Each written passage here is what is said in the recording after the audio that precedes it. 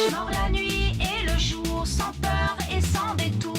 Avec ou sans toi, je vole. Tu es sauvage, tu m'affoles.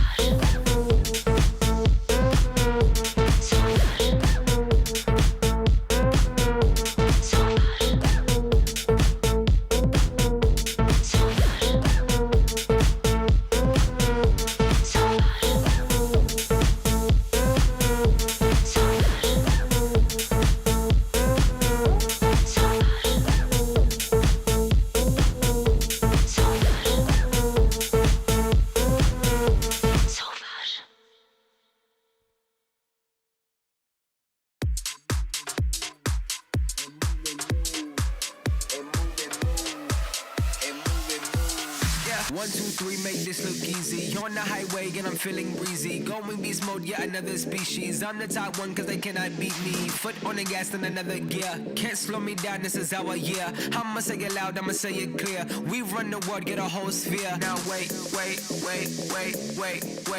Let's turn this up. Okay, let's work it out. Okay, let's shake and move. Okay, do what it do. I'm feeling. The road to the Brawl Cup has been nothing short of epic. Teams from all corners of the world have been battling it out, each one vying for that elusive spot in the grand finals. With every match, the stakes continue to rise and the intensity has only grown.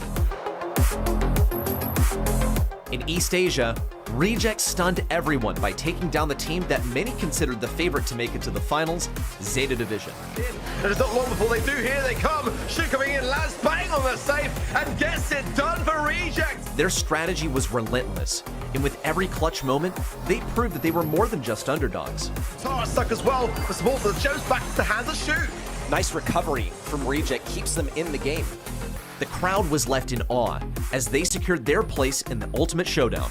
Meanwhile, Crazy Raccoon has been a force to be reckoned with. Their revamped roster has taken them to new heights, and they've dominated throughout the season. When it came time for the finals, they didn't just compete, they completely showcased their raw power and flawless teamwork. Now or never, and Shu is low, Shu goes down. It's gonna tip the balance, and Crazy Raccoon are your champions for East Asia.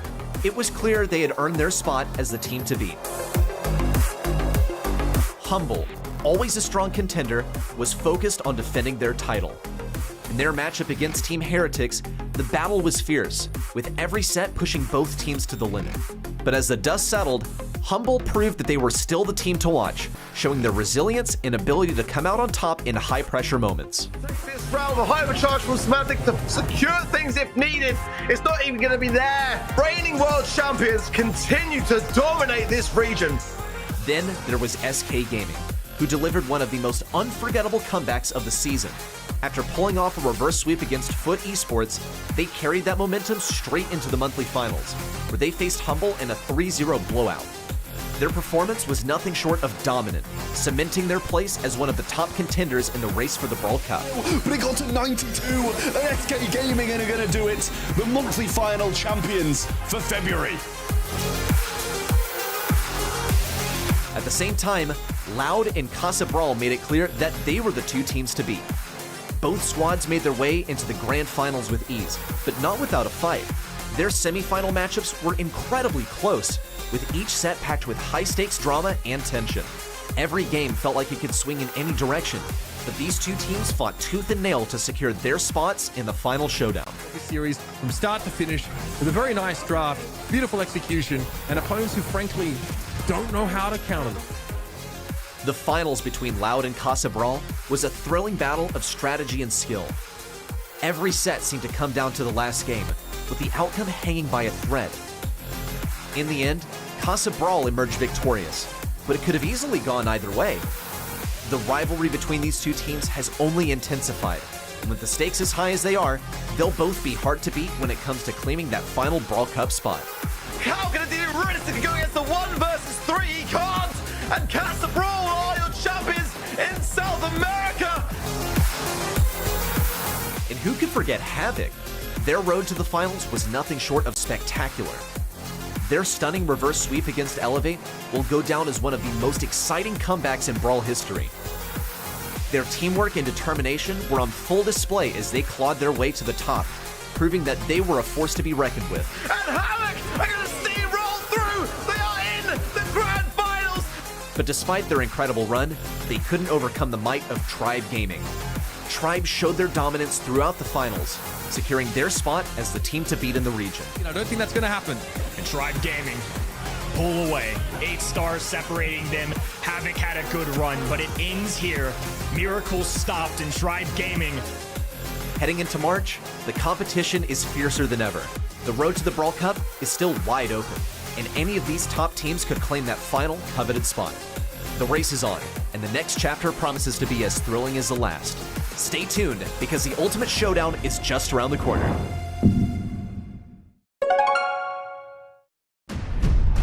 We're back, better than ever for another year of the Brawl Stars Championship.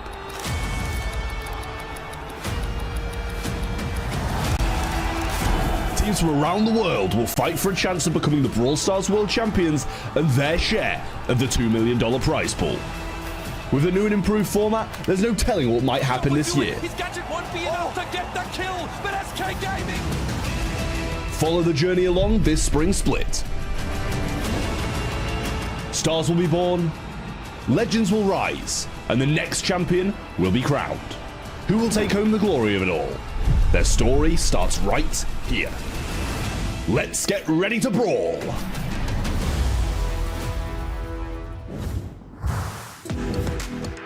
Welcome to another action-packed day of the Brawl Stars Championships. The March monthly finals continue with one of the most competitive regions in Brawl Stars. We're in EMEA. We've got 8 teams with one goal: to prove they're the best in the region. My name is Sunny, and I have an exceptional team of casters here to take us through the day. Ark, Turf, and Kenny on standby. Gentlemen, how are you today? Doing great, no complaints. Great to be back on home turf, that's for sure. A tough region to predict, no doubt about that. And I'm pretty much in the mud as far as that's concerned. I think I'm on 67%, not great, but hoping to redeem myself today. Trav, you claim to be the prediction master. How is it going for you? I mean, last year I was. This year it's not so hopeful. Salvaged it a little bit yesterday. I went 7 for 7 in East Asia, looking to replicate that success here in EMEA today. But it's such a hard region to predict because of how competitive it is. That is very true. Looking at the leaderboard arc now, it's been only 1 month, but it already gives us an idea of how this region is shaping up this year. Certainly so, of course. SK Gaming championing that top position after their monthly final win last month, the sweep in the grand finals versus Humble. It was a single game won by Humble in that regard, so a really, really commendable performance by them. Definitely a tight sort of 4th through 8th position spots for some of those teams down there. Only about 5 points separating the 4 there. And the big upset, of course, this month, Team Heretics did not qualify in the qualifying stages this month, so they will not be gaining any more points this monthly finals. They're not going to be competing, so that's going to make a big difference to this leaderboard. It's going to allow Team Electros and Eclipse or Esports to be able to bump themselves up in terms of their position for sure. Yeah, and that's something that all teams are going to be thriving for, and trying to get towards that left side of it, getting towards the world's NLCQ spots. Talking about the bracket though, this is what we have coming up today. Quarterfinal number 1 will be Humble versus Reverso Gaming. Quarterfinal 2, Eclipse Esport versus Reply Totem. A little bit of a Italian rivalry there. And then going a little bit further down for Esports versus Experian NXT. And Team Electros versus SK Gaming will round out the quarterfinals. After that, we'll see who's in the semis and move forwards from there. First up, we want to have a little look at Humble, one of the teams to look out for, certainly. They're the winners of the World Finals 2024, but they haven't quite made it yet this month, or this season arc, to make it out of the Grand Finals, winning it all. Yeah, they've kind of had a bit of a curse, haven't they, when it comes to their grand finals performances, and that seemed to be the same story last month, where they got swept by SK Gaming. It's been a really tough thing to see, but hopefully they can kind of brush off their cobwebs. I mean, last year it was the same kind of story too, and we want to see them be able to prevail in these grand finals. Ideally, they got the 1 grand finals win last year, but the performances in the grand finals, the tours have been pretty bad. It sadly was. Let's see how they will do today. We also want to talk about our predictions for today, guys. It looks like we all believe in Humble today. They're the first quarterfinal against Reverso Gaming. They should have it in the bag, Trev.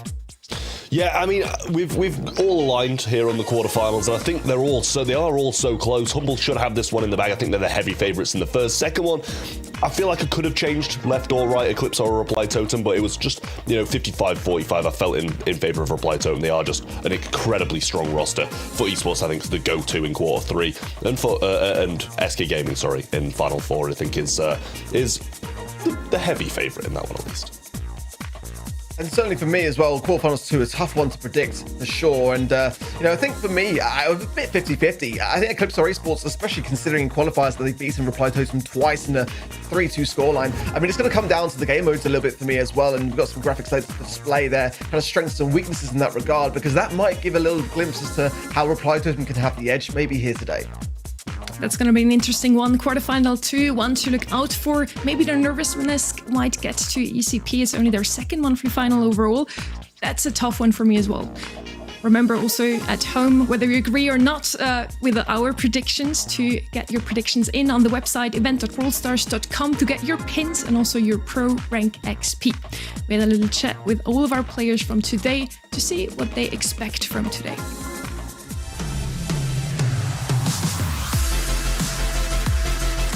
Yeah, so after winning the last month, I hope we can do the same this month again. It will obviously be hard because I think our first round opponents, Team Electro, is a really underrated team. They have been doing really good, so I would keep an eye out on them. And also Humble, they arrived in the final last month, so I think they will want to win it this time. And yeah, and this meta, I think we haven't adapted as good yet, but we still have some days to prepare. So I hope that in these few days we can get back to our best. The strongest team, in my opinion, is for sure Humble. The world champions from last year. They are still keeping the same level. And the underdog, I would say it's Eclipser. So they might be a dark horse for me. And we are aiming at this for finals. But our goal is for sure to win it all. Expectations going into the tournament is to return our position. We believe we still have a chance to qualify for a Brawl Cup, and for the higher chances we have to win this month. So we will give everything to this month and try to secure higher chance of qualifying going into the third month. So my prediction for this upcoming monthly final is pretty clear, honestly. I think that's what kind of everyone has, is that SK Gaming and us are going once again to grand finals. We face each other off and that we lose against 3-0. Against SK, it will be pretty nice, honestly, just to be like in a nice spot for World Cup. I think our setup for bracket is generally a bit easier than the other setup for bracket because they have Foot, they have SK, and we have kind of like the new teams. We have ECP, who we did the last monthly final, who are kind of honestly like, they might be Totem again. So far, in 2 best of 5, they beat Totem 2 times in the qualifiers. So who knows, they might be Totem again, and we have Reverso, a brand new team, and coming to the final. So I don't think we should have any struggles there as well. So yeah. Noi speriamo di performare al meglio. Durante le qualifiche abbiamo fatto una buona run e speriamo di performare anche nella finale mensile, però i favoriti credo siano sempre SK e Humble, mentre i sfavoriti credo siano i Rev e gli NXT.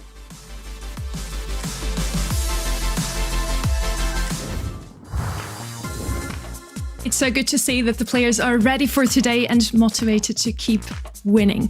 We're gonna head straight into our very first quarter final of today, but one team we already talked quite a bit. Ark, give us the lowdown of this matchup though. Yeah, of course. This is the ultimate David and Goliath story, isn't it, really? I mean, the current reigning champions of the world, Humble, taking on Reverso Gaming, who, for all intents and purposes, have not really been that present in monthly finals and didn't qualify last month either. For Humble, certainly, making the grand finals last month was a great way to start the season. If only they'd been able to get a couple of sets along the way as well, maybe a victory, that would have been definitely the way to go for them. But it was that same cursed story of getting swept in those grand finals, so looking to redeem themselves this month.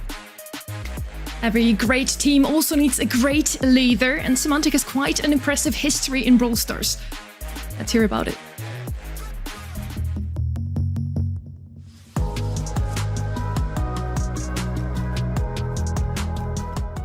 Honestly, I think it's impossible to say who's going to win it all after just a single month final. Even after 6 month finals, I think it's impossible to say. I think at the end of the day, to win the World Finals as a world champion, I think I can say that it just matters on your performance at that day. That's it. Everything comes down to your performance at that day. to show your best skill, to show your best team play, show your best draft, and everything just comes down to that.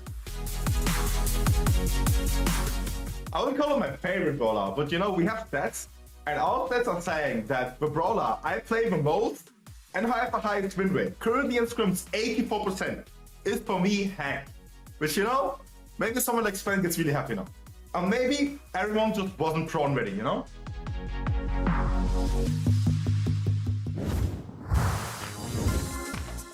Symantec certainly one of the most expressive players in all of Brawl Stars, but with a very humble personality, Trev. Yeah, I mean, he's had such big amounts of success, and as Ark said a little bit earlier on, seemed to have a lot of second places with Humble over the last year. And obviously 6 monthly final champions with SK Gaming back in 21. That was really his big breakout year where we started to see how strong of a player he really was. But the team's primary drafter, and he had a solid year with FUT in 2023. But 2024 was really his year when he led Humble to become the world champions in 2024. So big stuff from him. We're expecting huge stuff in 2025 as well, as they started off with a strong second place. They're going to be really trying for first this month, though. For context as well, Symantec's got 10 monthly final wins under his belt in total. So getting those 6 in 2021 was a really fantastic year for him. And I think, you know, as Trev was saying, looking back to last year, as you know, it was a tough one. You know, 2 3-0 scorelines, of which they lost in grand finals, 2 3-2 scorelines, one of which they won. You know, it's been a tough slog when it comes down to those grand finals positions.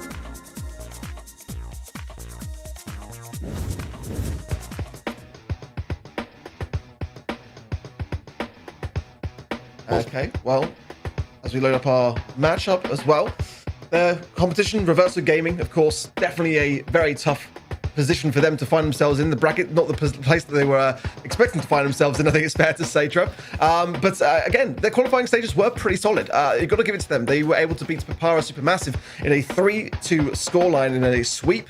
No games won on the other side of the field, which is their best performance to date. After not qualifying last month, it was a really quite brutal qualifier, let's be honest. I mean, in day 1, round 2, they were swept by Eternal, a relatively unknown team, so they didn't even get to day 2.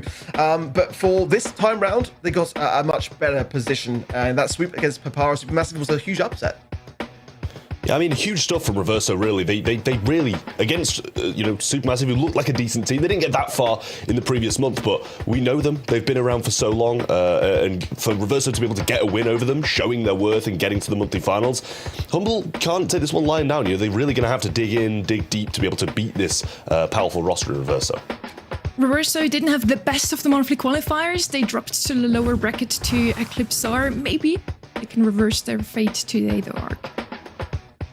Yeah, certainly. I mean, a tough matchup for them again, and they were lucky to get a set, in my opinion, because Eclipse are looking so strong at the moment. Honestly, a massive up-and-comer, in my opinion. But the sweeps they got were pretty solid as well. Again, I think their biggest result so far was that 3-0 sweep against Papara Supermassive, and they were in the monthly finals last month. That was a big win for them, and it was a very convincing win at that. But certainly in the lower bracket, they had a bit more success. A close matchup there as well against Milesme, but nonetheless, I think that today they could have definitely done with a different side of the bracket, I would say. No one really wants to face up against Humble, let's be honest. I certainly wouldn't, but that's why I'm also not playing. They kind of don't have a choice. We want to head into the maps now. It's, of course, the same ones we also had yesterday for quarterfinal number 1. So I'm just excited to see now if the meta is also going to be the same, Trev. I'd expect not. East Asia are kind of known to be a region who don't draft the best, and they kind of rely on their mechanical skill a hefty amount. But to be honest, yesterday I really did enjoy some of the brawlers they were bringing out, and it was quite refreshing to see a little bit of a different meta to what we usually see in the other regions. A lot of shade showing through, and yeah, it can be viable on a lot of these maps, but it's just very dependent on that draft lining pretty well for it to come out. So Hard Rock Mine, one of the maps where we did see it played, I believe, and it worked quite well here. But a 79% prediction in favor of Humble to the 21 of Reverso Gaming, which is surprising to see Reverso with even 21, in my opinion, Ark. Yeah, I mean, again, on the event side, we've got some win rates going on there as well. So, but certainly, I've seen a couple of people raising predictions that they are signing with Reverso as a bit of an underdog story. I think it would be a huge upset if it were the case, though. Heading into the draft now, I do not expect to see another shade today. That caused some huge upsets yesterday, but overall we have a new meta, we have new gadgets. they are changed. They now have a recharge time instead of just 3 uses, and we have 6 new hypercharges in game draft. Yeah, well, Stu going to be the first selection, and that's one of the brawlers that really did benefit off getting the hypercharge just a couple of updates ago. Very, very strong brawler, and also taking that away from the side of Humble as well. We know Semantic's so good on that brawler. They're going to roll in with the Nita, another brawler with a very powerful hypercharge, and Max more of the same as well. 2 great brawlers selected there from Humble. A nice dominant mid in Max, able to provide a good amount of speed to the lanes and allow them to win that as well. Yeah, very aggressive, for sure. No doubt about it. Certainly, I think that Max is in a much better place in terms of the meta than many are kind of considering her for, in my opinion. I think that it's really in a very good spot. But the Stu pick from Reverso is equally as good. Ollie as well left open here as well. Going to come in now, Reverso, certainly an S-tier brawler now. That really was not the case upon release. So I'm liking the Meeple ban as well on the side of Reverso. I think it's quite an underrated ban, and the Hang is a necessary ban for sure. Rico as well, fantastic to see that brawler. As you know, I always love it on this particular map. But certainly has got some weaknesses, no doubt about it.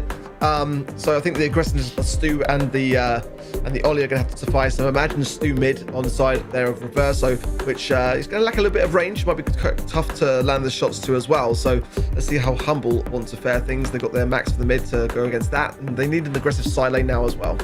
Yeah, I mean, Ollie, very, very solid at the moment. I'm surprised it flew under the radar for such a long amount of time about how good it was. Frank going to be picked up then by Humble. You said they needed something aggressive. They've gone something that is, fairly aggressive, pretty tanky, very, very tanky. Able to deal with that Ollie quite proficiently. It's like just an extremely good brawler at the moment. It's going to struggle against the Rico, so I have to make sure they get these lanes right and have the Frank facing off against the Ollie. But with a little bit of help from the max speed, he's going to be able to get in very good positions and cause some havoc in the backlines of Reverso. Wow, as they gear up for, again, the toughest match, I would say, of this bracket of the day for them as far as things are concerned. It's a very tough thing to get right in this draft. I think I'm kind of favoring a little bit more what Humble brings to the table, but regardless of that, it's just the experience of which Humble bring as well, which has got to be looming over Reverso's minds in that regard. Again, 31 monthly final appearances for Semantic. It's very, very much a grueling thing to stare down the barrel of, and already good assertive role in the mid for Lukey. Semantic on the left-hand side aggressed quite heavily so. And now I think Lukey and Boss have to pinch this right-hand side for Ness, who did get nice positioning there. Nice gadget jump there from Ollie, but straight into the arms then of Lukey and Semantic, and should allow a bit more breathability in that mid. Yeah, Semantic's going to go down, tried to get a little bit of a last stand with that one hit there, but didn't get the connection on it. Lukey risking that for the 5th gem and does manage to pick it up. It's 5-2 now, and Boss not having the best of times and will continue to have a pretty bad time until he gets this super. Semantic going to rotate over to the right-hand side and actually play up against the Rico, which I didn't think would be a great matchup for him, but gets his super now and might want to start wreaking some havoc with Ondi in the back lines here on the Ollie. It's a difficult matchup for pretty much anybody at the moment, considering how strong it is. But here comes the max speed, and Boss going to be looking to try and acquire his first bet. Wall roof there, it's quite low, but now using the wall and of course that speed zone gadget to his advantage, and that's going to be quite great for Ondi there as well, jumping straight from Semantic and should just get off the hypnosis, not before the smash goes through though. Now the aggressiveness of that Stu pick going straight to Boss. Have to deal with the Bruce Bear for the meanwhile. 6 gems to the 7s. Quite a close game, all things considered, as Humble are definitely now on the back lines. Hypercharge for Semantic, lacking a super, just using it to get into position there. One smash though, and he's going to have it now. Able to get a hypercharge super off though. However, now pinched between all members of Reverso, who are doing a fantastic job in all honesty. 8 gems now to 7. Yeah, Boss choosing not to use his hypercharge on that bear there, and honestly, it might have been a good idea considering how low everybody was. Might have been able to get just that little extra amount of HP. Nice super there from Semantic. No jump this time from Ondi on the Ollie. And here's another hypercharge. Lukey just going to wait for another because of how aggressive and how incredible position they're in. Got to be careful of this hypnotize though, and just gets away with the phase shift and speed.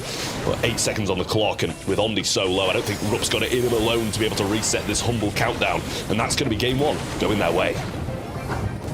Yeah, solid stuff, but again, there's some hope here for Reverso. I mean, even just to get like a game in this set, I think it's plausible. I think the draft is not a bad one by any means, and a lot of the time, you've got to give them credit for staying on their feet against a really serious contender in this whole year's seasons.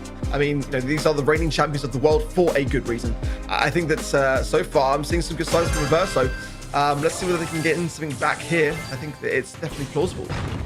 Yeah, I agree with you. Reverso actually not looking too bad at all. Semantic starting strong. They're getting some good positioning and Boss over this right-hand side. It seemed like they were maybe trying to enforce the other matchups, to be fair, with Boss over on this Ollie, getting his super, or maybe that was just because he was fairly close to his bear, but Semantic not having a good start this time. He's quite low and pinned back in spawn as Rock picks up 2 and should be able to get this third for Reverso to pretty much for the first time take the lead. Nice there from Boss. Definitely was a big thorn in the side for Humble on that bottom right-hand side there. Nice catch yet again. Oddly going straight on Semantic, getting the hype. Hypnosis popping off there. Gets some gems. Might not be the best person to hold them, though. He might go down if he's not careful here. Semantic low, though, as well. And Lukey, everyone's really playing a risky game here, but for the most part, surviving on nonetheless. It's the positioning now of Hummel, which is quite fierce, and first we're going to have to consider that now the max speed coming in as well. The hypercharge available for Semantic, and Oni's going on a tear here as well. The Hypnosis still low, they're going to drop gems. Root going to come in, dash into them and dash back, trying to evade Semantic along the way. It's not going to happen. Gets pinched between himself and Lukey, and now Hummel running away with all the gems. Oh, almost the snipe from the hypercharged super though there. Nez almost getting that done. 10 gems in the hands of Lukey now. Should be able to just retreat to the back lines and stay alive. Here comes Ondi though. The stun goes upwards and not to the right hand side, but Ondi really no chance here at all. Goes for the jump into the right hand side, gets one shot, but nothing else. Humble going to take set 1, and honestly it wasn't that convincing. They ended up just with all the gems on the Ollie, which is obviously not what you want to happen, but not a bad showing from Reverso, better than expected, but Humble, and you know, you can't really expect to really get that many games off the world champs. You've got to kind of take advantage of a few mistakes, which there really weren't any shining through there from Humble. You're saying it's not that convincing, Trev, what Humble showed us today. Did that match change your opinion maybe about Reverso Gaming? Do they have what it takes to beat the current winner of the World Finals? I mean, not massively, I wouldn't say. I don't think Reverso were a bad team whatsoever. They played that pretty well, but you know, there's very few teams who can beat Humble, and kind of newcomers to the monthly finals probably aren't going to be the ones to do it, but I just really want to see them put up a good fight, maybe get a couple of sets here and there, but so far Humble didn't look out of control of it for the majority. I think for me as well, I'm really impressed so far. It was always going to be a very tough battle, and you know, maybe Humble will sweep it. I mean, it wouldn't be the most unlikely of things to happen here, but I think there was some real promise there from Reverso. I think the draft as well, you know, gaining Ollie, I think, you know, always a great thing to have on your side, and I think it was played pretty well. That's the one time really for me that was the slip up in that second game, where it just kind of left Roop in a position where he was not really going to be able to evade successfully there. I mean, possibly a dash away from Semantic's hammer blow, but it was always going to be a very tough thing to make work. And I think there's, you know, going into the next sets, a potential of a slight turnaround from Reverso, but Humble are looking as solid as ever. They really are. I also liked Humble's draft. They showed us something new. The Frank is something we have seen yesterday already, but he's certainly not one of the top 10 brawlers, I'd say. On the other side, a very old comp, you could say, with the Stu, with the Rico, and then you bring in the Ollie that we've seen yesterday really shines against the Frank. So I did like the draft of Reverso. I do think they have what it takes to maybe even take a set off of Humble, but it's certainly not an easy task. We've talked about it before. You wouldn't want to face Humble, especially not in the quarterfinals already. Yeah, absolutely so. It's again, not the kindest of brackets, but one that I think is a great test for a team like Reverso. And I think they've embraced it pretty well so far. No glaringly obvious mistakes, just being slightly outplayed in that second game, really, in that first set. But on to a new one. Brawl Ball and Triple Dribble now. And some chance to get some heavy hitters off the map. For me, I just feel like B is a pretty much a must ban really in Brawl Ball for the moment. I've been really enjoying playing her on ranked as well and getting some fantastic results with it. I think Hank as well is a massive threat, and B's actually left open here, but Poco and Hank banned, the double Stu ban, the Berry and the Lou. Really solid all round. Ollie's open though as well still, and that's always a bit of a concern. And I think for throwers, it's a good time to sort of save them a little bit towards the end in terms of the draft. It's a bit risky to go in too early on, and I think in that regard, it's worth reserving brawlers like Juju, and that's probably my favorite bro at the moment. Definitely Barley though, the gadget who works in a very solid spot with a herbal tonic. Be certainly a good idea, Ark. I agree with you on that one. Let's see if she's actually going to get picked up first. You were right, so they do listen to you.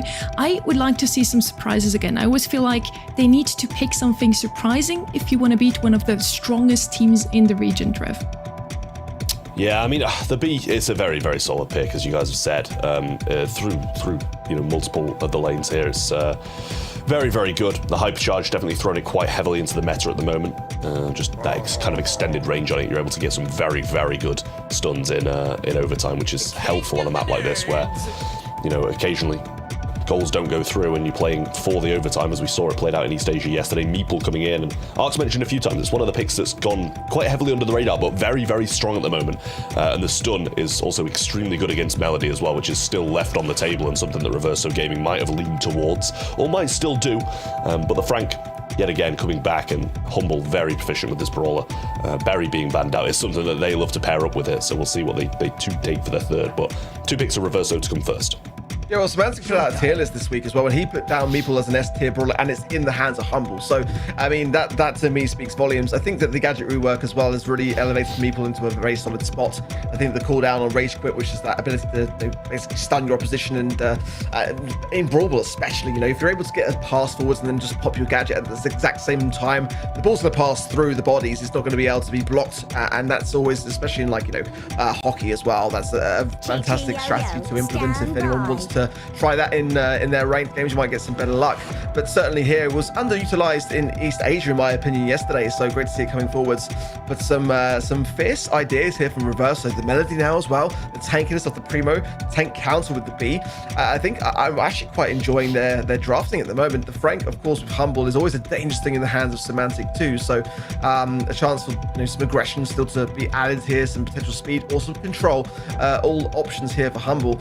But so far I think that Reverso are giving themselves a good amount of ability to have a say in this set, which is, I think, something which wasn't really considered by the majority going into this matchup. It's definitely that David and Goliath story, but Humble bringing in the Nita, definitely always a good shout to have. The Bruce Bear is going to be quite a problem for the B, can waste some of the amplified shots as well and leave you a bit more defensive, so I quite like it as a final pick from Humble.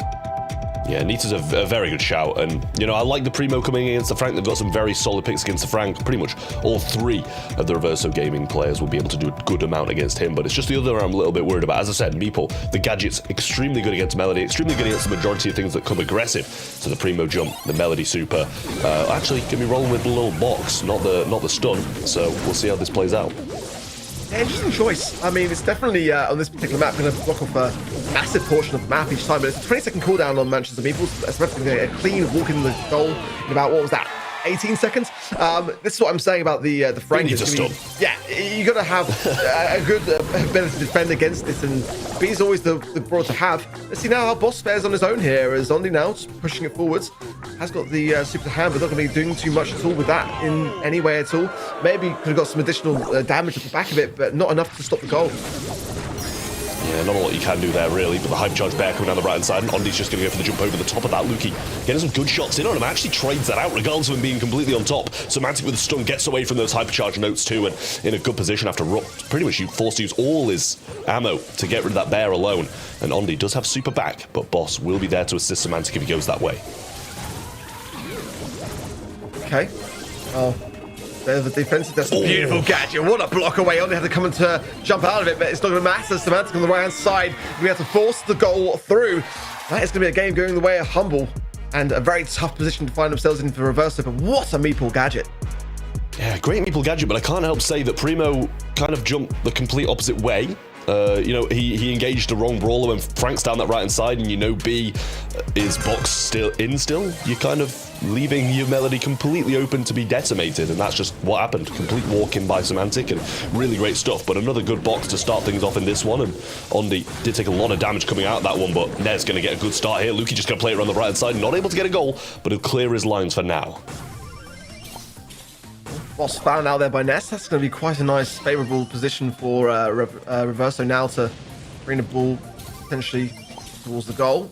Here it comes. I was just going to say Root there. Almost getting a bit too close to the hammer for my liking. That's perfect time for a Meeple gadget and a super coming through as well. And a tough spot now for Reverso to have to defend against this realistically here. Bruce Bear as well. The stun going to hammer down there on Ondi as well. And Semantic just looming forwards. It's a 3 versus 1. What can Root do? Absolutely nothing. Yeah, now very little amount of jump available. Only got the cycle off, actually landing it, really nothing else. Nez going very aggressive here in a double box again, passing down this right-hand side. Semantic has the super, the notes proving a little bit too much for him. I thought he'd just slid that in the close right-hand side, but not enough just yet. A little bit of tanking will probably get it done, though, and Semantic might be able to walk that alone anyway. It was almost A miss there by Semantic, but a little bit of a recovery in the end regardless. Not sure there was much of an angle, and that's going to be the set for Humble once more, and a great performance yet again. It's not enough DPS there on the side of Reverso. Unfortunate position to find themselves in. And the Meeple was so suppressive. I mean, just blocking out the Primo, I think was the wise call there. And yeah, tough spot, really, honestly. We see yet again that Meeple can in fact be competitive. It certainly is a very strong brawler in the meta currently, and we also see it in the takedowns. Boss on 6 kills, 433 DPS. He did a lot of work there. Again, a draft that didn't really look bad from the side of Reverso. I liked the B. We talked about it a lot. The Melody was the most picked brawler yesterday in the East Asia Monthly Finals already, so certainly not a bad pick. But as you said, Ark, just not enough damage. Yeah, I mean, Semantic there with the 4 goals being scored there, I think it says the story really. They just had no answer to withstand his HP. And again, the Meeple gadgets just really blocking off the Primo. If it didn't have Super to get out of that box, it was really just, not going to be helping hand things. And there was no suplex being run on the gadget front for the Primo as well. That's normally my kind of preferred gadget to have to try to defend a bit better against some of these goals. But yeah, for Reverso, just a tough spot. I mean, to find themselves so constantly on the defense, look at that. I mean, that was fair enough for Ondi there to have that ability to jump out of it, but realistically, going for Luke, who's not the play, going for Semantic would have been probably a better shout there. Yeah, I mean, it's just a tough situation, really. I think no matter who he went for, maybe they would have had a chance anyway, but yeah, it's definitely choosing to go for the wrong player in the end, and should have jumped to the right. And there's a few instances as well where he's jumping on probably the wrong people that he shouldn't be doing, and using jumps when he shouldn't have as well. But it's just part of the learning process when you're playing against players of this caliber, like Humble. Game beaten 2-0-2-0, it's gonna be tough to keep your mentality in check. Let's hope they won't get too nervous now and they can still take it over to the third set. It could already be our last one. We're heading into Shooting Star. Bounty is one of those modes where maybe mechanical skills are a bit more important than pure strategy. They need to really just win their 1v1s in the end. How does this set fare for Reverso compared to the previous two, Trev? I mean, I think it's just more of the same, really. I don't know if there's necessarily going to be a mode where they're going to be better than Humble because Humble are just... I mean, they're world champions. You've got to be very good at every single game. And yeah, Humble, to put it simply. It's just... And I don't know if necessarily a draft's really going to help them that much either. I don't think Humble are going to allow themselves to be that outdrafted that it's going to bridge the gap between the mechanical skills of these two teams, which makes it a very tough position to Reverso to be in. Humble so far picked up the Nita twice, the Frank twice. We don't see them banned out here, Ark. Is that a huge mistake, or do they really just not make any sense on Shooting Star? I mean, certainly I think the most valued ban for me is the Mr. P. I think the Max is an interesting one for Reverso. It kind of screams maybe a potential there for Piper pick for Reverso. That as well. I think Grey first picks has been a safe one to deter some throwers as well. But for me, I think the Gus being left open here, definitely going to be snapped up in my opinion, or should be for the most part here. Tick ban, very common in the EMEA. We don't see it that often in other regions, but certainly here, it's pretty much a must ban for every team in Shooting Star. So I'm not too surprised to see that as well. Juju for the mid, I think could be a certainly viable option still, regardless of that Grey. Just simply because of her utility and her ability to be able to defend a lot of that situation with the gadget. So RT going to come in for Humble. A very stable diet in EMEA yet again. Never really on the bans, but certainly a very high pick rate for that particular brawler. I'm looking as well for Nani here because if the Piper's picked up, that's going to be her biggest counter. Yeah, nice and versatile for the RT. Good at close range, good at long range. If you have to play at close range, which is very rare on Shooting Star, but helpful for if preventing a Grey TPing in, killing one of your teammates, something like that. There's the Nani that you mentioned. Great pick. The Peep, very solid to be able to pick up some kills. If your teammate gets a hit here and there, you're able to go in and finish it off from the back lines. And the range and damage just unparalleled on Shooting Star down these lanes. Yeah, I like that. The fact that Reverso didn't double down too early with the Piper pick. Going with the Grey was quite smart to allow then Humble to...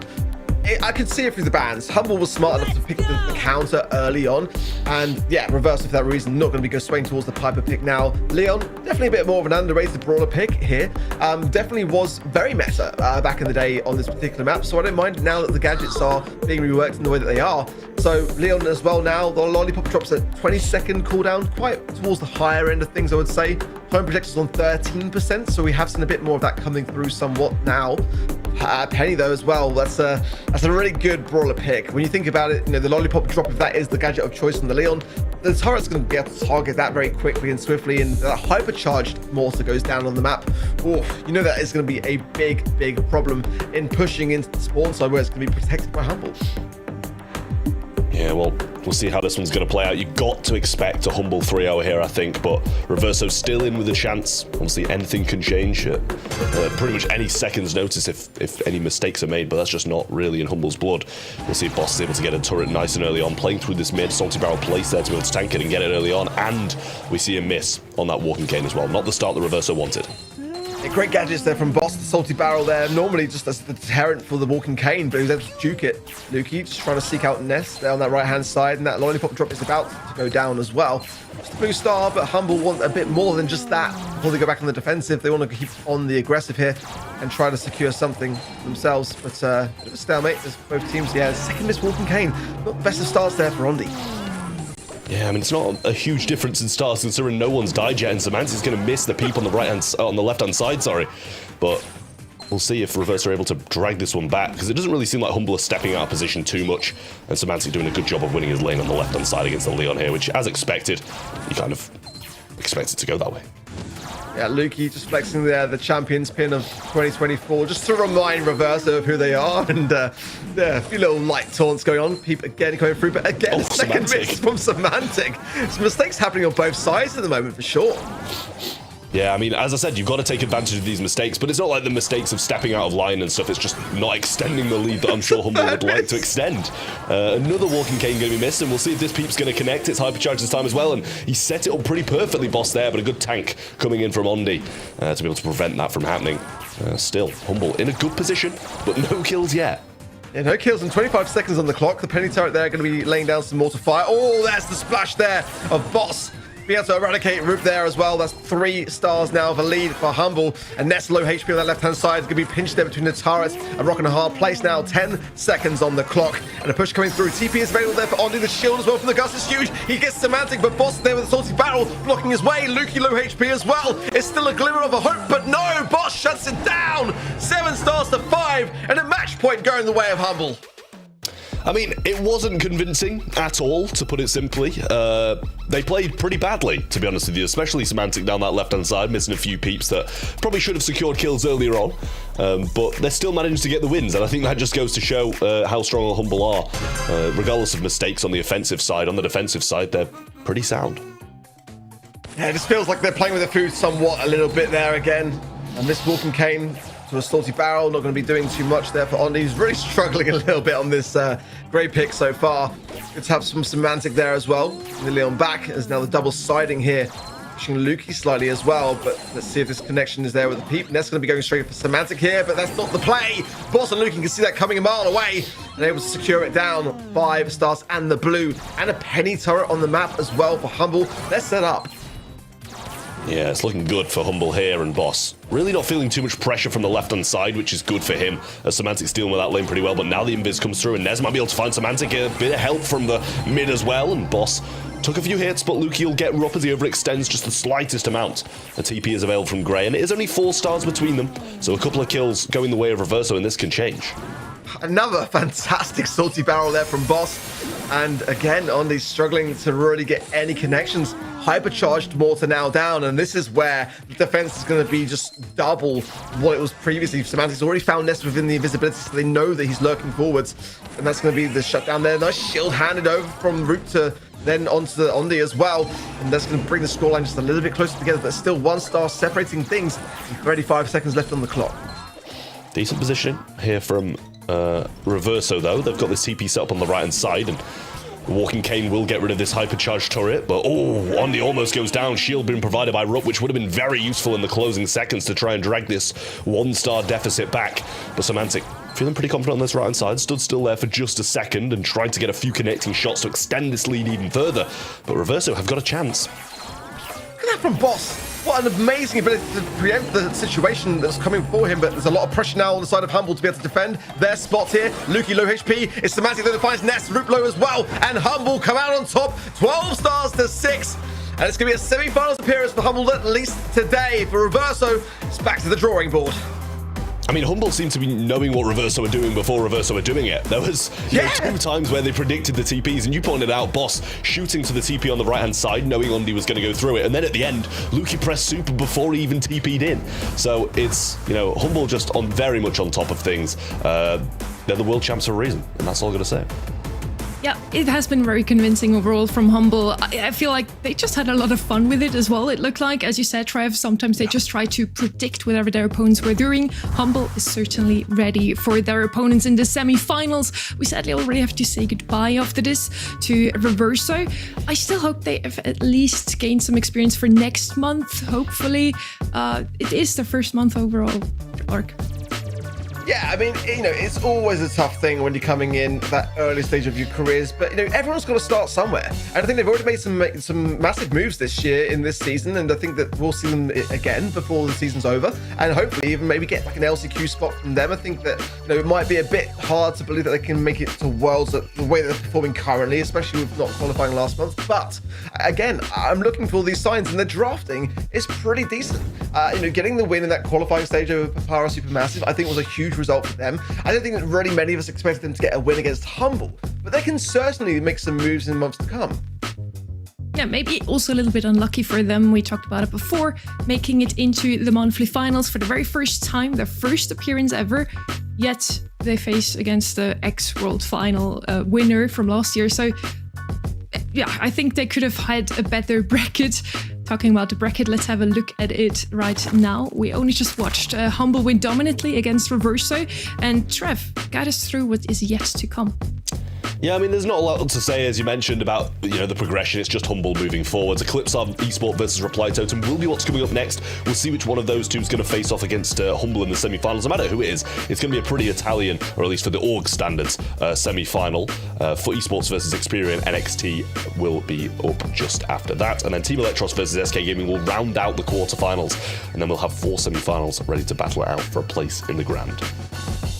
Ark, we talked about it before. Eclipse Esports versus Reply Totem, probably one of our closest quarterfinals, and it's coming up next. Yeah, I'm looking forward to this one massively. I think for me as well, like the game modes is where it's going to come down to. I think for Eclipse Esports, Gem Grab and Brawl are their worst modes, so that's 2 and 3, and their strongest is the 5th set in Heist. So if they get to the 5th and final set, they might get the edge here. For Reply Totem, it's been a really, really tough road to get to the stage. 2 losses to this very team, to a 2-3 scoreline. They're going to have to bring it all out of the bag today. I'm really looking forward to that one. We're going to be back in a minute with Eclipse versus Reply Totem.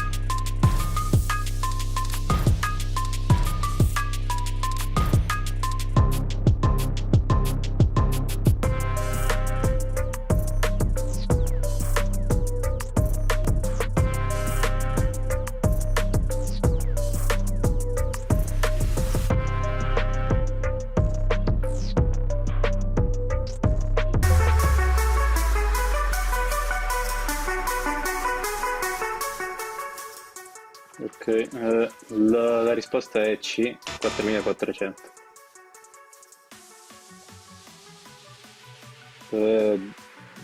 D, All Eyes on Me.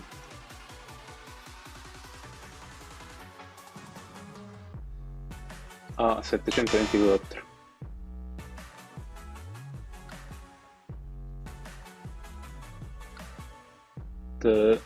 B, 3600.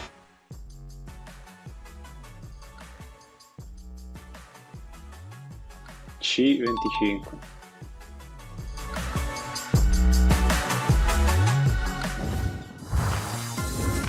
Welcome back to the Brawl Stars Championship, to the March Monthly Finals in EMEA. We have Kenny for today for the very first time. How are you doing today? Doing good. I mean, things went kind of as expected in that quarterfinal one, but I'm hoping things spice up a little bit here for a second. It certainly will. We talked about it so much already, how much we're looking forward to this, because it's going to be so close, Trev.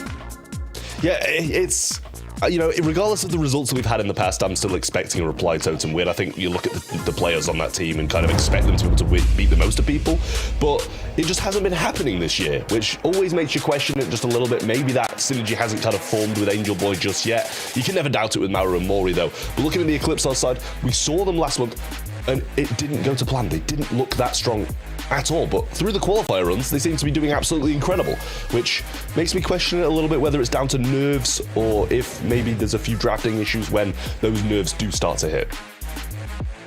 Eclipse already have been playing in the last monthly final. They had Humble in the very first round and lost to them 3-0. But as you just mentioned, Trev, in the March monthly qualifier, they seem to have a pretty good run.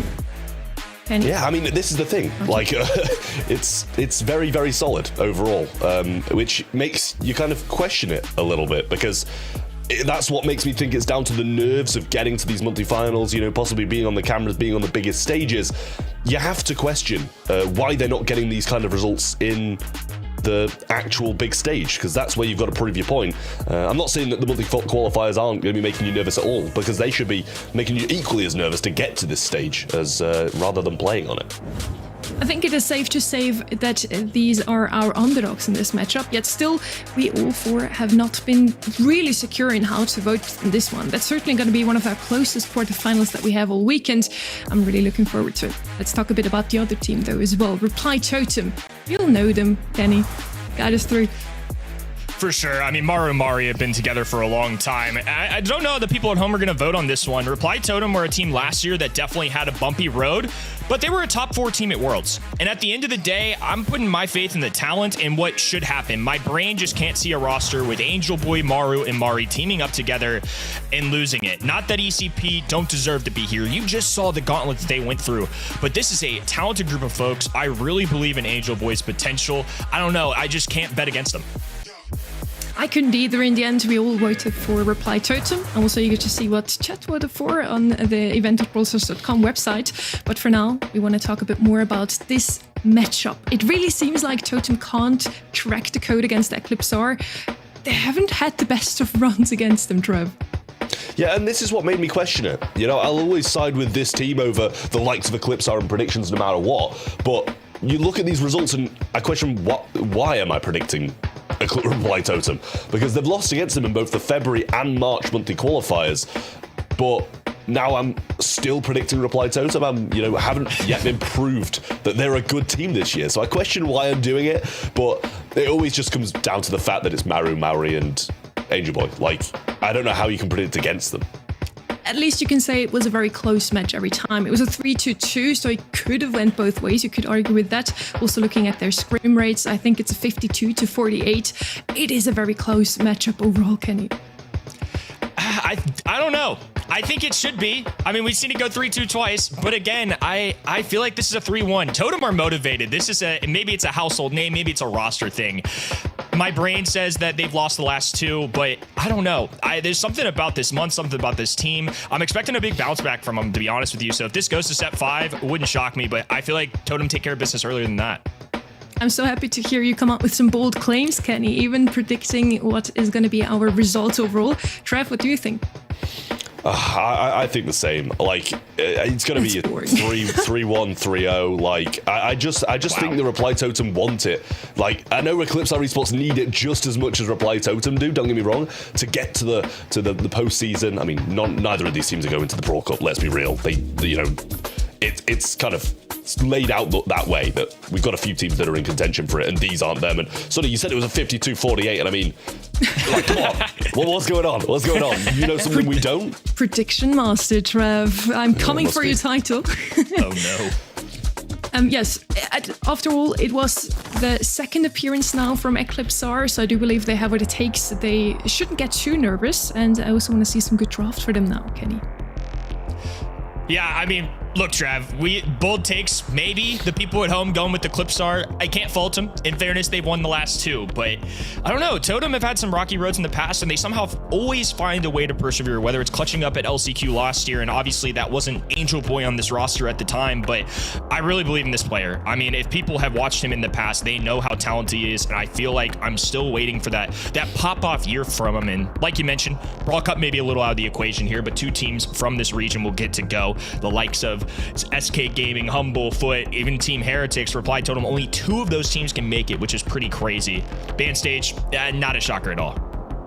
Yeah, it doesn't surprise me. The Poco, the Stu, and the B going to be banned out from Eclipsar Esports. Reply Totem over the flip side, going to get rid of the Ollie, the Hank, and the Meeple. I think it's fair to say, even if you didn't see the timer, who had the first pick looking at those, because Reply Totem's bans are 3 of the strongest brawlers in the game at the moment. We're going to see the Lu rolling on in first, and very, very good ban as well, especially after they've got the Poco out of the way too. Lu became a little bit less viable when Poco's kind of anti-stun gadget was rolling in time and time again in Hot Zone, but with that out of the way, still a very good pick.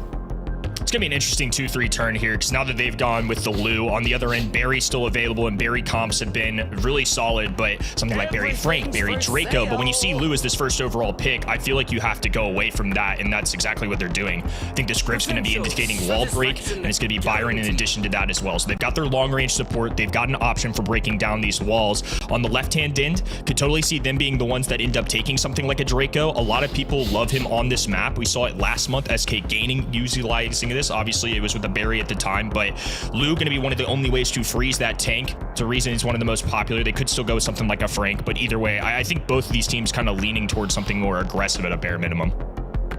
Yeah, I mean, it seems that way. It's going to be hard to play a tank into Griff, and they've still got a last pick as well. Something, you know, that can counter out a tank again. Mr. P going to be coming in then, and honestly, Mr. P, so annoying at the moment.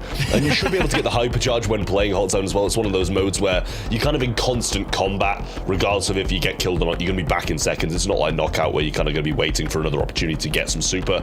You're just going to be constantly throwing out briefcases and gadgets.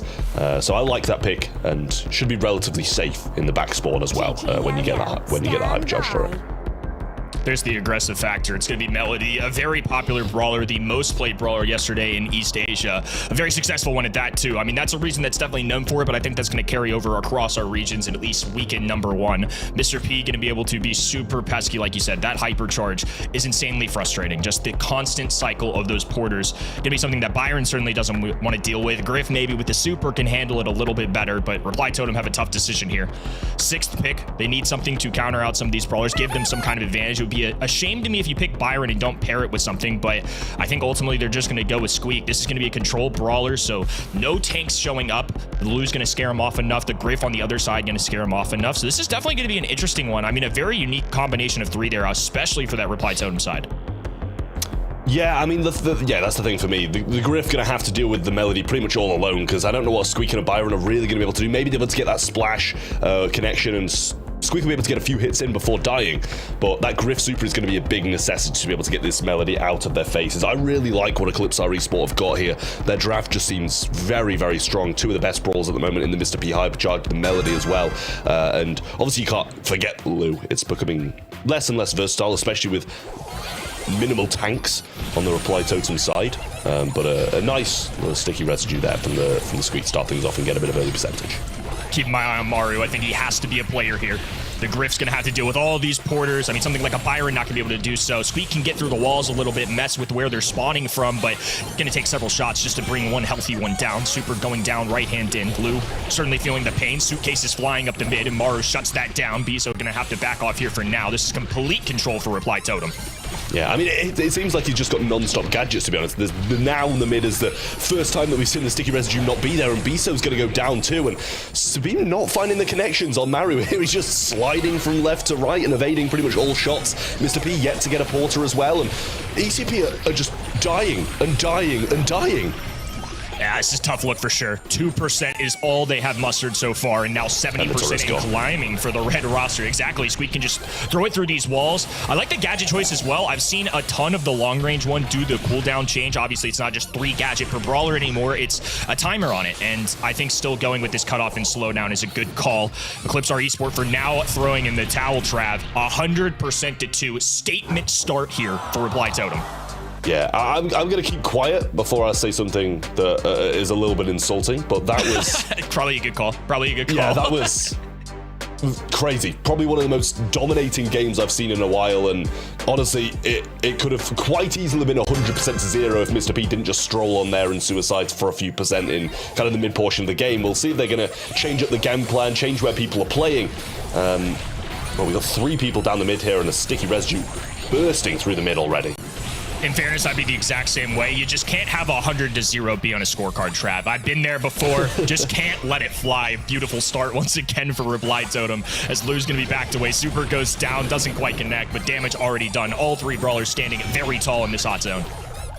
Yeah, it seems like the same's happening again. Marco does have a turret, might want to play it a bit further back this time, but down goes Sabine again. And a very defensive turret has been splashed by Byron and didn't make any connections with any of the opponents, but Sabine going to come and tank those shots from Mario as he was trying to get the turret down.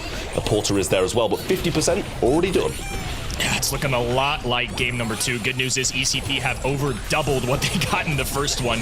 Not sure what that's going to be worth. Super going down for grip. Sabine trying to deal with it. Still goes down. Maru somehow survives all of that. Biso gets the last blow, but nonetheless, Totem not wavering. Well, down goes the turret as well, and he hasn't got another one. Melody coming in, no notes rounder just yet, so might go down, can't get anything from it, and eventually we're seeing a super available from Sabine, which is, you know, it's a very good thing to have, but if it's going to make a difference at this state in the game, I don't know. We see one of the Reply Totem players fall, but a hypercharge Squeak super down the right-hand side, really solid stuff, and Biso just kind of put that sticky residue in a position where going to stop him pushing up the right-hand lane again. Nice stun coming in there from Sabine, but nothing back from it. Really hard to retake control, especially if they don't elect to go for any kind of wall break. They got some long-range shots Squeak can kind of throw through, but especially if they're clinging to these walls, even for a team as good as Reply Totem, this could be tough. Hypercharge going through for Biso. This is the most damage we've really seen out of this team, and finally some signs of life. Maru surviving, though, might be the nail in the coffin. He's dancing around these porters. Sabine trying to get the shots down. It's just enough to bring him with him, but Mari just going to step up, has enough health points to finish this off. And even though it was a little shaky in that game number 2, overall, Totem with a dominant performance to start off our day.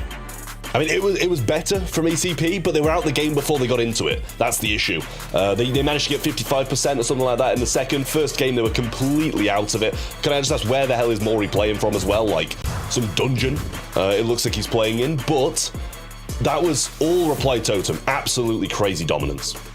I feel like on one hand we have Eclipsar that are slowly warming up now. The sets didn't really look very convincing from them, but game 2 already looked a lot better than game 1. And then on the other side we have Totem. They just don't want it to be another close call, it feels, Kenny. Yeah, just even the stats category, I mean, clear across the board. 5 kills cumulatively on that left-hand side. Mari, as a Squeak alone, had more than the entire team. Some cool stuff that we've got going on in our overlays as well. We've got a little bit of the average percentage from the set these guys got, which obviously in this one, very clearly going to lean Totem, but Mari just kind of hunkering down, letting Griff, Byron get some chip damage in there. I mean, everybody looking good on that Totem side. Yeah, really nice stuff from them. And, you know, Biso had a few moments in that second game where Melody was able to get the supers, get a couple of kills, but it's the same for Totem as it was Humble. Regardless of a few plays not going their way, they always looked in control. And even when it started to, all 3 of them went down, it was just kind of Maru coming back and playing against a few porters. It's still very strong. Here it is. I mean, he evaded these for so long and managed to get some heals back from it. So nice stuff from Reply Totem. And looking at that, I'm a little bit scared for ECP going forwards, because if it carries on like this, then they're going to be going home after 3. We've watched one very dominant game already between Humble and Reverse, so I really hope this is not going to be as dominant. At the same time, I would hope it for Totem that they can finally beat the curse. They just really seemed to struggle with this team. Always a 3-2 every time Eclipsar won, and now today they finally have the chance to turn things around here, Kenny. Yeah, I mean, job's not done yet, obviously. This is a team that you could even see it on Maru's face. You know, he was pretty locked in. We got a thumbs up out of Angel Boy, but that's really all they get after an 100-2% win. You know, these guys know they've been here before. All of them veterans in the scene, new as an entire roster, but I'm expecting big things out of this team, and I know they are as well. So are we all, it feels. At least 52% of you at home also voted for Totem to win this one. It is very close. Not so close in this first set. Let's see if the second one, we're heading into the draft right away, is going to be a little closer. Ollie and B already picked up. I do feel like those are two very solid brawlers on a map like this one. Maple now also coming out of them, completely getting rid of the walls, really. Gemford is a map that you just really want mid-control, Trev. So Meeple is certainly going to help to just stand in that fort in the middle. Yeah, Meeple's a great brawler, pretty much everywhere at the moment. Same with Ollie. B, a very good one also from Reply Totem, but surprising to see that come down as the first. They're going to take a Poco as well, playing through this mid and just drop in a Frank as well. Very fast draft rolling through. Reply Totem already completed theirs, and I honestly quite like it. We saw a Poco Frank combination yesterday. I believe it was in that East Asia region, and it was it worked. They had a few hiccups here and there where they went down, but never really got out of reach. Bringing in the Mortis. Wowza. This should be a spicy one to say the least. I mean, we've got Ollie going, we've got Meeple going on the other end, we've got the Poco, B, Frank. I mean, a lot of fireworks could really go off here. It seems to me that Mortis actually shows up a decent amount at pro level right now, whether it's a Mr. P counter or just as a way to kind of mess up close with a Poco and a Frank. I don't actually hate that pick, I don't think, for ECP. I mean, we had to make some quick decisions here, Trav, some gut instincts, but at least off the rip, I think that might be okay. Yeah, I mean, I think it'll be perfectly fine. I like both drafts again, same as I did in the first. It just seemed that Reply Totem kind of ran away with it. So we'll see if that's the case in this one again, because it can quickly get away from you if you just have that Frank and Poco in mid for a while, and, you know, Mortis only gets a couple of chances to make the plays in a game like this. I mean, so far, not so good, but Mori pinned in, should be able to escape, though, without taking any further damage. And Angel Boy just going to power through this mid towards the Ollie. And Ollie with a little hop, gonna hypnosis, but Mari with a good gadget there. That's a clever way of using that to deal with the hypnosis. B so low on HP, but will narrowly survive. They're gonna be tearing down these walls, opening it up. Actually a pretty good call considering that they have a giant cube they can throw down the other end, and they've got the sharpshooter B. Yeah, it's a question of whether they want to open up the entire map. Marco just destroying them, get this first one, all the bats making a connection, and the second one making a connection on two of them, which allowed the cycle and the kill, but Frank already back in the mix. Maru got an open side now. They're probably wanting to keep this left-hand side closed off the Frank, but they might just hope for the B to do all the work. Little hypercharge for Angel Boy. Marco has one of the same, gets stunned before he can even use it, though. This is going to be a 3v2 situation. Biso hugging this indestructible wall on the right-hand side. Meeple is going to want to live in that domain rather than the wide open like Maru. So he gets a kill, a trade, and Poco will hold on to these gyms for now, but it's going to be a continued count here for ECP. Yeah, really nice stuff. And Angel Boy picks up a gem along the way, which is not someone you really want to have one. Marco will have a few connections onto him, goes in with a hypercharge, cycles one, almost gets two. Now Poco in a tough position.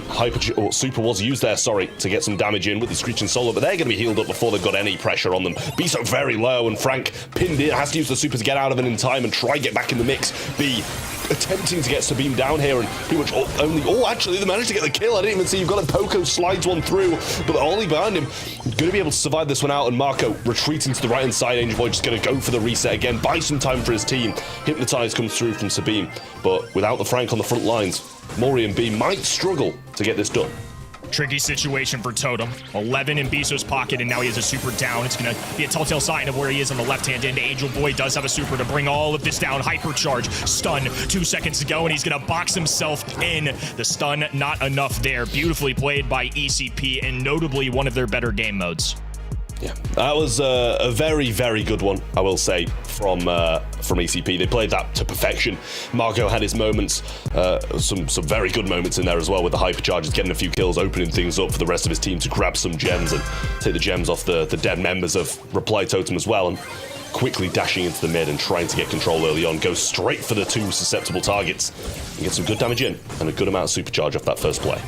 In the BSC so far this year, ECP been significantly better in Gym Grab and Brawl Ball compared to their other modes. So the fact that they get this early on, especially after Reply Totem stomping them in set number 1, could be the momentum swing they need. Mari with a nice heal. It's going to be a takedown onto Marco. Super goes down, and Angel Boy can't quite shatter that wall in time. This is going to be huge for Meeple. Buys him a little extra time to hold his own, keep that territory, because we know he's going to love having all these walls around him. Yeah, we can see Marco maybe would have been able to get the B there, but does eventually get picked up in the end. Maury got 3 gems over his head, and Angel Boy just trying to push in and get some control of his mid when the rest of his team can't. Gets this right-hand side, but Marco still looming, waiting to try and get his super off him. Gets a little bit of a cycle through there as well, but the Ollie just dashing about, jumping, and now goes back towards the Poco again. Should go down, and it's about even, but Eclipsar seems to be getting more of the kills.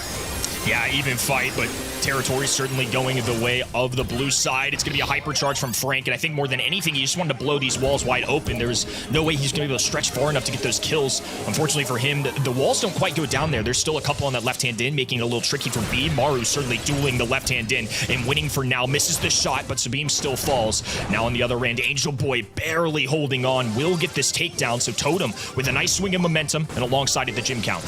Yeah, a couple gems back in the spawn, I think, as well, but that might mean Angel Boy has to survive on here, and the countdown does start, and he will have to survive. They only have 10. So being going to use his super onto Maru there, which, you know, in the grand scheme, maybe not the best thing to do, as they want to try and get them out the back line, but in comes the Mortis. Little gadget was used by there as well, and get the reset. Not the person they want to pick up the gem, though, as the 10 over Mori would have been nice, so Maru could aggress, and eventually they get it, but with these resets comes a chance of equaling from mid if they just get a couple more. 10 on the count. Middle with 10 seconds to go. Going to be a close call. That's the takedown that they need. Sliding forward. A jump in. It's going to be a hypnosis. A takeaway. And now Sabim running for the hills. Stun comes out of Frank. And that's going to be the takedown necessary. But they know they've got to deal with the count. Boxed in as well. Angel Boy can't move a muscle. Biso with 3 shots. And they have to find a way up. Oh, he was debating to grab that Gym Trav. And I think it's a good call that he didn't. And now Reply Totem with an opportunity. They still got to contest this mid. Yeah, might have been caught out. There's the hypercharge from Mori as well, and the 12th gem does go to Reply Totem. They just need to prevent them from getting the next, and they won't be reset from mid. Ollie in the back line's trying to get something done. Mortis dashing up, Biso really not within range, and 2 seconds is not going to be enough for ECP to close out this set, and Reply Totem will drag it 1 closer to them going 2 sets up. Much better performance, but this is kind of what we expect, right? I mean, this is the team that has taken down Totem twice, and a little bit of familiarity is always going to breed contempt. You got to think how badly they want this. And I think getting a nice set win here, 2-0 victory, would be huge. I don't think they're ever going to feel safe, Trav, but a 2-0 lead's as safe as you can feel. Yeah, it is, indeed.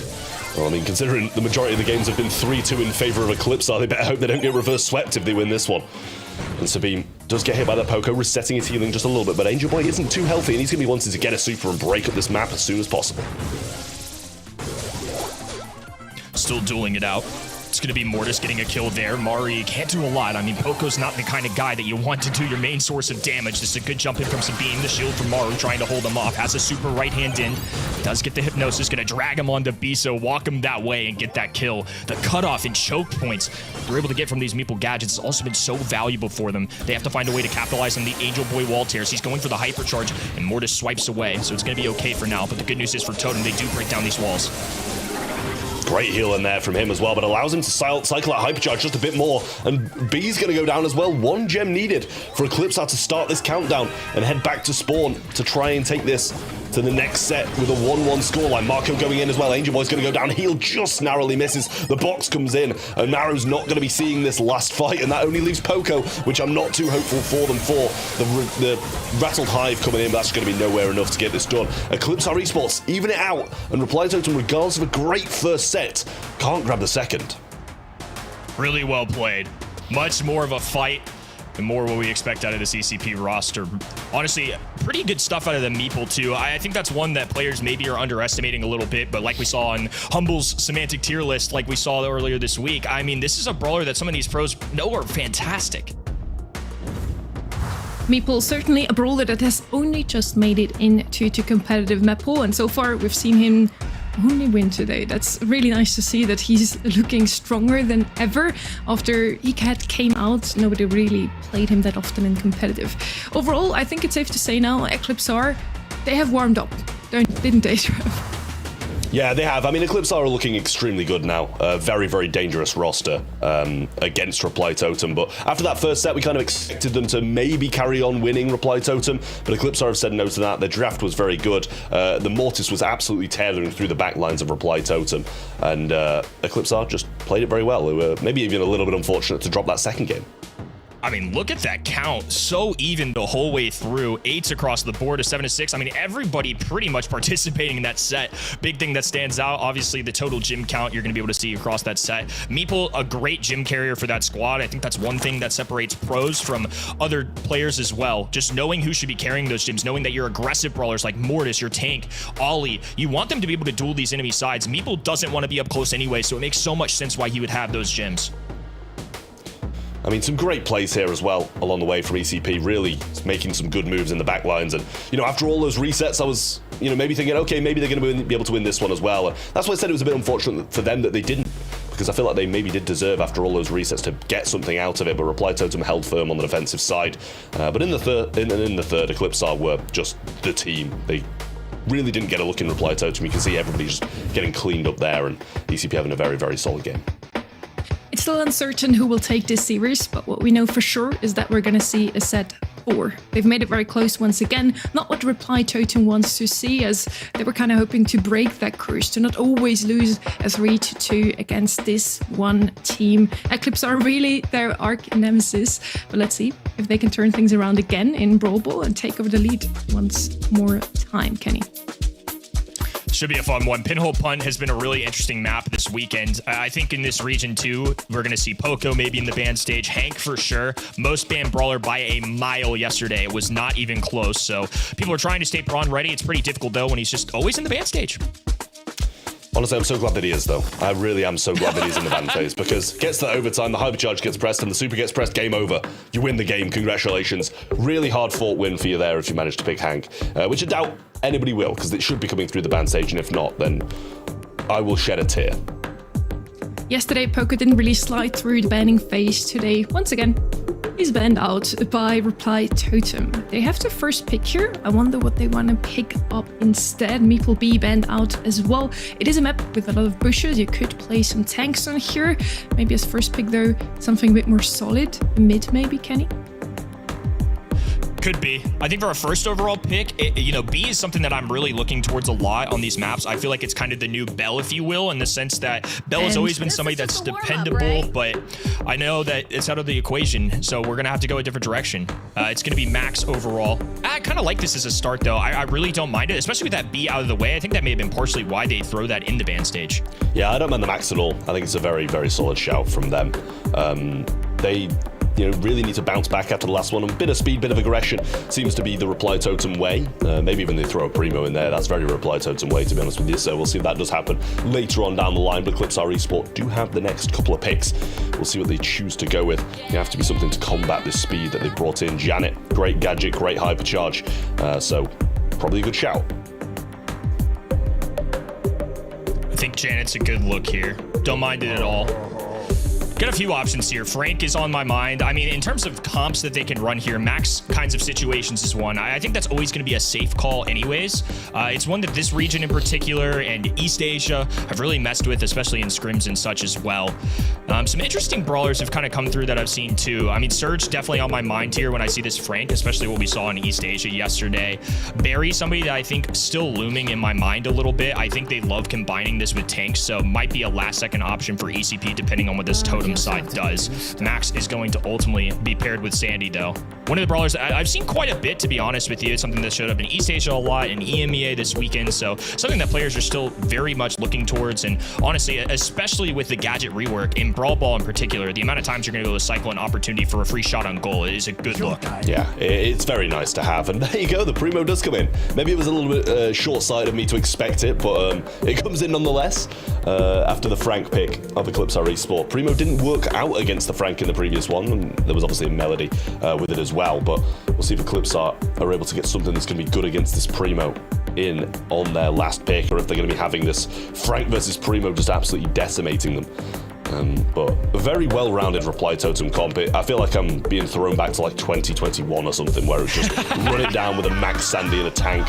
Not a bad shout, and Stu will be able to, escape their clutches quite heavily. So I do like that from the Calypso.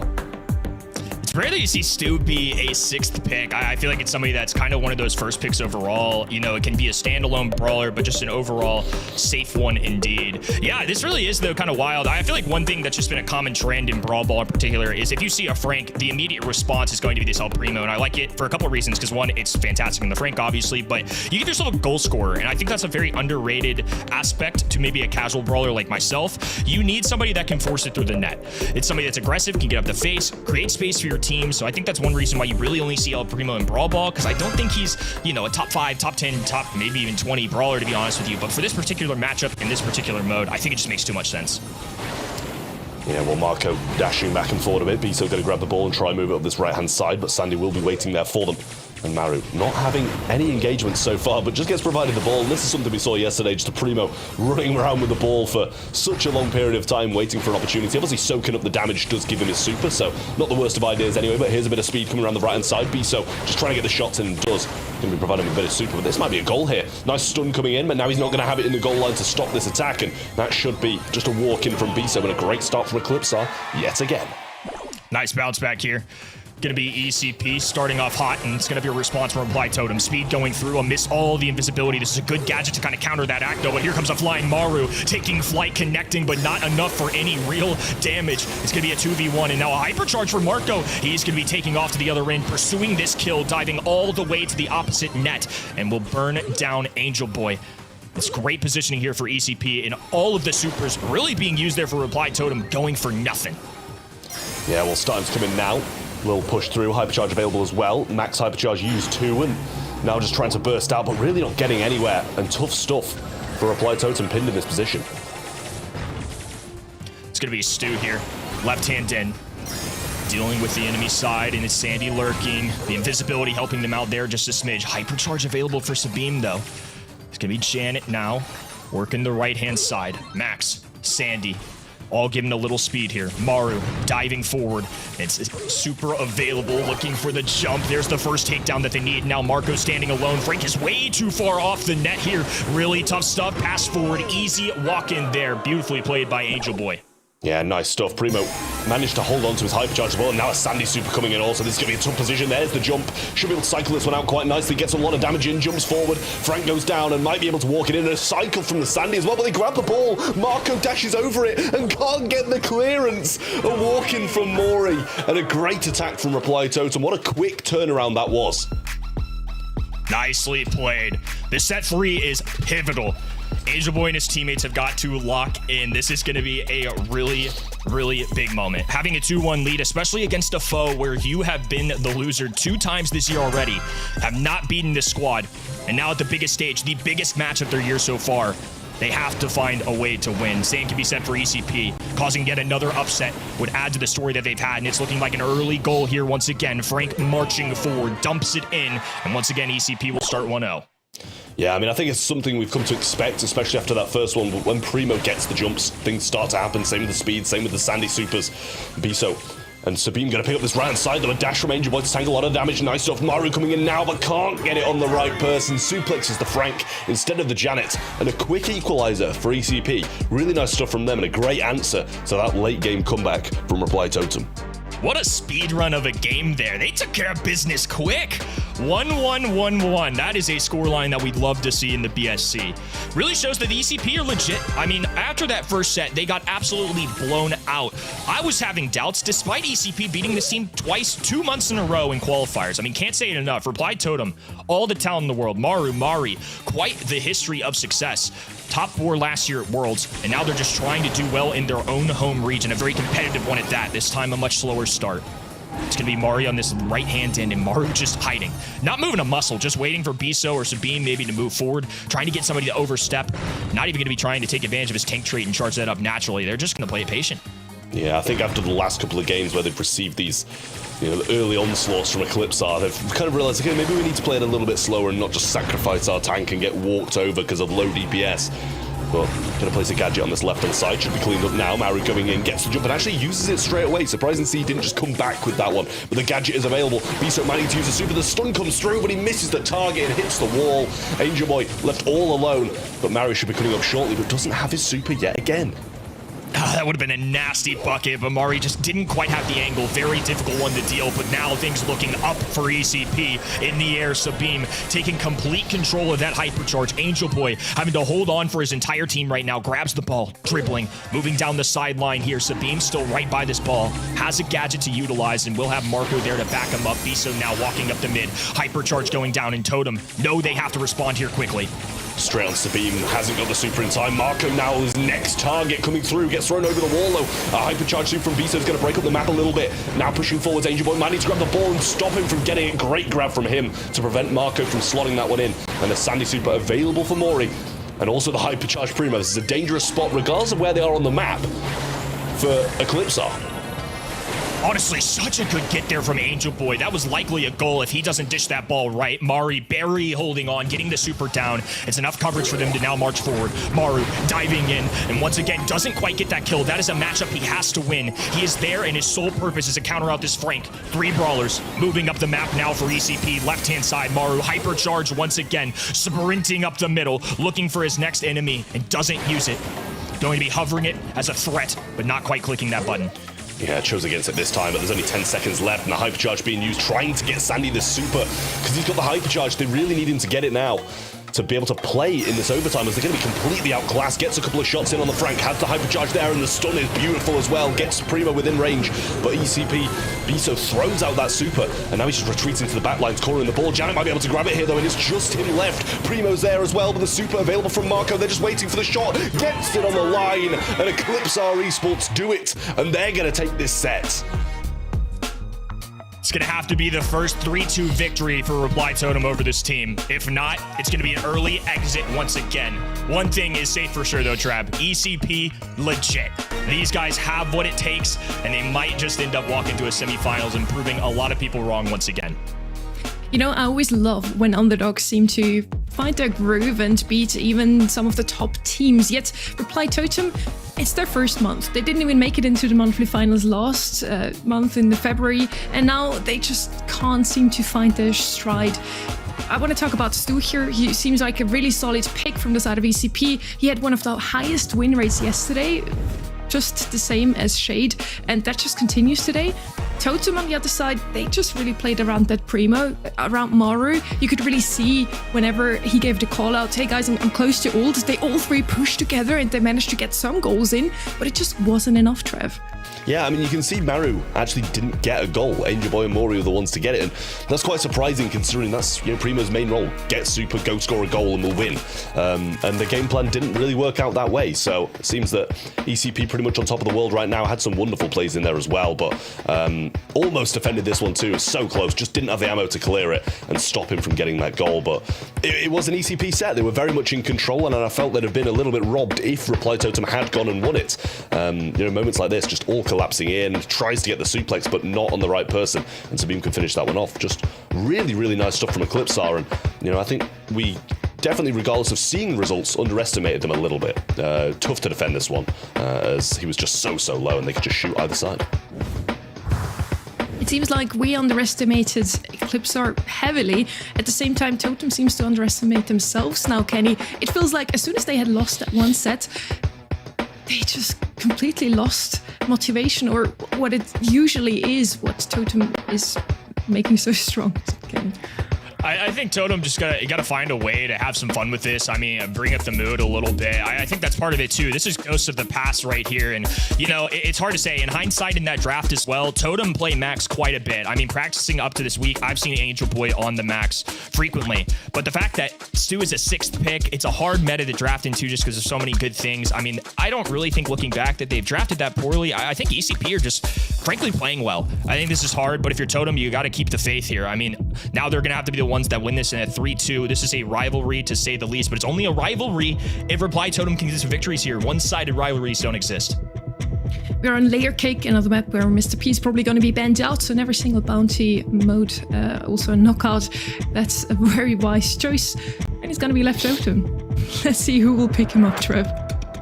Yeah, well, Eclipse have got this first pick here, and we'll see if that is what they choose to go for. Reply Totem needing a setback here, or they're going to be sent packing by Eclipse Esports yet again. And they'll be in a very tough position going into the later periods of this year with no qualification in the first month and a quarterfinals exit in the second. You'd kind of be expecting them to be looking for changes at that point coming into the year as a very, very strong roster and not getting the results they're requiring. But we'll see if that is the case. Ollie selected first for Eclipse Esports, and that's a good place to start. Always a good place to start. I mean, Ollie's kind of the man right now. Outside of Ollie, obviously Mr. P has to be on your mind here when looking at this band stage. I don't know if that's necessarily a good thing directly into Ollie, but just kind of some names to generally look out for. Gray, somebody that has shown up a ton here, berry combinations, and looks like that's the way they're going to be going here. They're pairing this with the Max once again. Like I said, Reply Totem in particular, a team that I've noticed really love this Max, and Max somebody that can be applied to a lot of different game modes and maps. I still don't think she's necessarily some top 5, top 10 brawler. I think it's a very safe, dependable one, but it's a little bit of a confidence pick, I think, and maybe just something unique to Totem that they love doing just across the board. Yeah, well, we'll see this next pick coming in from Eclipse Esports very, very shortly, but you know, you're expecting Reply Totem to go for something quite aggressive as their last pick, along with the Berry, along with the Max, sorry, and now a B's coming in for Eclipse Esports. Kind of, I guess, accounting for that aggressive pick coming in. To be able to play some range against it, slow things down, put it back in their hands. They do have another pick, so that leaves Reply Totem at least with the possibility of being able to just counter out with this third pick and pivot, go away from something aggressive, which I'm assuming they might have to do now. I wonder if they could almost go for something like a Brock, break open this map, and kind of deter Reply Totem from going either something aggressive or up in their face, because they open up this map a little bit. It does cater to more like B has. Give me Juju. I mean, I think that's totally a fine pick. I think ECP kind of in control of this draft right now, to be frank. We've got Ollie out there. We've got B, who I think not necessarily always the top choice of a sharpshooter in this game mode, but I do think when you see a Max and you see a Barry, you see two support brawlers on the other end, they have to be carrying and uplifting somebody, and that's likely going to be a tank or a more aggro brawler. So I think having B to slow down the Max speed, has the range, can also hit somebody like a truck. Mortis going to be the response here. I mean, I'm a little surprised, to be honest with you, when I'm looking at the other side. I've seen Mortis drafted much more this month, say, in past months. I think it makes sense up close to Juju. I guess it could be a response if the Hypnosis doesn't connect onto him, but I mean, this is still bold nonetheless. Yeah, well, it's a big, big moment for Reply Totem. It's do or die in this set. Will they drag it to a set 5, or will they get knocked out in the quarterfinals by Eclipse Esports? They have been beaten twice by them in the qualifiers, so honestly, it wouldn't be that much of a surprise. But when you look at the Reply Totem team, you don't expect them to be losing this matchup. So this is a big, big one for them. Not going to be starting the year off in their desired way if they do lose it. Maru going to go straight for the blue star, and Berry throws a few heals down and gets him right back into fighting shape. Another test for Totem here. This time they start with a kill and the blue star. Angel Boy swiping away. Has been hypnotized, though, and goes down to the connecting shot from Marco. 1-star lead. Maru still holding positioning, and Mari there just to dish out some heals for his teammates. Keep them afloat and passively heal up that super so we can space them out even more, because right now they're looking good, but another kill and definitely a little room to work with would be nice. Yeah, well, they've got him in a great position here, trying to bait out that little hypnotize. Angel Boy made the move, but couldn't find any connections or any bait along with it. It's a great opportunity for him to go in here, though, and does choose to go for it. 24 HP, might be able to get B, so doesn't. Survives on a narrow amount of health. They do keep the lead, but it is only 1 star, and the blue along with it. Mari already with a hypercharge available, has the super in his back pocket, and there's that rattled hive. That's one of the big reasons why B has shown up so much. The hypercharge plus the change to gadgets has certainly helped her out. Hypnosis connects to Angel Boy, and he goes down immediately. Marco connects the easy follow-up, and now it's Eclipsar with the lead. Yeah, real nice stuff from them. Totem still in a good position to turn this one around. Hype charge goes in, Mori moving into position to get some shots forward. Now Angel Boy choosing to go in, hypnotized instantly again though, and he's just not finding what he wants to find. Hype charge available for the Max. A little bit of lag here, sorry about that guys, but as we do get back into the action, hype charge used, and now they're going to try and lunge forwards. 35 seconds on the clock. It's going to have to be now or never. Once again, red roster needs some kills. Mari diving in, Angel Boy going to be dueling with Ollie on this right-hand side. Everybody up for now. Not a lot of health points for Mari. Gonna have to take his time with this one, and Angel Boy really needs to make this count. Does cycle in the super in time, but Marco gets the kill as well. Still 4 stars for Eclipsar.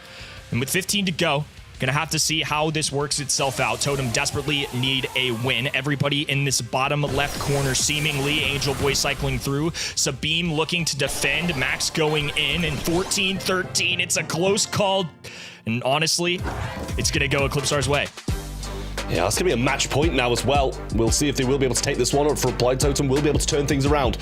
It just wasn't the best, I will say, from Mortis. I don't know if this is a bit of a mispick. It did not work out at all. I don't think he was necessarily playing terrible, but the Ollie just had him in his pocket the entire game. Every time he went in, he was hypnotized and dragged back towards his teammates, where the B would pick him up and kind of get those stars over his head going up and up and up and up. So changes have to be made by Reply Totem, or game's going to be over.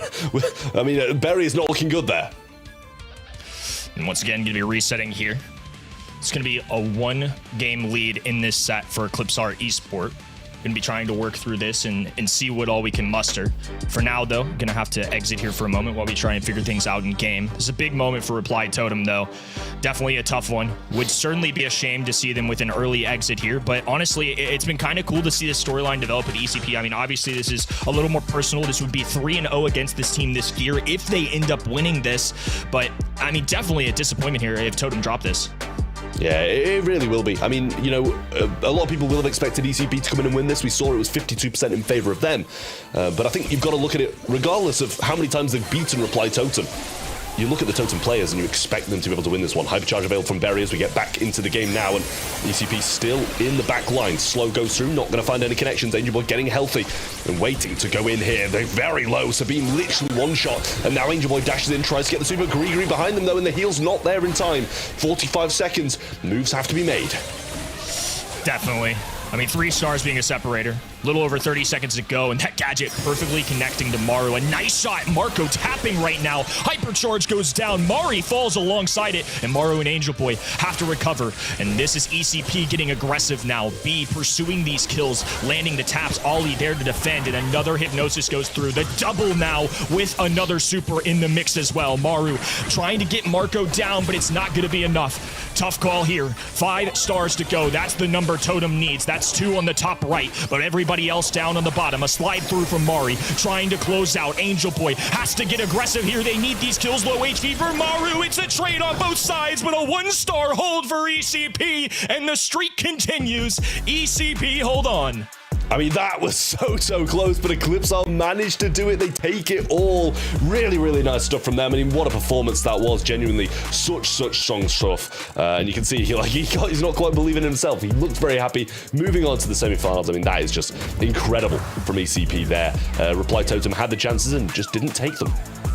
You know, that was almost tough to watch. I would hope for Reply Totem to come back stronger very soon, hopefully next month already. At the same time, I'm super happy to see Eclipsar move on out of the quarterfinals for their very first time. Layer Cake was Totem's last chance, and you two guys, you both voted that this is going to be a 3-1 for Totem. It was a 3-1, so you were half correct, I guess, Trev. I mean, technically, I think that's even further away from half correct, right? It's just the complete opposite way. But yeah, I mean, yeah, ECP definitely deserved it. Reply Totem just didn't bring their A game, and you know, if you're asking me, changes have to be made. They didn't qualify for the first month. They've been beaten by Eclipsar 3 times in a row now, and been knocked out in the quarterfinals the second month. So for these caliber of players, they should be way higher up this leaderboard than they are. They should be getting to the semis, to the finals, and I'm not sure if it's an issue with the synergy, an issue with you know these guys' mechanics, if they're just lacking behind. But in my eyes, it's got to be changed. It is almost poetic though, the Italian orc Reply Totem that has a huge history in Brawl Stars, now beaten by 3 Italian players over and over again. And we're just waiting for Totem to finally crack the code against Eclipsar. They are moving on to the semi-finals now, though. Let's have a quick look at the bracket, because I also want to point out here, we have 3 new teams this month in EMEA. It's a region where everything can change. It's such a competitive region that there's more than just 8 teams that can make it into the monthly finals. And of those 3 teams, namely Totem, Reverso, and Experian, 2 of them are already out, Kenny. Yeah, and I mean, I think it's safe to say that Experian is going to be a massive underdog here into the 2023 World Champs. I mean, Foot Esports looked pretty good to me last month. They've definitely had a little bit of a rocky road, but like you mentioned, EMEA is a competitive region. ECP, a team like them, really proving their worth here, and Experian made magic happen in that lower bracket in the qualifiers to get here. Maybe they can do it for one more. Trev, for Humble me, versus yeah. Eclipse R is going to be the semi-final number 1. How do you feel is that going to go? Honestly, I don't know. I don't know now, Sonny. I don't know. I don't know what to predict with Eclipse R at the moment. Honestly, they surprised me with a win there, regardless of how many times they've beaten Reply Totem. It still never ceased to amaze me that they managed to just do it another time. So you've kind of got to go with Humble, I feel like it, but I feel a little bit stupid about my predictions now. So if Trev, our prediction master, doesn't even know, I don't know anymore either. What I do know, the MVP of the last match, voted by you guys at home, every one of you, was Marco. So congrats to him. He not only moved on into the semi-finals, he also earned the title of the match MVP. We're gonna talk a bit more about the semi-final number 1 much later. First, we want to talk about Foot Esports versus Experian NXT. It's gonna be the match that we're watching right after this quick break.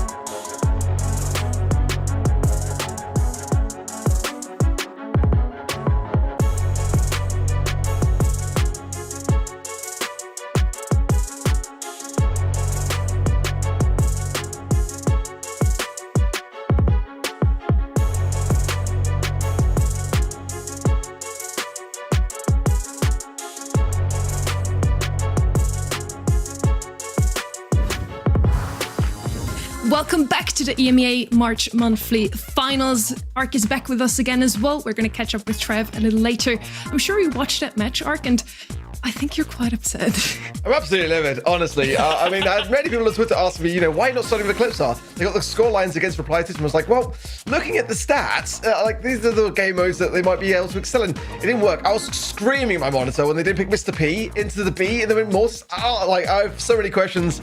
I'm angry. I just have an image in my head right now of you screaming at your screen.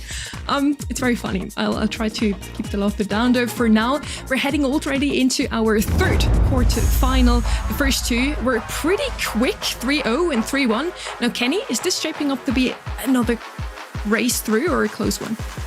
Look, I'm nervous. You gave me partial credit on the last one. I don't give myself partial credit. That was a miss out of me as well. I missed just like everybody else. Look, the people at home are right. I think this time, though, and I got to stay confident, but this feels like a Foot Esports should win pretty convincingly. I think Foot, one of the better teams in this region, coming into the year, I have high expectations for this team as one of the possible world contender spots in this region. Garo, Meow, and Naui, all fantastic players, but you never know. Foot had the winner of the February monthly final, SK Gaming, on the back foot, but they kind of fumbled the ball, they got reverse swept, and we wanted to talk with Noe about this.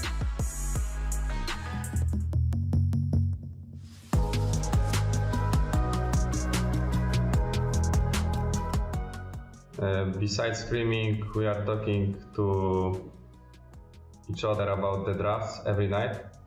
We are preparing for quarterfinals, semifinals, and finals.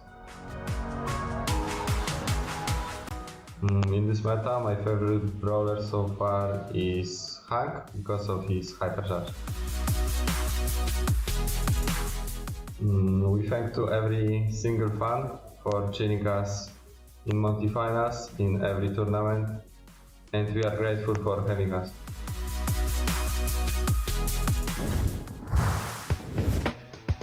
As I mentioned already, Ark, it wasn't really their month last month. They got reverse swept by SK Gaming. What happened there? I mean, lack of composure, and we've seen this as well last year from what was then the Zeta Division squad getting reverse swept and 3-2 scorelines in grand finals. It was always the case where they had this curse. If they didn't get through the quarterfinals, they would win the whole thing, right? And 3-2s were pretty much the same kind of story that we see with Humble and not being able to secure themselves and lock in for those grand final stages. Against SK, it was so close, but they just lost that composure and they crumbled after that. It really seemed that way. On the other corner of this brawl, we have Experian NXT, the third team, as I mentioned before, that is playing in this monthly final for the first time. And I'm really eager to see how they will do, Kenny. Definitely an interesting one. I mean, they kind of made a miracle happen. I don't think anybody really expected them to make it to this spot, and they're unfortunately the reason why somebody like Team Heretics isn't here right now. Major upset, 3-2 victory in that lower bracket to secure their spot. So I think this team has a point to prove. Definitely want to rep the name well, and I'm looking forward to see what they do. I mean, some of these guys have played in competition for a while here. Some are newer, so it's a good mix of players. I have a little background fun fact, maybe. Arthur, one of the players of this team, he texted me in September 24 that he will make it into the monthly final as soon as he's turning 16, which is the case now. He managed to do so he kept right. Ark, let's hear a little bit about Experian NXT and how they support the scene overall. Yeah, so Experian NXT is like a joint project of Experian and the Esports Player Foundation, and it's great to bring some real fresh life to the scene and to be able to isolate the players that are really up and coming. I think that it was a huge storyline to be able to knock out Team Heretics in this qualifying stages. Double match point, one of the biggest upsets of the year thus far, and I play a lot with Arthur and Tex. They're great guys, really fantastic players. I think the story here for me and the key, the fact is that they've got Inso in their court, and Inso of course led Zeta Division to the World Championships of 2023 to raise the trophy. So having that knowledge of the Now Foot Esports squad, the strengths, their weaknesses, where you can kind of look to exploit them in that regard. So that's going to be an interesting development. They're all very young, but they have a lot of experience in their back line, it seems. Kenny, is this going to be as close as maybe the quarterfinal 2 was supposed to be? Or is it going to be a sweep?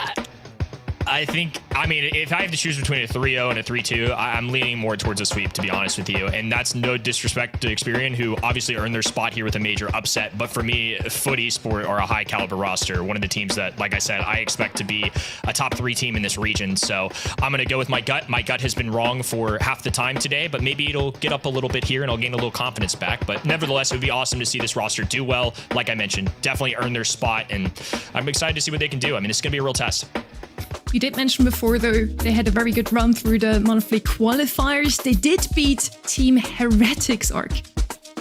Yeah, that was for me the turning point in this squad.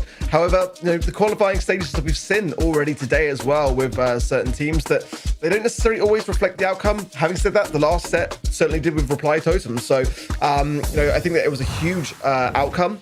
I think that Team Heretics, would probably look towards the draft as that being one of the reasons. So I think that for me, if they're going to have the upper hand here against Foot Esports, they're going to have to look to do that same thing via the draft, in my opinion. And we've seen that as well in East Asia already this month, where the teams that really took to the meta changes the fastest and were able to get some really unique ideas going for themselves were able to excel. So it's not out of the question here for Experian NXT. It is not going to be easy though, whatsoever.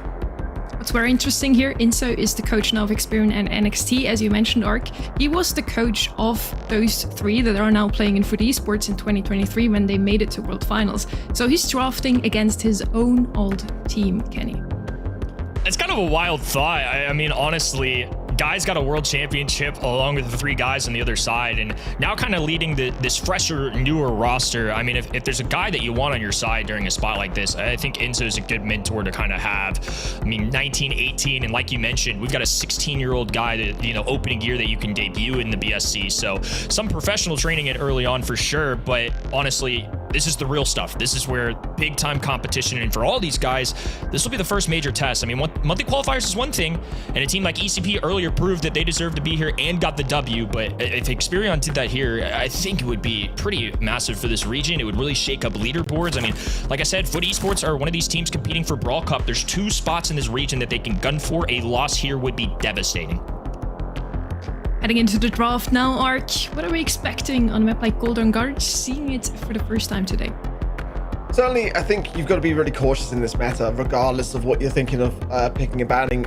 You've got to make sure that you land the mark. I think, certainly brawlers like Hank are just a really big problem, and then we already saw now he's discussing that as being one of his favorite brawlers, banned out of there by Experian NXT. So good to see as well the Ollie and the Mandy. On the side of Foot Esports, the Mr. P ban, the Grey and the Brock. Good stuff to see really all round. They're the biggest heavy hitters for me, in all honesty. I think that Grey is certainly a big deterrent of throwers, so having that be banned does open up the possibility of some as well. And Juju is open. Sprout is also a good final kind of pick idea to float into the mix. But the wall break as well, whether you bring that in or not, I think it's quite key on this particular map too. So looking to see whether people go for that, and Tick as being that first thrower, definitely a good first pick to have, often banned in this instance, but it is quite susceptible to pick first. Tick as a first overall is something I'm kind of still getting used to, but honestly, it makes so much sense. I mean, like you mentioned, even for a thrower, can be countered out, but on knockout in particular, I feel like the counterplay is a little trickier, especially given that it's 1 life per mode. Very interesting map, so I really don't mind Tick as a first overall here. A couple other brawlers that I'm definitely looking out for. Gene would have been one of them, but kit combos still show up a little bit. Sharpshooter Angelo definitely in the mix here, especially with the Mandy banned out. But now that you see Tick as the first overall, might deter these guys from going sharpshooter so early, but I'm kind of curious to see what they pair with this Gene.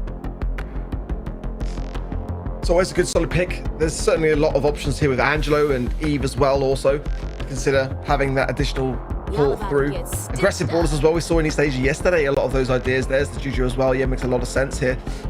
We saw yesterday in East Asia some of the kind of like Daryl ideas, which kind of didn't work necessarily all the time, but do have a place. Some aggression for sure. I think RT as well, Pearl, those kind of brawlers I tend to sway a bit more towards, in all honesty. But there's time for that to be on either side of the field here. I think both can realistically work here. Angelo's always a strong brawler to have, but it's also a little bit risky as well. So it's just about how and when they choose that in the draft, if they do. But it's certainly quite a common thing to have here in this kind of environment. Gus is to pick up for Foot Esports. Gives a lot of options then with the shielding. I wouldn't mind having the Pearl have that in the final moments myself, but let's see what they're thinking in that regard. There's plenty of time left here to consider the final picks. It's a lot of really good shouts from you. Gus definitely came to mind. RT was on my mind as well. I think just having somebody with decent range and a little in-game potential, always nice. So I think pairing that with, Tick, Gus, not necessarily somebody that I think can close out the game as easily. So I think I'm with you. I would like to see somebody here that has a little bit of more up-close personal capabilities, and that's what RT's going to bring. When he drops that super, he's going to be able to essentially become a Jackie-esque player. So if that gets into more close quarters, when that fog starts to close in, somebody like a Juju going to struggle with that. Somebody like a Gene not wanting to duel up close. So I think Experian have to find a way to address that. I'm liking the draft for Esports. They've got the good control. They're lacking a bit of aggression on the side of Experian NXT, but it is quite a daring approach to really come in the first set and go all guns blazing. Sprout, yeah, final pick. I mentioned it coming in as it could be, especially when you can see the big picture. I think it's the safest time to pick Sprout. I think if you pick it any time prior to that last final pick, when you can see the whole board, you're really looking potentially towards a pretty strong counter of it. So not a bad spot, but double thrower is going to put Esports in a difficult spot here. I actually quite like this from Experian NXT. I think they haven't really got the biggest advances for a heavy thrower counter. Maybe they didn't see this one coming. Maybe they thought when they saw the Juju that was going to be the only one that they were going to have to face, and now this might change things slightly. Double thrower is the first thing I thought of too. I mean, we rarely see this in the BSC because it's so easy to be countered, but like you said, as a 6th overall pick, it's going to catch them off guard a little bit. They're actually going to send Garo to this right-hand in, which is pretty rare. Most of the time, you're going to see teams group together, move left-hand side. Looks like NXT also going to be on the left-hand in there. Little duel going down, and Tex already looking weak to say the least. Gus now flanking, has the angles, looking for these long-range shots. Navi going to be left-hand in, and the Tick head going to destruct a little bit of this grass on the left-hand side, but for now, everybody remaining standing. Yeah, tough situation with the spectate. We'll see if we can get that back as soon as possible, but a tough spot to find themselves in that back corner already, in a precarious position realistically here. Right in that top right-hand side are both Tex and Arthur there, and with the throwing of Meow over time, it will feed that Tick head. The gas now closing in as well. It's a very difficult spot to really come up ahead in a 3 versus 2. Arthur now going to fall straight to the Gus, yeah, and it's just going to be a case of going to the gas for Tex. Good start for Foot Esports. 3 for 3. I think especially off the beginning, you just can't have a situation where Garo gets the flank on them. I think that's an issue, and now you're going to see them adjust to that. NXT going to be all on this right-hand side. They're going to group together. I just feel like with such a squishy combination of brawlers, you know, Gene's got a little bit of beef, but, you know, Juju, Sprout, they can be trampled pretty easily, so I think making sure that you're playing as a unit is a good call here. Once again, the difficulties of being able to control this on the side of Experian already on those back lines. And FUT Esports are just kind of just wasting their time out. I mean, it really is credit all to the favor of FUT Esports really here. Who are doing a wonderful job of whistling down the HP. And look at this between Garo as well. Lovely stuff now. 2 versus 2, however, does give an opportunity for NXT, but I just don't see it happening. Arthur down to 200 HP. We're going for a final pull. We're going to get nothing but the RT legs. Little desperation grab. I mean, I think the writing was on the wall. There was not a lot they were going to be able to do there. So FUT pretty convincing to start game number 1. A lot of Brawl left to be played, but the previous world champions certainly meeting expectations so far. I think that's part of the risk you run with the comp that NXT have. I mean, this is a double thrower. You have Gene. These are all good brawlers, Arc, but to me, it can be a little tricky to make work at times. Granted that it's an RT and a Gus. Traditionally, you like having throwers that can lob shots over walls into these sharpshooters because they can't do the same, but especially towards in-game situations, you got something like the RT legs, which can stomp down. Gene's gonna have a hard time pulling that, so I do think FUT doing a pretty good job of handling this. Yeah, they're looking like they're not being tested fully at the moment, and NXT's lack of experience in that regard, like going too quickly back on the defensive and just trying to, you know, it needs to try and hold your ground just a little bit better in this regard, but Arthur low HP there as well, and it's not the greatest of things. There's a shield for Garo here as well if he wants to choose to use it. Yeah, just in the nick of time there onto Meow, and the last stand as well there, the shielding in particular. He will fall down, making it 3 versus 2. This is the best chance Experian have had so far.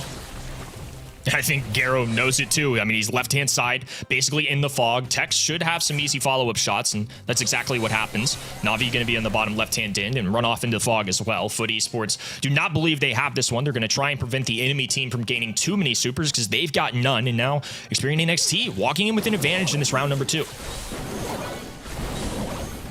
Okay, well, Tex using the invisibility, but then did show himself just a little bit there as well, so had to go back on himself. Now Amos is starting this top left-hand side as well. Hypercharge now for Amos as well, so if you can get a nice supportive wall down, it will definitely help Arthur push himself forward to get a magic hand connection onto someone and make it that 3 versus 2, which Experian are looking for here. A very important time for them to get this round, ideally get a game on the board and really even out this set. So let's see now, everyone's got the utility on the side of NXT as well. We're seeing supers available for everyone, so now really is the time to strike, and they've got to have the confidence now to do so. Got a hypercharge available for Meow as well. Garo would certainly love a shield, though. That's something he's building up towards as Na'Vi has his super now. It's going to be Tex moving back. About half HP for Gene on this top right-hand side. They're going to drop Grigri on the ground right now. Hypercharge going out for Sprout. They have pinned FUT in this bottom left-hand side. There's nowhere to walk. They're going to need one final tag, and it's just enough. And now a 2v2. Garo dueling. Amos lobbing up shots. They have a shield available. This is exactly what Garo needed at the perfect time as well. FUT pick up the round and will even things out. Oh, now a very tough spot for Experian. They can get the round they can survive on in this set, but for Esports now with such an important closure, that last round, might be able to just make this clean and whistle things over to the next one. Arthur needs to land this pull now, really. It is a crucial, essential time to do so. And if it is the RT of Naui, then they've got to ensure that the takedown is swift, because those legs will certainly pack a big punch. Nice eradication of the tick head there by the Juju onto Meow, so nice stuff. He'll have to earn that back now, but yeah, really all eyes are on Arthur here. They can go for Naui, but they've got to ensure that DPS is there to make that takedown swift. Ideally, they kind of want to go for the tick, don't they? But I mean, Meow's is going to sit as far back as he possibly can. Yeah, I think intelligently played there. Some good jukes coming out of Garo on the top left-hand side, and they have to make sure that they erase all 8,700 health points from the RT pretty quickly if they go for that, so a little chip damage would certainly help if they went for that. The invisibility is something Tex continues to take advantage of. And in the closing moments here, Fog moving forward, Hypercharge going down. He's going to move that tick head as close as he can so those mines trap them in the back. There's nowhere to walk. So much damage that they even move a muscle, and it's enough for FUT to capitalize. Beautifully played there as FUT take the round and the game. Yeah, such a crucial hypercharge, wasn't it, really, there? And that tick really was the man of the moment there for for Esports. It was always going to be a really, really hard position to start things off for Experian. They certainly did gain a bit of confidence as the time went on. We saw them less in that back spawn area and kind of standing that middle fight better. But yeah, as a matter of time, it wasn't them for Esports getting the momentum to get the sets secured. I said it before today, if you're the underdog, you might have to try risky comps to surprise your opponents and through that win your matchup. Now, was it really just a draft, Kenny, or did Experian NXT have to change something overall to win here? I mean, I think you bring up a good point, especially as big of an underdog as they are. I think it is kind of smart to try some different stuff. I mean, I don't know how much prep work they're putting into the double thrower, but when you look at the kill category, I mean, honestly, the mechanics from Foot just seem to be better. And in this mode in particular, especially, obviously kills are everything. 7 for Garo, a star player coming out of Meow. Just the amount of damage and chip damage you can do as a tick, really good. So great to see that your first overall pick is getting so much value. Not as much work to be done for Navi, but at the end of the day, it's still a good showing. But 0 for Sprout, who was your 6th pick. You hate to see that. 0 for Gene, who you never expect to be a top frag, but it's kind of just Juju doing the heavy lifting in the kill category there, which just unfortunately wasn't enough. Yeah, Tech's doing what he can, but it's got to have a team effort realistically there. I wanted to see a bit more from Arthur with the magic hand. Really, that was a key turning point that could have happened. But credit to Foot Esports in that regard as well, to be able to put them in the position of making it a struggle to land a lot of the time. But that was the one connection that we kind of saw. And yeah, I mean, you couldn't really do much else in that position there. Just low HP, the last man standing. So, but it was more in that kind of like stage towards the end where I wanted to see that happen. But again, for Experian NXT, this is a very much a learning curve in the monthly finals, and for Esports, they are pioneers in that regard, so they're always going to look more confident at the beginning. It reminded me a tiny little bit on the Eclipsar versus Totem match that we just saw. We saw Eclipsar kind of struggling in the first set, not winning the first game. In the second game, they looked a tiny bit stronger. And then in rounds 2, 3, and 4, they turned everything around. So maybe Experian also just needs some time to warm up to their opponents. On the other side, yes, we just are dealing with a very strong roster here in Foot, Kenny. Yeah, I mean, now we move on to Ring of Fire. Look, you just got to put it behind you. Foot look like a more convincing team. I mean, just to flat out say it. But this is still early on. I mean, like we saw with ECP, you can always bounce back and, get your footing a little bit. I think it's going to be tough, but I don't know. Like I said, I'm expecting this Foot roster to kind of run away with it to a degree, but these are the kind of moments that are building blocks for a roster that can help build towards your future. These guys are young, newer to competition. There's still hope for them yet. Definitely so. I feel like in general, if you're playing in the monthly finals for the very first time, nobody expects you to move on into the semifinals right away, Ark. But if you do, it's an even bigger story. Yeah, I'm looking for a huge upset here, to be fair. I think the draft wasn't a bad one either. That's obviously the first sign. Certainly there's some nerves, though, shining through in the early outsets of that knockout series. But maybe there's a better game mode still to come for them. But certainly Foot Esports are going to take no prisoners. That's the problem. They're not going to give you second chances. They are just going to, be a bit like that Humble match we saw earlier today. Play with their food somewhat a little bit. And if they start to drop the ball, then they'll start to really kind of like up the gear and they take less chances. But they really do know how to kind of play with their opposition and their knowledge when it comes down to that prep process. Also, having a huge team behind yourself as well. Not to say that Experian haven't, but they've got a great amount of attributes to their favor. But for Esports, certainly have got a little bit more, I would say, in argue. In the end, it also all comes down to the meta that the teams are playing in usually. When Foot Esports still was Sata Division back in the day, like in the last few years, they had the strength to always kind of, even if they lost the first round, the first set, they can turn things around, learn how the opponents play, and then draft accordingly, draft exactly what their opponents wouldn't expect. And I wonder if maybe today Experian can show us here the same. They are very young. They all are still very motivated to learn the meta. And we didn't have that much time to learn the meta now since the 6 hyperchargers came out, the gadget changes. Maybe a young team has the best of chances in such a young meta. It is a really interesting concept. I mean, in one hand, they're already underdogs in this situation, but it could be seen as an opportunity. I mean, we saw yesterday Shade become an exploit for a team like Zayed Division, and obviously a much more historic roster and things like that, different players, but nonetheless, maybe they got some bright new ideas. Maybe they'll show them something they haven't seen yet and it'll work. So I think to your point, Sonny, that's a really good call out. I mean, they could take advantage of all the fresh new bands and plays, and maybe they find a shade of their own, if you will. Mark, what do you feel like could be another brawler in the current meta that maybe shows up as a surprise pick? Ring of Fire's up next, and for me, I feel like we haven't really kind of seen the new Rosa strategy come through.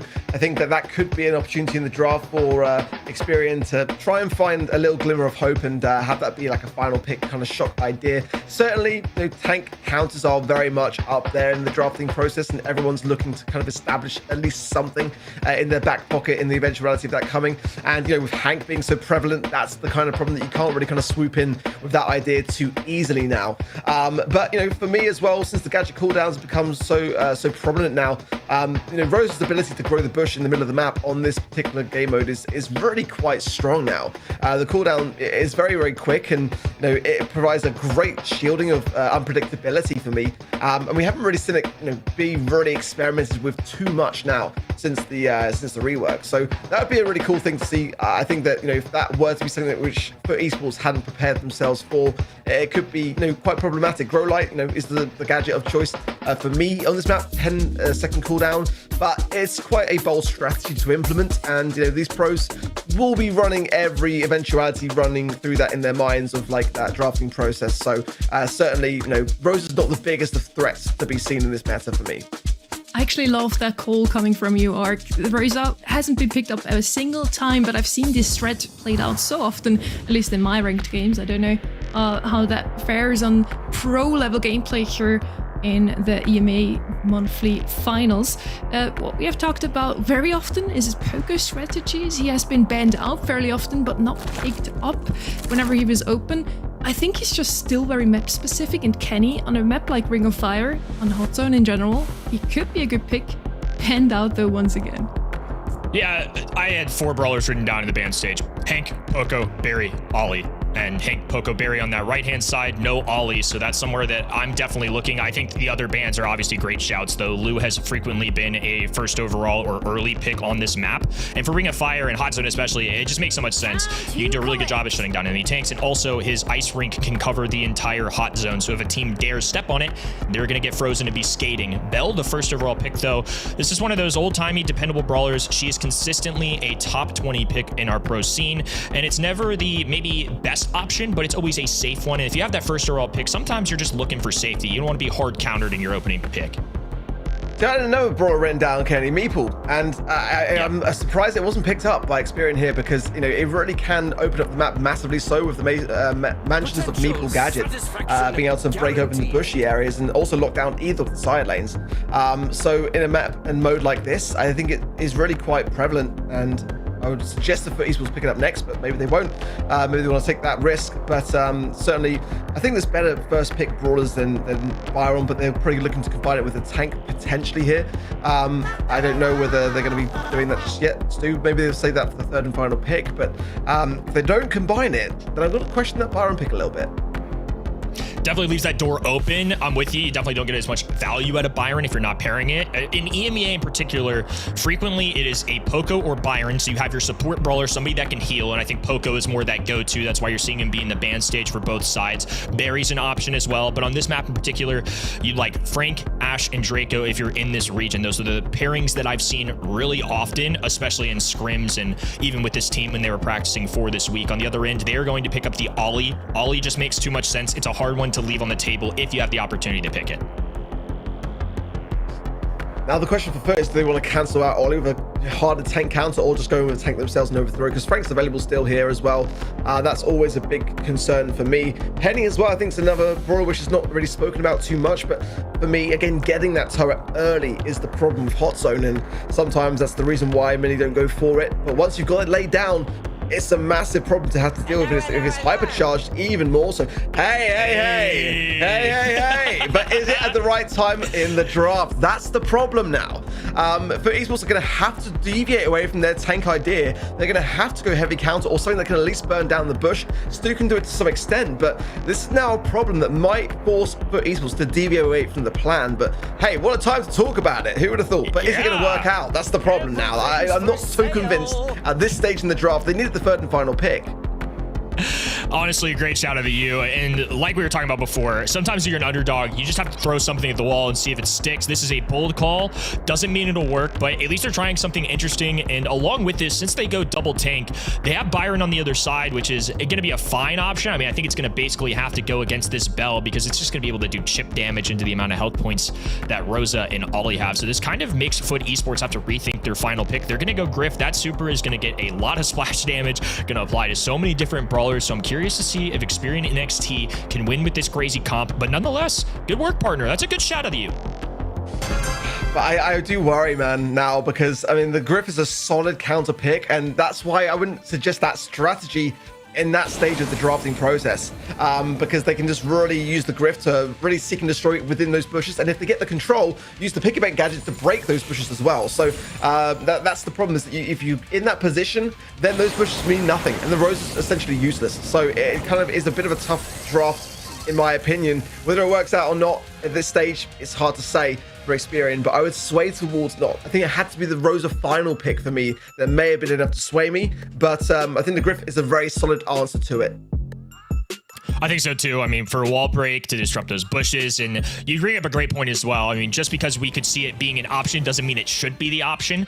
And in the scoreboard on the top left, we're kind of seeing that. That is a great point out of you, though, in the sense that Rosa is a 6-pick kind of brawler for me right now. I mean, with all the tank counters that we have in the meta between B, Lou, we've got so many different ways to shut down these brawlers, and Griff is probably not in the top of that list and still an option on this map. So I think if you don't have that as a 6th overall pick, you don't want to leave Rosa to have an answer. And I think that might be the issue they're running into, and so far, it's exactly what we're looking at. I mean, 100% almost to now 20%. Another runaway here for Foot Esports. Yeah, that was kind of what I was fearing, to be fair. Not to say that maybe Experian can't find an angle here, but, you know, if they lose control, then their entire concept of this comp crashes to the ground. No, they're really banking and putting so much on this Rosa idea working. And the Griff was a solid response. I was thinking maybe more something else, to be honest, as a counter, but I think the Griff makes a ton of sense. And also that early break leaves the Ollie exposed as well there as well, so not going to have any issues on that left-hand side either. So I think that for Esports have just done a cracking draft here. Already look at that control that they've been able to establish, and this is where the Rosa runs into problems. What can you do now with those cyclings of the Griff and the piggy bank? Again, yeah, exactly that. You know, it's the perfect brawler counter. It's a really tough one here, and honestly, a good creative solution. And, you know, I love that they're getting bold with it, but ultimately, this one's a little crazy even for my liking. I think, unfortunately, even if Foot gets spawn trapped, 1, they have a massive lead right now. It's going to be really hard to come back from this. And 2, they can just keep pulling out these piggy banks, breaking up the walls, and get the long-range shots. That's something that Ollie and Rosa can't take advantage of. Bell really the only one that benefits from that. A skate away from Navi is some good work, and Foot just continuing to climb right now. Yeah, tough stuff, really, for me from Experian. It was a nice idea, but I just think it was at the wrong time of the draft. And you know, you've got the cooldown of the Grow Light being 10 seconds. It's a very short cooldown, but again, when you've got the Griff being able to break so quickly, it's really kind of going to be a matter of time before Foot are able to retake here. But low HP, there's the super again, forcing, you know exactly where NXT are going to be. Nice take down the right-hand side. Arthur jumping in, trying to find some value from the hypnosis there as well, but it's Meow who stays standing here. These taps are going to land from Tex, and they do, but it's a huge deficit now for Experian to climb. Damage may already be done. Garo, low HP, going to back away. Arthur, though, being chipped down by Navi. It's Rosa throwing punches. And it's a stone wall for now. Foot Esports not wavering, and it's now going to be a 2-set lead for the 2023 World Finals champs. I like it, though. I do like it from Experian. You know, from a first-timer, monthly final team, I think that these are the ideas that can work. And it's like those kind of moments that I look for in a team in terms of their knowledge going forwards and how they're going to fare. But just the wrong coin toss. You know, you can't risk it. I mean, I love that little moment in the draft that we just had, Ark. You just talked about the Rosa gadget being so good in the game right now with just a 10-second cooldown. And then Foot Esports just kind of had the perfect idea to counter that. With a 16-second cooldown, it's not quite as short as Rosa Gadget, but for every single time almost put down one of his bushes, there was an answer from the Griff, from Yao on the other side. Of course, also a huge cycle over at the other side. Against 2 tanks, you will have so many Griff ults ready. It's the perfect tank counter here, Kenny. I mean, they had such a dominant set, they had trouble declaring 1-star player. They had to give it to poor Garo, the only one that didn't get any love there. Absolutely nuts to look at all that DPS that's going down, and that's just part of it when you're facing down 2 tanks. I'm with you guys. I think you have to be a little bold. I respect the decision, but like Ark said, that's not the coin toss that you can pull that off. I almost wish they'd gone a different direction or a backup plan. It's not admitting defeat, if you will. I mean, they're trying something new, but I feel like they didn't give themselves much of a fighting chance. I think I would have changed that if I could. Obviously, hindsight's 2020, but yeah, I didn't love it. We're gonna head over to last stop now, and it might also be the last chance for Experian NXT. Again, 3 very young players, new players into the scene, and they already qualified for a monthly final, so they can still be very proud of themselves for even just making it here. But we still want to see them at least take 1 set, Dark, right?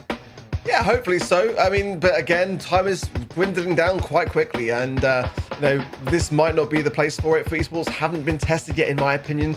They've looked really, really comfortable. Their drafting has been on point, and you know, for a team that again got reverse swept last month by SK Gaming, you know, you do have to consider that it's going to be playing on their minds somewhat. And imagine being reverse swept by SK Gaming and then coming into the next month and then losing to an underdog story team that have, you know, come in for their first monthly final. They've got to ensure that they start to change their old ways, and this is the time to tighten up, in my opinion. So the gem grab, I feel like that's going to be very much the same story, taking no chances and taking no prisoners. Once again, I want to remind us that we have 3 new teams in this EMEA monthly final. We had Reverse and Totem already for the first time in the monthly finals this year, and now Experian is kind of the last hope for those new underdog teams. So let's see if they can at least take 1 set here. Let's see if they have another great and outrageous idea, honestly, for this draft, Kenny. Yeah, I'm gonna start consulting Ark for some crazy theories, because Lord knows I need help with the draft in my ranked game, so maybe I need to be whipping out the Rosa and things like that too. We'll see what they end up banning here. Already an insta-lock of the Gene. Honestly, Sunny, I don't really mind that. I do like the Gene idea. Last stop, also a map with a lot of bushes or with the gear that makes your opponents visible. It's always a great choice. And also now here for Foot Esports could be the Mississippi if they didn't ban him out themselves. Maybe an Eve is going to come in, anything that takes advantage of the slow reload speed of Gene. Certainly mid brawlers can be held off on a little bit here by Foot Esports if they wish, but I think Gus here would be a great choice. Lola is a fantastic lane, but Griff also is available, so that's a good idea to sort of play into the same story for me. But bans are looking solid for me all round, really. Janet, I'm always looking for. Mr. P's a must. Ollie and Hank really are in this meta must bans. But, you know, having a solid mid. I mean, AP, I don't mind, but it's a bit risky to sort of see the full story before you consider it. Still going to come in for that aggression on the side of Foot Esports, and it's quite a versatile brawler to play both, you know, sides of the map. So I don't mind it at all. Speed Zone certainly is a very strong gadget to have to be able to evade in that mid area. That also can get the gems dance back out again. Otis coming in for Experian now, and I don't know whether they're massively sold in it. I think I prefer the Meeple myself, honestly, but many players like it. The fat splatter, of course, on those lane sides can get some good results. Otis does show up a good bit here, especially in EMEA. I think the Meeple call on this map in particular can be a really fun one. And going back to that left-hand side, Stu's a brawler that I almost anticipate super early on. I think Gene's obviously an option as that first overall pick, but Stu's just so flexible, and having that speed zone, especially if you can keep it up for as long as you have, you basically cycle another speed zone by the time your speed zone decays naturally. So I don't hate that at all. Piper, an interesting choice here. It's not that I never see it. It's just into the Gene. You don't necessarily love that matchup, but where I do particularly like it is into the Meeple. If you can keep the distance, and depending on the gadget choice that Arthur, whoever ends up playing this brawler, goes for, you know, if it's not the giant cube on the ground, pretty much free range for Piper, so could end up working out pretty well. We shall see. Certainly Piper's not really been on my horizon on this map too much, simply because the lane sides are where a lot of the battle is won or lost, and if you're in the back spawn with Piper, it's a really tough spot to get out of. I mean, it's kind of like the brawler that I'll always look to try to play in ranked, you know, maybe a couple of messes back, but that's because I love Piper so much. And the reality is, it's just not very good at retaking a scenario. Already an immediate wall break from the Meeple. That's, again, my favorite brawler on the side of the Experian comp here. Jean's always a good mid, but now he's playing it, I do like that. And that's the thing with Esports, if they just hold control and never lose in the first place, they haven't got to worry about getting back out of the mid. They can break their own walls as well if they need to on the way back after having already established that aggressive wall break. So the next one I'm looking for from now is probably going to be where he's situated right now.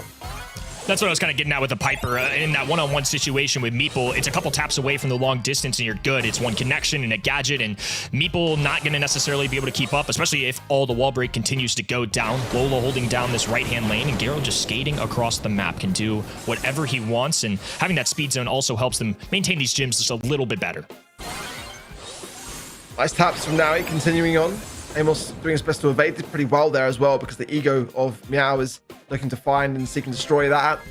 5 gems to 3 in favor of FUT Esports now, and already so much of the map being just hated to their advantage as well, and really little that Experian can do to dance around it. Now the Meeple super down though, however, a chance to put FUT on the first time of this match on the back foot. Nice gadget as well to the mid, leaving little place for FUT Esports to really go. Yeah, cut off Garo entirely there, so he had nowhere to walk. I mean, as a Stu even, can't go over that water, just has the grass to work with. This is a lot of pressure that they're putting down, and now they can threaten this tech super as well, because if it's a pull into something like a Lola, or if Piper loses a super, it could be disastrous, and that's disastrous right there. All the gems being spilled out from FUT Esports time, and they're going to be trying to hold off, and they do jump back in, but it does cost them a super, never something you want to see. It's very close, honestly. And it's going to come down to maybe just one small mistake on either side potentially here. Nice gadget, but it's actually going to miss and go straight down the middle there. Now he's side between Tex and Arthur. The fight for this 9th gem ensues, and down goes Gary. That's not going to help things at all. Meow boxed in as well, and a hypercharged magic hands to be a swift eradication of it as well. Now he's forced to jump away. They need to get this gem. They've got to contest the mid, because if it goes in the hands of Experian, which it has, now it's going to be a reset. Gonna be tough to stretch the entire map. Low HP for Navi, and it's Garo on this right-hand in, trying to get closer. Arthur cuts him off entirely, though. A beautiful gadget placed down at just the right moment. Clock didn't match up, so they couldn't grab those 2 gems in time. As a result, NXT starting to put up some numbers. This is a great showing from them. Yeah, this could easily be a set, in my opinion. They got the comp for it. Draft is great, and it's going to come down to the control. Again, once they put FUT Esports in that back lines, very tough to break out of things, and you can see how influential the Mansion of Meeple gadget really is. Those walls locking us down so much, and Arthur's playing it fantastically well. So I do worry a bit here for FUT Esports, because this could be a loss here, and we know what happens when FUT Esports start to lose sets along the way. It can escalate, but it's a very, very solid draft, and one that might pay dividends here for Experian, but again, it's not going to come easy. FUT Esports are going to fight this one down and try to learn from their mistakes along the way. Got to really adjust all those gadgets that Arthur had. I think Meeple's such a good brawler in this current meta. Going to be using a cube there. A huge cutoff on that right-hand side. NXT together on the top left. We saw the retake potential that they had as well. The control that Meeple brings is what's going to make this comp have any viability whatsoever. Unfortunately for them, Piper is tapping right now. Garo is going to grab that kill, and it's still FUT with a major lead. Yeah, looking much better this time round. Experian struggling to find their footing at the moment, but one magic hand, if now he hasn't got the jump to hand, then that could be crucial, and the gems could be going very much the other way. And the 9th one now spawning now, countdown, and a lot of pressure on the hands of Experian. They do not want to face up against the match point. Tex taking a lot of shots from this Lola pick and might even go down here as well. But Esports doing a fantastic job on the defense. There's 2 players down, and Arthur can't do this all on his own. Will jump away from Piper. Gadget goes in, but doesn't have a super to connect the shot, so that's going to be a round going FUT's way. Grabbing a game in Gym Grab means they are on match point. Set number 3. This is the team that we expected to be good. I liked what we've seen from them in that game number 1, but honestly, I think FUT just made the proper adjustments necessary. Meeple was not as much of a factor there. Yeah, FUT Esports didn't lose control. That's the main factor, and that was where we saw really Experian thrive in the last game. I think it's going to come down to these early moments as well. And that's a good start for Experian. They can just lock down these side lanes now. Swapping text into the side lane might not be the best of choices. Nice gadget there from Naui as well. And big pressure onto Arthur. He's going to force back Tex. And that great start, which Experian had, is now somewhat dwindled. I think it's hard because they match that meeple up into the Piper, and this gadget is going to make it really difficult for her. She can't shoot through the wall necessarily unless she breaks it, but putting Otis on that right-hand lane, Jean into a stew, I mean, I don't think that's necessarily going to give you the boost that you need. Garo even going to stay alive there. They destruct all of those walls, and now Foot just have such an advantage. Yeah, they really do. It's looking very straightforward this time round, as you know, that right side with Amos, it's just really not happening against the Lola pick, and for good reason, in my opinion. Boxed in now is Meow, but popping the ego there as well to be able to use that as a bit of a tank when he does eventually come out. But just the one gem needed now for Esports, and they are on countdown. Meow survived that interaction, and now it's going to be up to Xperia and NXT to keep their tournament lives up. Na'Vi going to be dropping the super and a hypercharge there, and likely going to remain afloat. Going to be in the back spawn, nobody contesting him, so it's going to be a clean win here for Foot Esports, 3-0, and they will take the match. At least it wasn't a full sweep, I can say that at the very least. We saw a glimmer there from Xperia, but again, it's the experience of the Esports that prevails, and kind of what we expected to see, in all honesty, but not the worst of showings for a new team to the BSC monthly finals. And I think they can still be relatively proud of their performance, but it came down to draft for me, and that's where the learnings can be taken, I think, moving forwards. I did like their draft overall. They showed us some new ideas, but sometimes meta is meta for a reason. I did like the way they made Meeple and Jean synergize so well, trapping their opponents with Meeple's gadgets to ensure that Jean could really hit his pull. I thought that could work out. In the first game it did, and then Foot just did what Foot is best at. They're so strong at feeling their opponents out, changing things up on the fly when they lose a game, Kenny. I think so too. I mean, overall, mechanics look good. Drafts were pretty solid from the Foot Esports side. Expectations are just different here. And I don't want to take away from Xperia and NXT's story. I mean, they made a major upset against Team Heretics, a team that I think are one of the better teams in this entire region. So they certainly earned their spot here, but they're definitely going to have to keep competing for future months. This is a start for them. You have to start somewhere. Unfortunately for them, it just comes at a 3-0 defeat to one of the better teams in the EMEA. You had to extend the overlay there for Gary's amount of gems. 28 the whole game, and that was pretty much the story, isn't it, there for Foot Esports? Just holding on to those, playing the objective and getting it done. They stole a lot of the gems that Xperia did pick up. We are heading into the bracket once again, because we have to talk about how we just rushed through those first 3 quarterfinals, Kenny. Yeah, I mean, a lot of donuts, and there's one set win so far, and unfortunately, it came at the expense of every single caster on this desk. Thankfully, the folks at home, majority of them ended up picking Eclipse Esports. So, Humble versus Eclipse Esports on the way. But for now, Team Electros versus SK Gaming, I think it does have potential to be an interesting one. SK as well, a lot of expectation on their heads, coming off the back of a monthly final win. So we can't really risk anything on their side. They've got to be all guns blazing today. This is going to be the first match we see today that both teams have already played in the last monthly finals, yet there's a lot to unpack with this Electros roster, I feel. We're going to get to that after a quick break.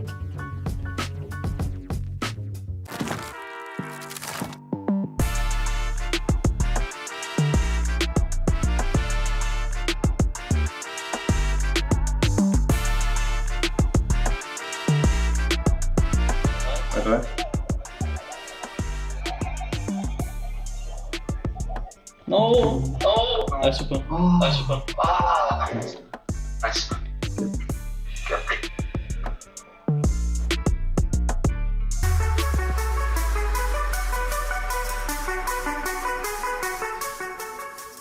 I think this is a tricky one. If I had to guess, I would probably say B 12%, but I'm not really 100% sure.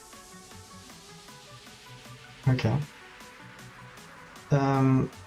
I think I would probably go for C, 4 2/3 tiles.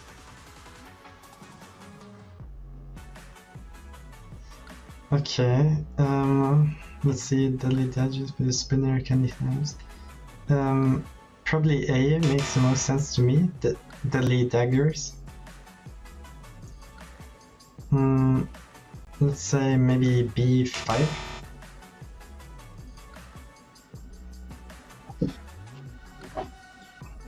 Oh, I should definitely know this. I think it's either 4.6 or 4.8. I think I'll go for 4,600, so A.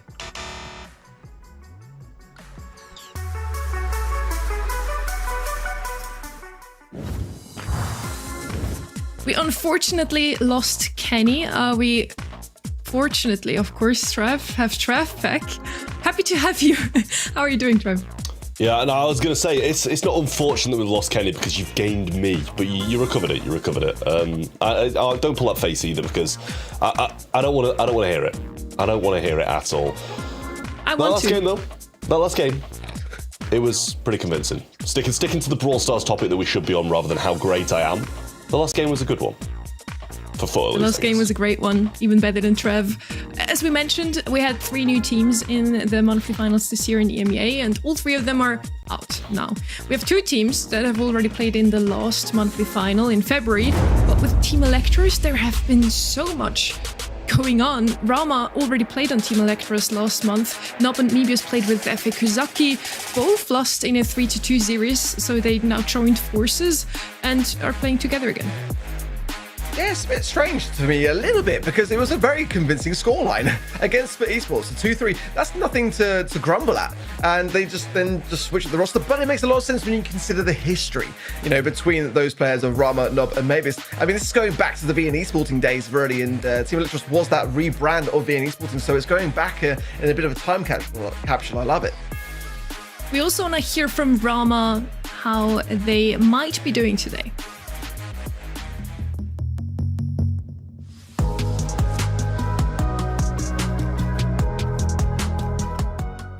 It has to be SK because it's our first round, it's pretty obvious, but new meta, new rules, so we hope we can beat them, and we're gonna aim for winning monthly finals. I think it will be better because in 2023 we had no experience and now everyone make their achievements. So we have more experience and we have synergy, so I hope only winning this month. I think it has to be Jhin. I like this new meta with gadgets, infinity gadgets. With Jhin it's like too broken sometimes.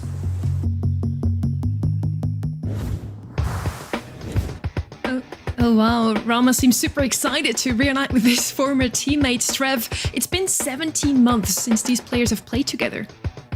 Yeah, it's been a while, but I'm honestly pretty pleased that they have done because it was a relatively successful roster. We saw them competing in SBS a lot, in BSC, and I actually liked them playing together. I thought they had some good synergy, some good gameplay, and you'd have expected over the past 17 months that they've developed as players. So if they can return to that form of synergy and play as well as they had done together, then they're going to be in a good spot this year, I feel.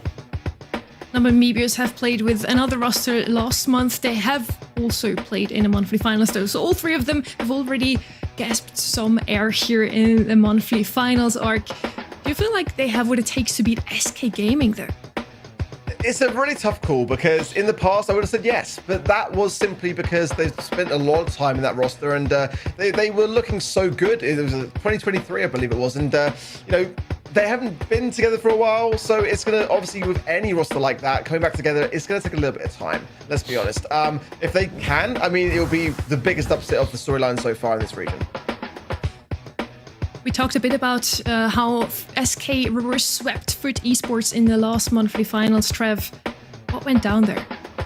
I mean, they just, SK Gaming, just a very, very strong team. This is the thing, I think a lot of people expected them to come in and win after their Champions Invitational performance. We kind of expected SK Gaming to come in, do really well. A little bit more resistance, though, I feel they felt than they were maybe expecting. So first they reverse sweep FUT Esports in the semi-finals, then they completely dominate Humble, the current world champions, in an absolute sweep 3-0. And now in the losers bracket of the monthly qualifiers arc, how did they even land there and why was it a close call? Yeah, double match point against Eclipsar was not what I think many expected to see after what was a really clean monthly finals of qualifying through February. They actually beat Eclipsar 3-0 in that scoreline there as well. And coming into monthly finals, sweeping Humble in the grand finals, not a single game lost. Reverse sweeping for Esports, big expectations, and then to lose that match in the upper bracket. But it was a pretty clean approach in the lower brackets. It was I say it was clean. It was a 3-2 scoreline, so it was a close match against LLC Esports. but nonetheless, they were able to secure things and make the monthly final because, yeah, that would have been definitely quite a difficult position to find themselves in had they not. I mean, we'd have had even more upsets in the qualifiers than we already had if that had happened as well, and even more teams that we're not so familiar with as well. So I'd have been pretty open to it, but for SK Gaming to have got off the back of doing so well in that first monthly finals to then not qualifying would have been a night and day difference that I'm sure a lot of the public and themselves wouldn't have been ready for. In terms of our predictions, we all said SK should take this one. Team Electros has a fighting chance though, I believe. We're going to start out with Pit Stop, our heist map to begin with. Do you feel like they can come up with something here, Ark, to even beat the February monthly final champions? We saw this map play out in the stage yesterday, and some interesting ideas with Shade coming into the mix. And I'm not sure whether I will see that in this region. I don't think it's really whittled down. I think for me, better to see that kind of brawler in maybe Brawl Ball, and then maybe not even much else other than that. We saw it in Hard Rock Mine, but it's certainly a map where we haven't really kind of seen it in the rotation for a while, and therefore can bring some unexpected brawlers to the surface. Team Electros is going to have to be depending upon things like that a little bit for me. I think at the moment SK have had plenty of time to kind of put their qualifying demons to rest, I believe, and I think they're going to be pretty much hitting the ground running like they were last month. I think the experience and the composure which they have is pretty much unmatched at this point, maybe just a humble, and that's the kind of grand finals that I'm anticipating this month. But that's not to say that an upset can't be the case. It's got to start with the first set, and that will be Pit Stop, so this is a chance and an opportunity then for Electros to get that early advantage. I personally think that Pit Stop's a great place for them to start, to be honest with you. It's a bit more of a unfamiliar, less kind of locked down map for a lot of the teams. Obviously, it's been quite a while since we've had it in competitive. And not only that, but there's just a lot of walls, a lot of different compositions, a lot of different kind of ways you can play it, which makes it a little bit more unpredictable than the majority of other heist maps and definitely other game modes. So, we'll see if Team Electros are going to come out swinging, or if SK Gaming, win. Majority of people, I'm sure, think they will. I mean, surely I'm not the only one that reads the name Pit Stop and immediately thinks of Bull here. Now the meta has switched a tiny little bit ever since back then. We see a lot of throwers now. Juju, Barley both found their way into this map. Even Dynamite could be played here, but as Ark already mentioned before, yesterday we had a completely new idea with the Shade. There's a lot of tanks now that are quite strong in this meta, even if they're not Bull, and they will hurt the throwers quite badly if somebody dares to pick them up. Yeah, and the thing as well for me for SK is their scrim rates are just doing so well at the moment. They've been scrimming a ton, more so than pretty much every other team, and the percentage as well between themselves and this very team is in their favor as well. It's looking to me, at least on paper, like SK Gaming should win this. I mean, for example, it was like an 85% against Reply Totem in their scrims. That's huge. Again, Reply Totem struggling against one particular team, but I mean, generally across the board, they were only down to Team Heretics, which is kind of an interesting result to see because Team Heretics obviously didn't make the monthly finals, but that's the only team that they're really struggling against in those scrims. I think that when you come that prepared, that's got to be taken into account here. And for SK, certainly last month's results, that sweep in the grand finals against Humble, yeah, 92% in their favor. I mean, that's what you kind of expect when you come into the month following a monthly finals win. Definitely, though, with that comes a little bit of an expectation, and that can cause a little bit more stress and some potential nerves at play. But I don't think we're going to see that from SK Gaming. They're pretty good at putting those nerves to rest. Yeah, I mean, SK are a team that very rarely I feel like they've got a huge kind of stigma around them for never really feeling the pressure. And a lot of the times, even when they're 2 sets down, you kind of like, okay, if they're the better team in the situation, you expect them to be able to get 3 in a row and come back without really putting too much thought into it. So I do feel like SK Gaming, pretty heavy favourites, and so does the public clearly with 92%. But Team Electros, I don't think we can write them off at all because they're 3 very capable players with a lot of experience in the Brawl Stars competitive scene. I'm quite surprised to see a Dynamite being banned out here. Not something I had in my head right now, but in general, I think the meta still very much revolves around a lot of tanks. Yesterday we had a lot of Shade, Boss, Draco, Frank on this map arc, so I do feel like we're gonna see some tanky brawlers here on Pit Stop. Yeah, Charlie Band's kind of wild for me, not gonna lie. Not really too sure what that might be in aim for. Maybe, I mean, they banned the Buzz on the same side of things. So they may be expecting some sort of tanky idea that something that can dive on the safe potentially. But yeah, definitely a bit of an odd ban for me. Picks coming through now. Kyle, I quite like that one for me. I haven't really kind of seen Riku come back into pissed up yet, and kind of to my dismay, I really quite like that brawler. But that's one brawler that we did see quite a lot in the previous metas for this very map. And Luke combining with it, oh yeah, I like that from SK, having the bit of an insurance policy in the eventuality that we see tanks on the other side of the field as well. But BB, certainly, it's very tough to deal with. It can be quite fast moving, depending upon the star power. And once on the safe, if you line up the bubble against the wall, that's where you can get a lot of value. But certainly, you know, throwers are on the minds of Team Electros now. With BB on the field, they might be reconsidering. I mean, if you go with a Barley, sure, you can have like a sticky syrup mixer gadget to slow that advance, but the hills are more approachable as well. So, you know, it's a tough thing. Spike, very safe. Not sure it's my favorite thing, but on the safe, left untouched, yeah, sure, with the right gadget. Popping pin cushion, that can cause some damage. Yeah, it seems like they're just moving away from the tanks after seeing that Lu being selected. I mean, there still is a chance of it coming down as the last, and one tank's not the end of the world if you're against a Lu anyway, but if there's a few, then you're going to have a bit of a tough time. But yeah, that BB so strong, and especially with hypercharge as well, the bubbles can bounce, you know, so many different directions considering how many walls there are and how many different angles there are to find it. But yeah, getting towards the safe with the speed, with the heals from the gadget, you can do so much. Cordelius can be brought in as a bit more of a defensive measure to mirror that Lu as well, so that SK Gaming don't just take tanks and walk over them. But you know, personally, I wouldn't mind a thrower to round out this SK Gaming comp, just to deal with that spike. And yeah, Flying Hook might cause it a few issues. They're actually going to go the shade as well, taking a bit of a note out of relief out of East Asia's book here, and it worked so well yesterday, and I don't see why it wouldn't work against this comp. I'll be honest, I didn't like it as much on this map as I did in Hard Rock Mine, and then later on in those game modes as well. I felt like it worked better in Brawl and Gem Grab for me, but I can see it working here onto the safe and just being able to get right up against the wall, really. It's certainly a leaf out of East Asia's book, and the first that we've seen today, I was kind of curious after yesterday's show whether we would see some teams taking some ideas from there, and I'm glad to see it, honestly, because I loved that about East Asia in previous years. They were always like leading the path a little bit prior to draft with the brawler picks that many of the regions would then look to and then go, yeah, we're missing a trick, we need to revisit that idea. So definitely, you know, not surprised to see it as much as I was yesterday. That's to say the least. I think yesterday I was still a little bit on the fence, but today I'm very much for it. Yeah, when I saw Shade to start with, it was very much just like, oh, okay, well, it's going to be a little bit of a hindrance. They're maybe not going to be able to do too much. They might make a few plays, but then it was kind of the top dog, the front-running player. So they're looking to try and replicate that Apex success with this brawler, and also they've got the mechanical skill to be able to do just that. So we'll see if Team Electros are going to be able to defend against it, because it's one of those brawlers that can play in the middle of the pack, can play up top, pretty much go everywhere. So SK Gaming did have a very solid comp, but with Carl, if you're not running the Flying Hawk, you can run this burn. It's going to be good against, you know, the safe. It's going to be good against the opposing players. So we'll see if that's how it works out. But a great start from Team Electros so far. Yeah, 50% damage dealt is going to be a concern for SK. Now they're forcing themselves forwards onto the safe, and that's going to be quite a scary prospect. OP just getting some swipes, gets a super as well. Nice lineup on that ball as well. It's going to get down to 66% now. Joker then going to get a good advance onto Rama here and does secure that trade. So now on the safe himself, getting more damage to his team. It's down to Yoshi now as well as OP to be able to defend this out. Yeah, good little super there from Nob as well to be able to take Yoshi out of the equation, but not having the best of times against him, to be honest with you. It's a little close call on that one. The OP gets a nice knockback, but Mebius will survive.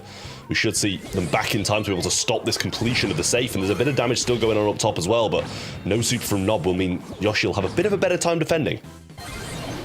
Nob's playing great, and I think a lot of the reason why we're able to get so much damage onto the safe now from Team Electros, this should be the final seconds, final percentiles, and that will be first game going the way of Team Electros. Yeah, I mean, they played it very well, to be honest with you. They just kind of had the loop pinned and spawn, you know, taken out the equation by the Cordelius a few times, and if they can replicate that, they're probably going to be able to win this set. But it did seem like Joker had a very firm hold on the spike back on the other side. So if they can just get maybe a bit of a better start and not be 50% down, then they'll be able to take a bit more of advantage of the time in the game. Well, gadget pop of the additives there for OP to keep him more in the mix, but the pinch was there between Nob and Mavius, and a swift takedown nonetheless. Just trying to zone off Mavius on the left-hand side now. Joker's taking a lot of shots from Nob, and again, this I was a bit on the fence with the Cordelius pick, and it's working out wondrously well so far. Look at this, though. The spike creep up to the safe. It has to be a lot of damage. Surely that'll be a popping pinkish gadget from Rama, and it is 30% dealt already. And SK struggling on defense here. Yeah, it's really dangerous to be in that position, and Nob now moving backwards. Nice little bubble there from OP to try and stop Mebius from advancing, but it's really not going to stop him for too long. OP trying to return, and Joker not able to get Rama down on the other side yet. Only got 5% damage, and really not looking too great on the defensive side either with Mebius spinning, but they do manage to clean it up. 39% still left on that safe, but it seems Shade's maybe been taken down, or Rama's left it to one of his teammates. Yeah, the scoreline definitely not as I was going to expect coming into this match. Much closer. And Team Electros really are working it wondrously well. I mean, the BB's not really as effective nearly as I was expecting for SK Gaming. Hypercharge is available for OP now, but whether he was able to land it onto the safe is a different story, much on the defense for the majority of his time, it seems. And already, Team Electros pushing themselves forward yet again, leaving Yoshi to defend a 1 versus 2 there as well. 28% down and dwindling more. So now getting the stun, it's a little glimmer. But SK Gaming can't leave anything untouched now on the defense. They've got to go on the offense and try to get the Trace to be able to land it. That's one down, but not on the right-hand side now. Full HP, blasting his way forwards, and SK's got to die for it. Yeah, I mean, great defensive presence from Yoshi here, to be honest with you, but there's not much of this safe left, and Nob might be able to just hop straight over this wall if both of them go round, and he's going to go straight for that damage, but might be defended here as he goes into the realm with Yoshi, which is something that Yoshi maybe should be winning, but not finding the connections. And he's just going to come out of this realm right next to OP. He actually does get the kill just about, and OP and Joker might be able to push the rest of the team back to maybe push for a win here. Yeah, Nob's doing wondrously well. He really is. I'm really sold now on this Cordelius pick. I can see exactly how effective it can be. It's keeping SK back the whole time and allowing a little bit of a breakthrough for the various other teammates to come through and get some damage. But now, SK with a little break. Joker getting super as well. But look at that. Again, Nob straight to the realm. But then OP does get the trade-off. Some damage to the safe. Some good damage from SK Gaming now. And maybe it's going for a lunge on the left-hand side, going straight towards the safe. It's going to be a base race and a half here. One swap of the pickaxe. On the other side, it's a draw on the final seconds. Are you serious? I think the pickaxe only got half of its hit in there as well. The 1% delta, it didn't return in time. That is a nightmare for Electros, but so close. SK just needed one more swipe, and clearly Joker couldn't get it, just died in the last second, and only one half of that pickaxe shot actually made the connection. And they were, I mean, I don't know who's better or worse off with that one, whether SK have just held on or if they should have won that one. That was crazy, honestly. I didn't see that coming, in all fairness. I thought it was going to go one side or the other, but how often do you ever really get to see a draw in Heist? My goodness me. Well, let's see and still spectate. We're just waiting for it to come back now, but I've got full faith in this Team Electros roster in terms of brawler choices on the field. I feel like the Cordelius is working really well. I feel like the Shade is not working nearly as well by comparison for SK Gaming, and that's kind of what I was expecting to see a little bit coming with the Shade not being quite as prevalent, but at the moment, looking towards that spike, they're allowing the spike to get to the safe too much on the side of SK. I mean, personally, I don't think Shade's the issue at all. I think the Shade's doing a good amount. They're really not able to get this BB into an aggressive position. I think that's the biggest issue for them. Joker getting a few swipes in there, and Yoshi trying to add a bit of damage to the safe, but not able to do too much, and Nob just returning to clean him up here, and all three members of Team Electros will start to move up the map.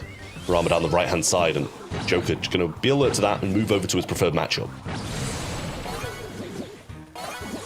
I'm looking forward to seeing the stats for me, for Nob, honestly. I really am. He's getting so many kills and just everywhere. It seems Hypercharge straight into OP again, and good taps along the way, getting him eradicated. Joker now making a lunge on the bottom right. Going for the safe, and now Hypercharge maybe could be really quite lethal. Nice gadget as well. Gonna be a lot of damage running in now for Team Electros. And SK Gaming now are starting to dwindle somewhat. Got something, some 79% of damage on the safe. Nice again for Mavis, stunned out though and double teamed. Nob all didn't quite connect there with the super, but we'll get some damage nonetheless. So much work done here by Team Electros. Down to 34% with only 40 seconds left. Joker's going to sweep around the side and actually didn't get the connection before his super ran out. Now he's going to be in a tough position and goes down to Mebius once more. OP throws out the bubble to keep him low, gets 2 shots on him there, uses the Hypercharge, thinks he might be able to get in range without dying, and just about gets it done. Hypercharge still there, and the bubble will be able to be thrown on safe. Joker picks up the spike, and there's still a chance for an SK comeback, but so much work still needs to be done.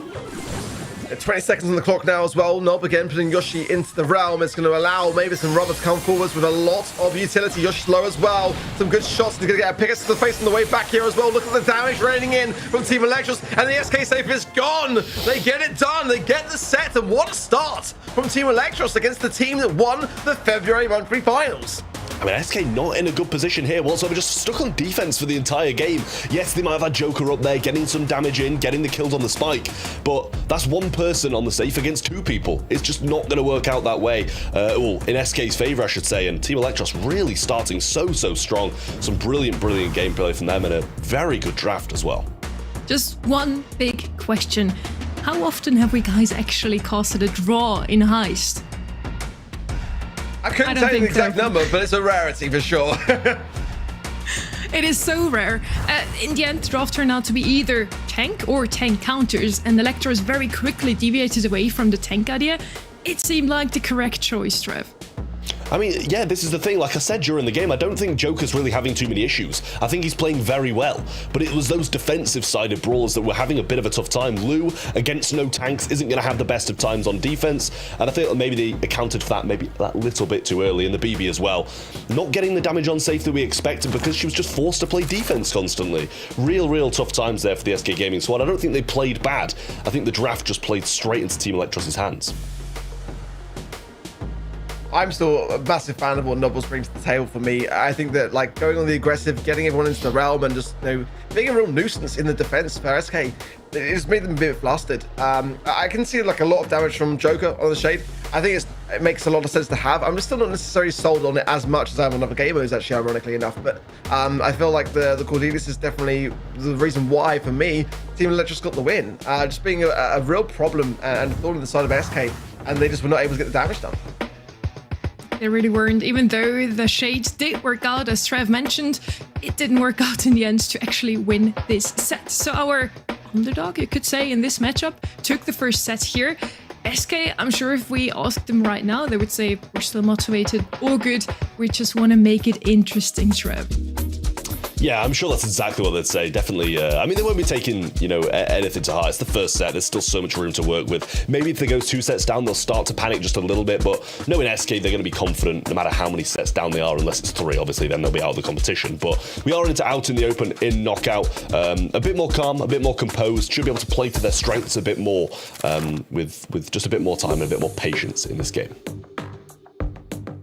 We're heading into the draft here already. We see the bans, a lot of tanks out of the way, and Mr. P, of course, one of the best brawlers in knockout, probably. Brock as our first pick. Out in the open, you really only have 2 ways to play it. You either just walk all the way to the right as the whole team, try to push in mid, or you use the jump pad on the left, or you break the walls, which is usually the strat I try to go for as well, Orc. Yeah, Brock first pick, love that. Also, the Buster Bands, really underrated one that I love from SK Gaming. Normally, I would be looking to get a Pearl now since that Buster Band's there, because that's the biggest thorn in her side, in my opinion. Kit Band as well, just really good bands, I think, from SK. And ones that you don't really expect. Hank, though, yeah, left open. Yeah, I didn't have time to process that one coming through, and that's a bit of a blunder for me. A little bit from SK. It's a really tough thing to play into. The hypercharge, just like no hiding from it whatsoever. So already that's a really tough thing to looking down the barrel of. If they can take care of this comp, then I mean, all credit to them. But certainly, yeah, the Hank first pick is going to be a very scary thing now for SK. They cannot afford to get stuck in that spawn. Yeah, and they've got the Byron along with it as well, so even if he wants to step out, take a few risks, try and get his super built up by hitting some shots, Byron's going to be able to keep him top on the health, unless they had any heavy damage dealers to this SK side, which can leave them a bit open at the range. Then it's going to be a tough game for them. The hypercharge can just wipe them off the map, closing seconds, even in the early game, if that's what he's got, then they're just going to home in and kill the players. They're going to take the B. I think that's probably about as good as they could have done against the tankiness of the Hank, while still being able to compete at range. Yeah, for sure. I wouldn't put it past them to get a max combining with that as well, because mobility combining with the B would help out a great deal. But yeah, the B is a solid response. It's definitely the best thing they can really hope for at this present moment in time. The Brock will be able to open things up as well, so they've got some options to be able to have on the lane side, in the middle area of the map at least, to be able to get out. People, yeah, that's a great shout actually, now I think about that. We saw just how strong that was in East Asia as well, and that is a much better shout than the Max. I feel that might have swayed my decision. I know the Hank is a really scary elephant in the room here, but I dare to say that Maple's actually better here. Certainly with the gadget, you can just break open the middle immediately. That crossover in the bush is so important to be able to establish. And in this map, if you've locked off the map, you can't go anywhere. You're completely stuck. So I don't really know what Piper's going to be able to do against that. You're sure they can break the walls if they've got super, but if they haven't got the super, then I mean this beginning starting motion, if they get this Maple gadget on point, is going to put SK Gaming into a good position early on.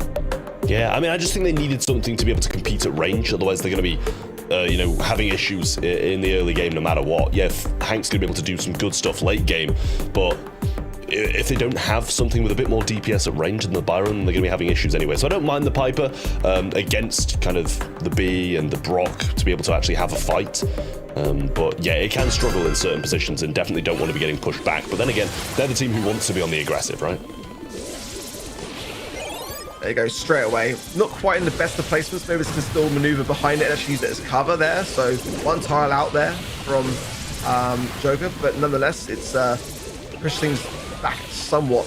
Brock again, that's the key brawler pick for me. The first pick, Brock, I can understand favoring over the Hank. That's a bit of a heavy question to ask really in this kind of meta, but so far SK on the back ropes as well, and maybe it does win the left hand side lane trade with about 300 HP, so already now giving a disadvantage towards SK. Yeah, I mean, it's great stuff from Mebius over there to be able to win that 1v1. Puts them in a position to actually be able to win this, because the B and the Brock have been keeping Rama back so well, and now they're in the back lines. They might start to have some issues, especially with Mebius pinching around this left-hand side, and the Brock super is going to miss as well. Also, not really breaking up too much for this side. And OP back in the right-hand spawn. Nob going to throw a gadget towards that, and Rama does eventually get healed up, and we see OP did go down as well, and Yoshi heading towards the gas, not wanting to feed Rama anything at all, and who can blame him?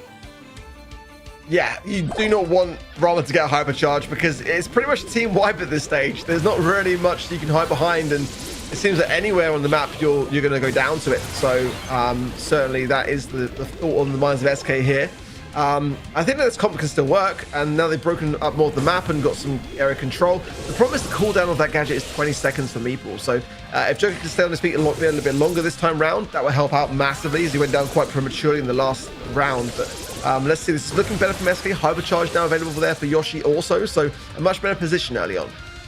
Yeah, it is very nice from them, and Hank gonna have a tough position trying to get out of the spawn, as if he walks through the choke points, he's just gonna get peppered down so fast. But at the moment, it's still them heavily in control, and Mebius doesn't get boxed up here, which is going to help them massively, considering they had that Meeple super as well. Super from Brock on the right-hand side. Rocket Rain. Rama's going to jump in, maybe going to use the super, but might want to hold it for when he's got hypercharge. OP just narrowly surviving, and Rama pretty much all alone. I'm not sure what he can do in this situation. He is going to go down, but every time he gets hit, he's working closer and closer to that super. Yeah, this is the problem. He might very well get this in this round. A mid-break there for Mavis as well is going to open things up a big time and deflate what Meeple can bring to the table for SK. Hypercharge there available for OPE yet again. If you can connect that, it's going to provide a lot of slow and some big heavy taps onto Rama and hopefully eradicate him prior to his hypercharge. So there's a lot going on, and this round has got a lot of stakes considering the SKL behind here. Yeah, we're going to see the B hypercharge coming in eventually as well. Great taps from Mebius, sending the opposing team into the spawn this time, which is a great position for Rama to be in. Gets boxed though, and the super's there as well. Rama might be able to survive this, and somehow uses his super to get the survive through. And Byron heals keep him alive as well. Does have the hypercharge, but surely shouldn't be able to get his super back in this amount of time. Yoshi takes some fire. Splash comes through. Great trade from Nob, but Rama no heals now. He is against the Meeple. Also might be able to heal up and just allow Mebius to do what he does best and hit these shots, but finding nothing so far. Boxed in again, and he's made it a 1v1 against Mebius, who's avoiding shots nicely, but Rama now coming back in, hypercharge activated, and goodbye Meeple. As soon as he gets out, he goes down. Electros extending the lead further. The amount of damage that Hank soaked up was absolutely disgusting. I mean, it really was. But who would have thought they would be in this position right now with SK just struggling to get anything really on the board? Just around so far. And it's not looking fantastic for them. I think this comp can still work, but these eliminations are going to be faster and more swifter. They've got to get these rounds over faster because the Hank being the biggest threat there. And like you mentioned, the longer that they are soaking damage into it, the more closer that Rama gets to a hypercharge. Yeah, I mean, so it's tough. Yeah, I was going to say, no matter like he's going to be pretty happy about the rounds going quite long. He's going to be happier if they win them, but if he's just soaking up damage, getting his hypercharge, if it's 1-1, they're going to be in a very good position in the late game, but this is a very tough position now, but no one's able to shoot him as the Meeple has no super, so even if they boxed him, they can't do anything about it. Depending upon Yoshi having the Rocket Rain at that point in time, and we already saw that didn't quite work out enough to dismay. They're going to get Nob really taken care of. That's the key really to this comp, is keeping Rama alive. So if they can get rid of Nob early on, but they're not really focusing their attention on him, that's the problem. Misconnection there from OP as well. Bit of a slow on to Nob, however, and that might prove costly. Nice taps from Yoshi, but it's still not enough. Now the Rocket Rain, and Rama's still alive. Nob's still there. At the moment, Team Electros is just invincible at this stage. I mean, Mebius doesn't need any heals. He's just doing them anyway. It's like just walking up and getting a kill whilst his two teammates are getting absolutely battered by the others. And all three members of Electros survive. We did see a little bit of a Hank Super in there to keep him alive with the heal that comes along with it. But how have they won from that position? I mean, it's crazy. Just the survivability is insane at this point. And I feel like they're just got to take care of Nob. It's a really good pick. This Byron I didn't quite see coming, combined with the Hank, is just a perfect scenario, because Hank is so hard to take care of on his own. And if Nob continues the accuracy, look at that. Now SK is starting to realize that and really focus him. But I feel like it's a matter of time. As everything they throw at them, that's not the greatest of gadgets either. They were getting some good damage into the Hank there, and now they've got to slow the advance. So he's just there the whole time. Rama is the problem, and Nob is keeping him in the conversation. I mean, Rama can't be far off a hypercharge now. I feel like he's taking so much damage and already used the super. There you go, he's got it now. And the player's already gone down. Joker's died, leaving Rama in a good position to just hypercharge this. The snipes go through, doesn't get the cycle, but they're also low. Brock goes down, and OPE will be right behind him. Oh, he should be right behind him. He had a little bit of a chance in there, but Team Electros do eventually win the set. And what a play that was. What a draft. Yeah, I mean, just to remind everyone at home, if you are joining the stream a little bit late, we did say coming in as opening statements that this is the hardest region to predict for. So if you are struggling here, we feel you. We are as well. We all predicted SK. It's 2-set lead now for the former A&R squad. And I'm getting some flashbacks here. And A&R were a fantastic team back in the day, but who would have thought in this monthly final, getting this advantage over SK, the last monthly final champion? It's crazy. We all predicted Reply Totem too, so I wouldn't listen to us today whatsoever. Rama did announce in his interview that we watched earlier that they've learned a lot since they have played together in 2023. The draft, the gameplay, they know what they're doing, Trev. Yeah, I mean, it's really, really nice stuff from Team Electros. It just seems like the 17 months that Rama was apart, it feels like nothing. I feel like it's blown by, because this is just rolling back the clock, and they're playing so well. I mean, how good the survivability of Rama was in this game. Nob just healing him constantly. If he has to, he throws out a super to heal himself to keep himself in the mix. And I feel like we've got to touch on Mebius as well, because there were so many times where they were pinned in the back spawns, he'd just go and get a kill and free them up completely. I mean, even him bursting down the left-hand side there got so much space opened up, might have missed a few shots and got killed, but in the end, Team Electros really didn't take that many casualties at all. There were a couple of times where 3 players were still standing, 2 players were still standing. It wasn't even that close. The draft, the highlights just perfectly showed us what you just were talking about, Trev. Mebius really acting on that left-hand side, doing so well for themselves. Overall, Electros 2-0 up against the February monthly final champions. Could it be, Ark, that we are losing those champions in the quarterfinals already? I don't want to jinx it, to be honest. At the moment, we need to see more from SK. It's coming down to draft at the moment for me. It really is. I think the heist draft was spot on in favor of Electros. I think that they've really missed the trick with the Hank and not banning it out as you should. I mean, at this stage, it's no secret. If you're leaving Hank open, prepare to lose, in my opinion, and you kind of deserve to, because it should just be literally, if you don't have that coin toss, an insta-ban, and then work out everything around it. It's safer to do it that way than it is to do it any other way. I don't see why you wouldn't at this point. I think that very, very few people in the world are going to have an answer to Frank. To Hank, sorry. yeah. I was about to say, just make sure to ban out Hank here. Team Electros is banning him themselves, because SK Gaming actually has the first pick here. Now, this is a very interesting map. We have those bushy lane on the left-hand side. You could place a penny turret there. Usually you want to play Ember into it to just burn those bushes down, but both of those brawlers haven't really been showing up recently in the draft. What we've seen yesterday already is just playing Stu. Great idea from SK Gaming with the speed zone, and just dodge the incoming shots from the opponent's Trev. Yeah, Stu's a great pick. I love this Stu pick early on from SK Gaming. So versatile. The mobility that it brings, it allows you to get in and out of people's ranges so fast, and obviously the hypercharge, getting into the back lines, getting into great positions is just what Stu does best. So we'll see if Team Electros are able to match this with their first 2 picks and start this draft off strong. B, great shout. I love B. Stopping them from playing the more tankier things. Obviously Berry banned out of the way, so it makes it a bit more difficult to play the likes of a Frank or something like that in the mid here, but B amplifies that even more because of how strong she is against tanks. Well, not that it made really a difference in the last round, because Hank was just walking over her and getting healed up, but we see Team Electros are able to add something that strengthens this comp even more, as their second pick should be coming rolling through shortly. I mean, Stu's first pick, I think it's a really good starting hand for SK. I think it's always been on this map a really prevalent brawler, and in this meta even more so. So I don't mind it. I think the B's actually going to have a hard time connecting shots with that speed zone, which is surely going to be the gadget of choice for SK. Byron, though, is a scary brawler to see. You know, Hank is banned, though, so I'm not as scared by it. But, I mean, we've seen how, you know, this is clearly a brawler pick that Team Electros have put to good use in their scrims. And, you know, there's other brawlers that can still be equally as forceful. If they get the Frank coming in, then that could also be a problem. Berry's being banned out, and the Poco too, so little of an opportunity for SK to have a similar strategy. We saw that a lot last month. Janet coming in, though, is a good brawler for SK, no doubt about it, as the hypercharge has elevated this brawler into such a fantastic place in the meta. But I'm worried for this final pick, honestly. Yeah, I mean, Janet is another great brawler, but Team Electros, what they've got here, I think it's very, very solid as well, and is more than capable of dealing with a Janet. Pam going to come roll on it. It's been a while. Maybe I'm not worried about this final pick. Listen, I love Pam. One of my favorite brawlers. And when this map was a competitive map, we saw Pam so much, but she's just been out the meta for a while, and I'm intrigued to see if this is going to be something that this map at least is something that's going to be able to bring her back. Stu, not much damage. Janet, not much damage. We might have a few issues with the Bell bouncing back and forwards between the turret, but I don't hate the Pam too much. Yeah, I'm doing it dirty. She was always good here, and this could be a really good pick actually for Electros, because I think the teams have forgotten the fact that she was always this good on this map. And I worry a bit for SK with the Byron as well. That's double heal.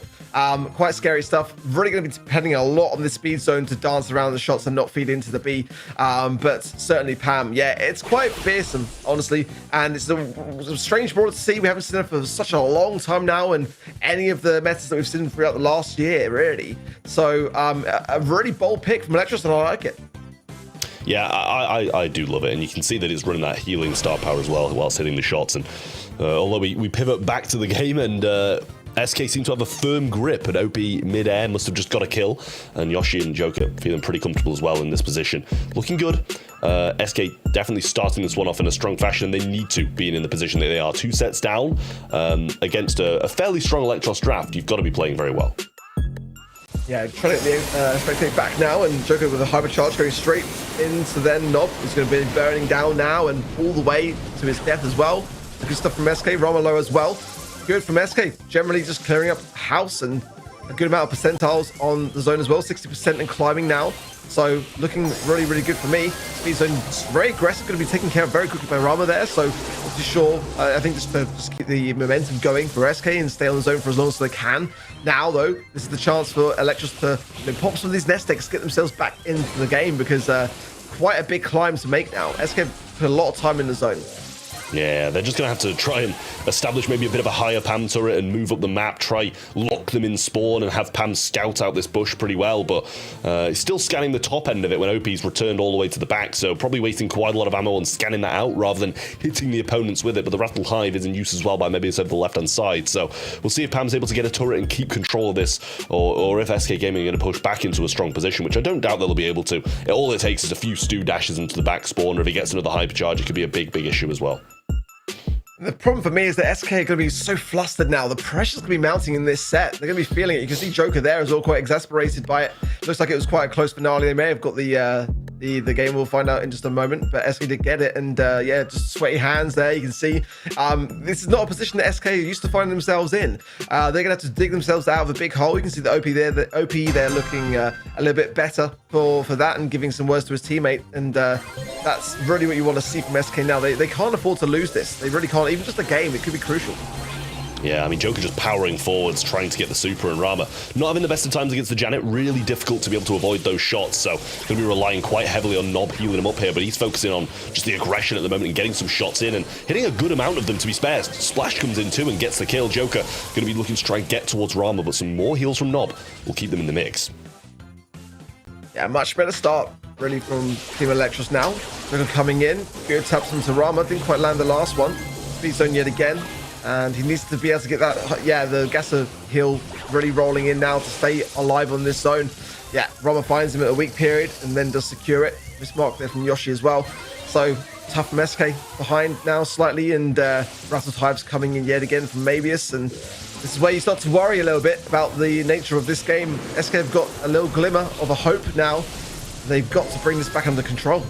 Yeah, 3 people came on the right-hand side there. Maybe it's going to place that in his face and tank one of the shots. Joker now eventually able to move around, but will go down. Great taps from both Nob and Rama to keep them in the mix here, and he's got another turret as well, and the percentage still ticking up for them. OP is going to be in the air, which Ye might be able to drop some bombs, get some damage in, but he's going to be out of the way whilst doing so, and Rama quite low, but a good percentage lead, around 40%, as Mebius continues to tap away and has a hypercharge. And if he uses it in a position like this, it's going to be a very good one. Here you go, using it now, but all tanked. Actually, OP does get hit by it, but he's just going to take to the sky and wait it out. Yeah, OP is playing fantastically well. You can see just how many bombs he dropped there onto Nob and the healing station, but now it's the last man standing for Joker, dancing around the situation, putting fire everywhere that he possibly can, but it's not going to be enough here. And Team Electros are still climbing in the percentages now towards 100%. 95 now. SK have got to shut this down immediately. They've done so, but Nob is going to be able to heal up and then try and force things back. Even so, SK have got to hold off the entire time. And now with Yoshi going down, it's just going to be Joker on his own. There's nothing he's going to be able to do now. Rushing the zone is going to be Electros, and they get it. They move on to match point, and this is a serious red alert for SK. They've got to wake up. The monthly final champions of February are about to fall in the quarterfinals unless they turn things around. And I mean, not just about to fall, they're about to get swept. That is absolutely crazy. We're in the quarterfinals, if you're just joining, guys. We're in the quarterfinals, and SK Gaming are on the brink of getting swept by Team Electros, who are a very notable team, extremely good players, but they shouldn't be sweeping SK this hard. Yeah, they shouldn't. They really shouldn't. I mean, this roster, of course, goes back many a year, and they had some great success in the past, but who would have expected this coming into March? I mean, this is like not on my bingo card at all, and you know, I had SK to win this month, just for context, so I'm definitely sweating a little bit now myself. And SK, again, flustered, not themselves, and they know it. I feel like with the momentum that Team Electros have got, and the comps, the drafts have been absolutely on point, honestly. Yeah, I mean, it is really, really good stuff. I will say, you know, for the start of this game, SK seemed in a pretty strong position. So we'll see if the Team Electros are going to be able to drag stuff back. But Rama there, he looked quite calm, composed, to be honest with you. So they have managed to drag it back into a good position for them. But still battling it out to see if they're going to be sent home or if they're going to be advancing this just one step further. It's still going to be 2-1 to Electros. They're still going to be in a good position. But it is fairly even. Yeah, so close to call. OP again, taking the skies, and Joker there, the hypercharge, as we saw previously, just putting as much on the map as he can to really deter the situation. 3 nest eggs as well in the zone is nice time spent by Yoshi. Everyone's low here except for Joker though, so OP and Yoshi have got to stay standing on their feet to be able to bring this one back under control. They've got 74%. That's a good solid start. If they can just get this set and find something to put on the board here, it will just delay a little bit of time in their favor. And it looks like with a big side from Yoshi, that might have been the case, because I'm sure that would have been otherwise a very different face and reaction that we'd seen. Joker there just hydrating up, and SK do win it, so we're going to be continuing on. And what a sigh of relief that must be, that OJ has never tasted so sweet. Yeah, he loves a glass of OJ, that lad, as well. I swear I see him every time he's on a camera, he's sipping that OJ. So maybe it's definitely, I mean, it needs to be a good luck charm, a glass of OJ, for them to be able to drag this one back, because that was about as close as ever. You got backed against the wall, match point in your opposition's favor. SK need absolutely everything they can get at the moment, because even winning that set, it wasn't convincing, which means they're going to have to drag 2 sets more whilst fighting off Team Electros only needing 1. I could use a little bit of a refreshment now as well. Honestly, what a match this has been so far. It proves once again how competitive, how volatile the EMEA region is. Within just 1 month, things can change so drastically. I need a breather after this arc. Yeah, you and me both, honestly. You can see that as well. Joker really just bringing the objective for his team there. And that's kind of what you expect. It's the first pick brawler for a reason. And SK didn't hesitate to snap that one up in that regard. So, again, a much better draft from SK. Still a very close game, and I think that just goes to show just how much of the competition Team Electros are bringing to the equation. Look at this from Nob, from OPE rather, here onto Nob. The amount of bombs that he was landing there on the turret and him, and still it meant that, you know, it took so much to get the takedown there. For SK, you know, this was a battle and a half to win this set, and it's far from over. Yeah, I mean, it was crazy. It really was, Trev. Janet is a brawler that we haven't really seen come out of many teams, but SK Gaming already have been playing her in the February monthly finals. I do remember some moments where OP showed us off how good she really is now with her hypercharge. In general, you can say Electros has definitely what it takes to beat SK Gaming today. It would be a huge upset to already lose our February monthly final winner in the quarterfinals, but honestly, they would deserve it. Yeah, I mean, they're hitting the mark, really, for Electros at the moment. And, you know, again, it's not the craziest of rosters, one that we've seen many a time over the year, bringing some great results. It's not like an up-and-comer to me, necessarily. It's a roster formation that we haven't seen for, was it 17 months? So, you know, just getting that synergy was my only reservation coming into this matchup. And I was wrong to think it. They just look as good as they always did. From memory, they never actually won the monthly finals, I think, I'm fair to say, but they got into the grand finals in the past. So, I mean, they're looking like that team could be the same today, in all honesty. It's quite unexpected. But we saw last month SK reverse sweeping, you know, so this is something which is in their abilities, for sure. In that regard, it was for Esports in the semi-finals. So, you know, they have been under pressure, and they've been able to surpass it, and not only that, but get to the grand finals and win the whole thing off the back of it. So they're going to be now thinking back to that time and digging deep. Heading into the draft now, Trev, we see OP, the brains behind SK Gaming's draft. Let's see if he can cook here. I mean, I hope for their sake that they do. Team Electros still in a pretty commanding position, but yeah, the ban's good across the board. I always very happy about seeing a Mr. P ban, and especially on a map like this. Nita is the first pick though. Can be quite easily outranged down the lanes, I feel, but it's very versatile. Good against some mid-range brawlers, good against tanks. You know, you're in safe hands with a Nita. First pick worthy though, I don't know, but certainly it's not a bad one at all for me. Looking ahead as well, Meeple's not banned here, so that could certainly be on the minds of SK now. We saw Shade as well. I mean, we already saw SK taking a leaf out of Zeta's book from East Asia in Pit Stop. It could be the case that they like what they saw in Hard Rock Mine as well as the final pick potentially here. Stu picked up as well as the Lu. So yeah, I quite like it. The Lu might not get the value though if there's not really much tank to be seen on the side of Electros. Yeah, that's the thing. I feel Lu's maybe a little bit of a weird pick on Hard Rock Mine, if you ask me. It can work, don't get me wrong, it very much can. But as you say, with no tanks, it can definitely have some issues too. Still, a lot of good brawlers left on the board. Stuff like a Rico is still there for the taking. Obviously, Team Electros heavily in need of a mid, whereas, you know, technically SK have two that they can use. They're going to go with the kit. Wild, if you ask me. Wild. It can work. But it also can't sometimes. It's going to depend heavily upon what it's connecting with. I don't think that's why I'm holding my breath for this final pick. You know, there's certainly a lot of places to hide on this map and cross over with the cardboard box gadgets, so I can understand that for sure. But really where Kit thrives is by connecting with another brawler to be a real issue. Normally like a Daryl or something, but it's not going to have that strategy at all, not even close. The Gene's going to be 100% playing mid. You know, you just kind of expect to combine with a Daryl or a Melody or, you know, a Frank or something to cause a bigger problem.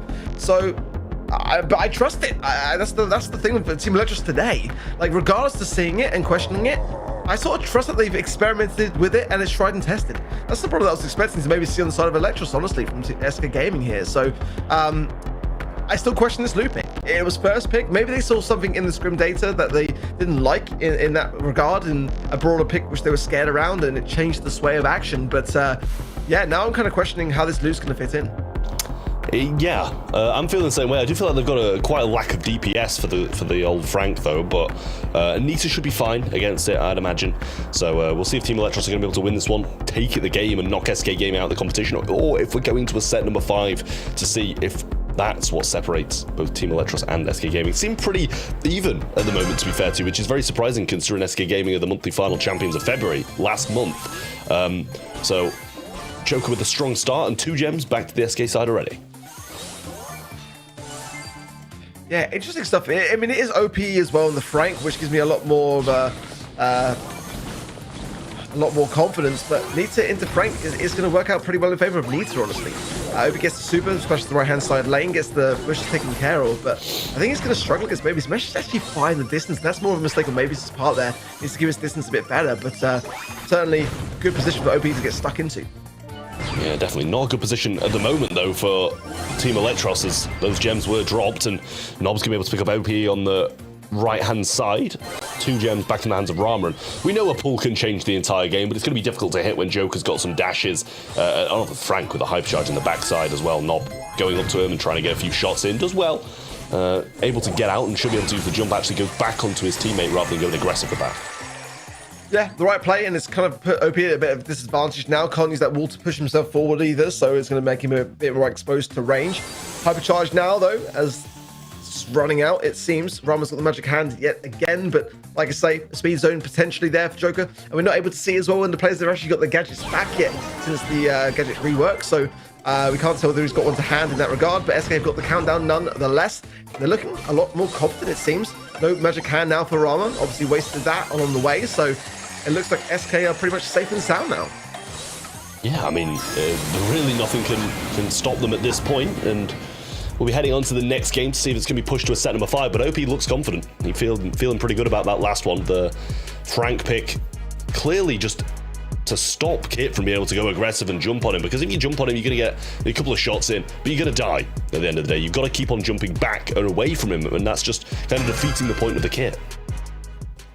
And that's what I mean about SK. They are a momentum-based team, and this is exactly what we saw last month in the semifinals versus for Esports. They started to then get that confidence back. You can see it in their body languages as well, big time, and remind themselves that they can get this to a 5th final set. And then it's just down to one draft. I think they've got the draft here for sure. I think this kit is just not really doing what Team Electros had in their minds. They're not really seeing what the strategy even was.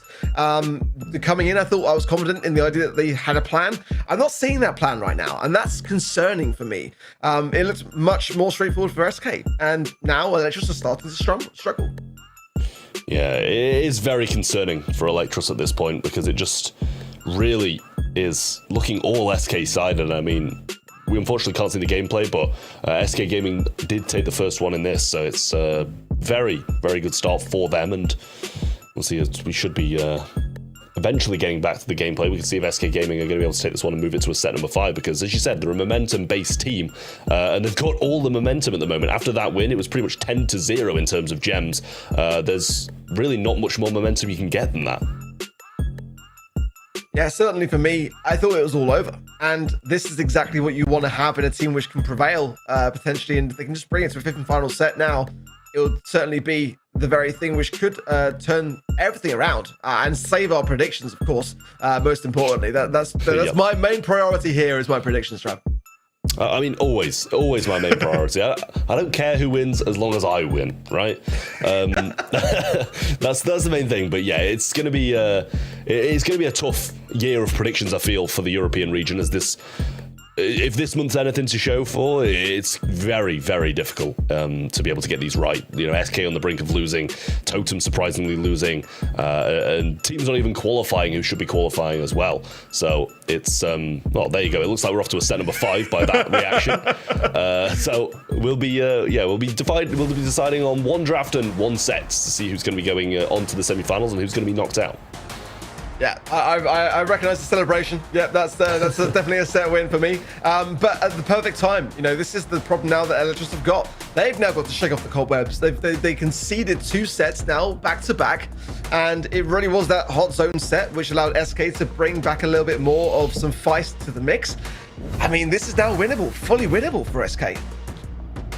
It is, truly. Other than maybe Kit not working out as intended for Electros, SK seems to feel most comfortable when they're in the back foot. Same thing happened last month already against Food Esports. They were down 0-2 in the semis, and now they seem to find their groove and turn things around once again. Also, worth to mention, Stu, with this now is a 100% win rate. Already lost yesterday, he had an 80% win rate, only lost 1 single set. So I feel like that's a brawler we have to look out for. On that man as well, Joker. I mean, he was playing it on the hot zone set previous to this, and you know, I think it's time to potentially look to ban it, depending upon the game mode, of course, for the team Electros. But you know, he's just so dangerous with it, and you know, it's worked out perfectly. Rama still with the highest DPS. The gene almost worked out, but we talked about it a lot, or you two did, that Kit was an idea that just didn't work out, Trev. Yeah, I honestly don't know what they were really going for with that, to be honest. It's not like they were trying to put it on someone's back. They weren't trying to, you know, go aggressive with it. And it's not like they even tried doing something different. The Kit was on the Frank for the most part, or at least what we saw. The Kit was just facing off against the Frank. And hey, what are you going to do? Jump on him and then die, like over and over and over again. It's really not going to do too much for them. It's just so difficult to do anything with that brawler, but that's all down to them. The draft was horrific, and we were very surprised to see a Lou first pick, which didn't start very well for SK Gaming. It was kind of like Team Electros didn't really even want to win that set with that draft. And maybe we need to stick with only picking Kit on Bridge too far. It doesn't really seem to work on Hard Rock Mine. Heading into the draft very, very soon. We're just getting the players situated here. We have the last discussions, and SK now has the momentum arc. Can they take this one, or will Electros now finally get their well-deserved match point? Again, I think it comes down to the draft, honestly. And certainly SK are looking better. They've got that momentum, but that can still crumble. You know, they can get this far and still drop the ball. And I think Brawl notoriously was a good game mode for Team Electros in recent time. You know, back in 2023, it seemed to be that was a good mode for me in my memory. Bans are in, and now it's the Stu ban. You know, they are starting to realize that they can't take the risk anymore. That's going to deviate their game plans somewhat. The Buzz ban, as well as the Melody, as well as the Poco, Ollie, and Hank for SK Gaming. So definitely, you know, I think a Lou first pick wouldn't be the worst of ideas on this kind of game mode for me. Max taking it away from SK, yeah, that would definitely be a Joker pick, and one that they would like to put their hands on. So I don't mind that to start things off. Yeah, I mean, I quite like the Max, to be honest with you. It's been one of those brawlers that's, at the moment at least, done very well in Brawl Ball and in the game in general, on top of that too. So SK Gaming will have the next 2 picks, but a lot of the kind of desired brawlers banned out. Surprising to see Buzz banned out, to be honest with you, but I'm not sure if that's kind of just a bit of an SK Gaming special that maybe they've been scrimming with, and that Team Electros are a little bit afraid of, because it hasn't been at the forefront of the meta for quite some time now. There you go, there's your Lou arc. And SK Gaming are the ones who do choose to pick it up. It's a good shout because, you know, what goes so well with a Max? Tanks the majority of the time. Yeah, I quite like it. For me, I think it's definitely a good shout. I'm feeling tanks on some level either side here. I think that, you know, combining with the Max is the scary part for me. That's what I'm looking for from Team Electros now. Nita, sure, it is a great brawler to play into them, so it looks like SK are expecting it as well. And do they commit? Now, that's the question in my mind. Are Team Electros going to commit to a tank comp? Looking at the Lou, looking at the Nita, it's quite a scary prospect to do so, in my opinion, regardless of the speed. I'm looking towards kind of like a Frank idea here, but there's a Poker ban from SK as well. So there's these things to consider. You know, control could be on their minds. They're going to go with a 10 counter themselves, and B, regardless of being a 10 counter, just a great brawler all round in this kind of meta anyway. The Rattle Type gadget for sure can really just alleviate a scenario and push yourselves forwards off the back of that. The slow, of course, really nice to have, combining with the speed to close the gap. Ooh, it's a scary prospect for sure. But again, so much rise now on this final Brawl pick. Yeah, and it's going to be a grift. Griff. They're just going to go for the complete map break, and honestly, I don't mind it. Yeah, that's I mean, even if it gets to overtime, right? If they can hold out and get to overtime, they're going to be in a great position with max speed, B shots, Griff shots, and the supers coming out of all of them as well. It's going to work if they can get the map open, but they can just as easily get rolled very fast against Anita, and if they throw something else down that's going to have that fast, quick aggression, then they can quite easily get rolled before the map's even semi-broken. I mean, I think this is the great draft from Electros. I think they've played this perfectly because we're expecting tanks. The draft is looking like it's expecting tanks. SK Gaming for sure, but Lou and Anita are expecting a tank. And then Electros go, yeah, well, actually, this is looking like it's going to be that comp. We're actually just going to break it and use the speed to close the gap. And then and the B, notorious, that combination of the Griff and the B, it's always a great thing to have. So with Anita now, once the map's opened up, I mean, I'm just a little bit concerned as to what that's going to bring to the table, in all honesty. Piggy Bank is a gadget now for Griff to break things open. 16-second cooldown. We're looking at that side of things. So normally that's what we're expecting on Brawl Ball for sure, to be able to break this map and combine with the B. It would make sense to not bring that in. There it is. Yeah, and a quick phase shift to the right-hand side from Ebius, just trying to evade some damage. And I mean, even just that wall, those walls at least, opens up the map so much, or at least it looks that way. So it's going to be pretty good off the start, but they are quite low, and Rama should fall with those shots coming towards him, and an OP pinch leaves the other two of them in a very tough position to be able to defend this goal. And you'd expect SK Gaming to be able to score from this position, but at the moment, Team Electros are holding out. Yeah, I thought maybe if OP took the skies early, they could have like a double kill and allowed Yoshi to bring the ball forwards. But nonetheless, they're in a good spot. They can't really lose control. That's the concern here. They managed to get a goal, and that's probably the best outcome that they could have at this stage in the game. They can play a bit more defense now, but it is a matter of time before the Griffins can break open their own defenses. They can't really do much in this scenario. I just feel like the comp that Team Legends have got is so good. It doesn't seem like SK are too bothered about it. Look at this. Team White can maybe do something here. 1-2, and this is looking great for him. What a defense from Mabius. Wow. That was incredible. I'm so glad we got to see that, because that was wild. What a play that was from Mebius. Really, really good stuff. And now if the map starts to get broken up more, if they can keep in these positions, they're going to be in a good spot. But at the moment, Griff not breaking anything up, and might want to wait until he gets into a bit of a better position. At least their spawn's opened up, but they're not going to just be able to score with only their spawn open. Bruce going in, and it's actually running Bear With Me star power, so a lot of heals coming in, but Joker now all on his own. Maybe this is one shot to be going down, now healing up accordingly. There's the piggy bank break that we're expecting to see on that right-hand side. What a rattled hive there from Nob, connecting there with OPE as well. So good damage. He's going to have to heal up from that one now. But now is the comeback potential. OP takes the skies and finds... Oh, didn't actually connect with Nob, didn't connect with anything at all. Maybe the landing will prove to be a bit better. Gets one. Drop the base gadget there as well. There's the hypercharge from Yoshi now, which is going to be prevailing forwards. The tankiness of that Bruce is not going to be enough for Team Legends to do anything about it on defense. And match point for SK. Yeah, great stuff. I mean, this reverse sweep has been absolutely wild from SK Gaming in the position that they were and how good Team Electros were looking. And I don't mind the draft this time for Team Electros, and some great plays coming out of them as well, especially Mebius. But they conceded too early, I feel. They needed to hold out a bit longer for the map to be broken up, and then they won't be forcing themselves to try and get a goal. I mean, SK are doing incredibly well, I feel, with this draft. Not being an easy thing whatsoever to get around, especially for Yoshi, who's on that need to pick. I mean, it's really going to be quite hard to, once the boxes are broken down, but and their only goal was the last saving grace for SK. Can they do the same again this time round? Because again, if this goes to overtime, then it might not be the same story whatsoever. Yeah, another wonderful rattled hive there from Nob as well. And Joker in a tough position where he should be going down pretty swiftly, and he is. And Team Electros are in charge of this map now. And as it starts to break up more, they don't have to push for that goal this time and don't want to have to overextend unless they don't want to. So if they can play it out to overtime, and I'm aware it's like a minute and a half away. I mean, they might even score from this, to be honest with you. Then they're going to be in a great spot for OT. Yeah, let's see. We're in a very precarious position now, but the respawn is there for OPE. Nob's got the hypercharge too as well, and the speed from Mavis could be a really crucial time if they can whistle down the HP and get those bodies forwards.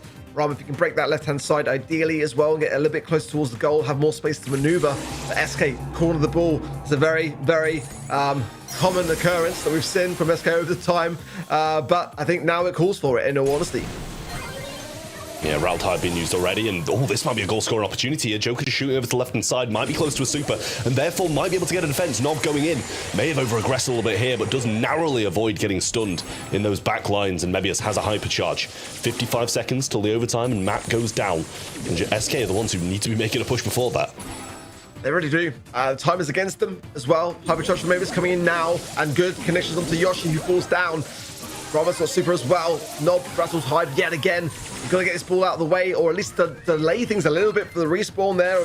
Yoshi coming back now. OP is in a very precarious position as well. This is looking disastrous for SK with 30 seconds remaining. Not enough time for a response if this ball goes in, and it doesn't. But again, overtime is not going to be kind with this comp for SK.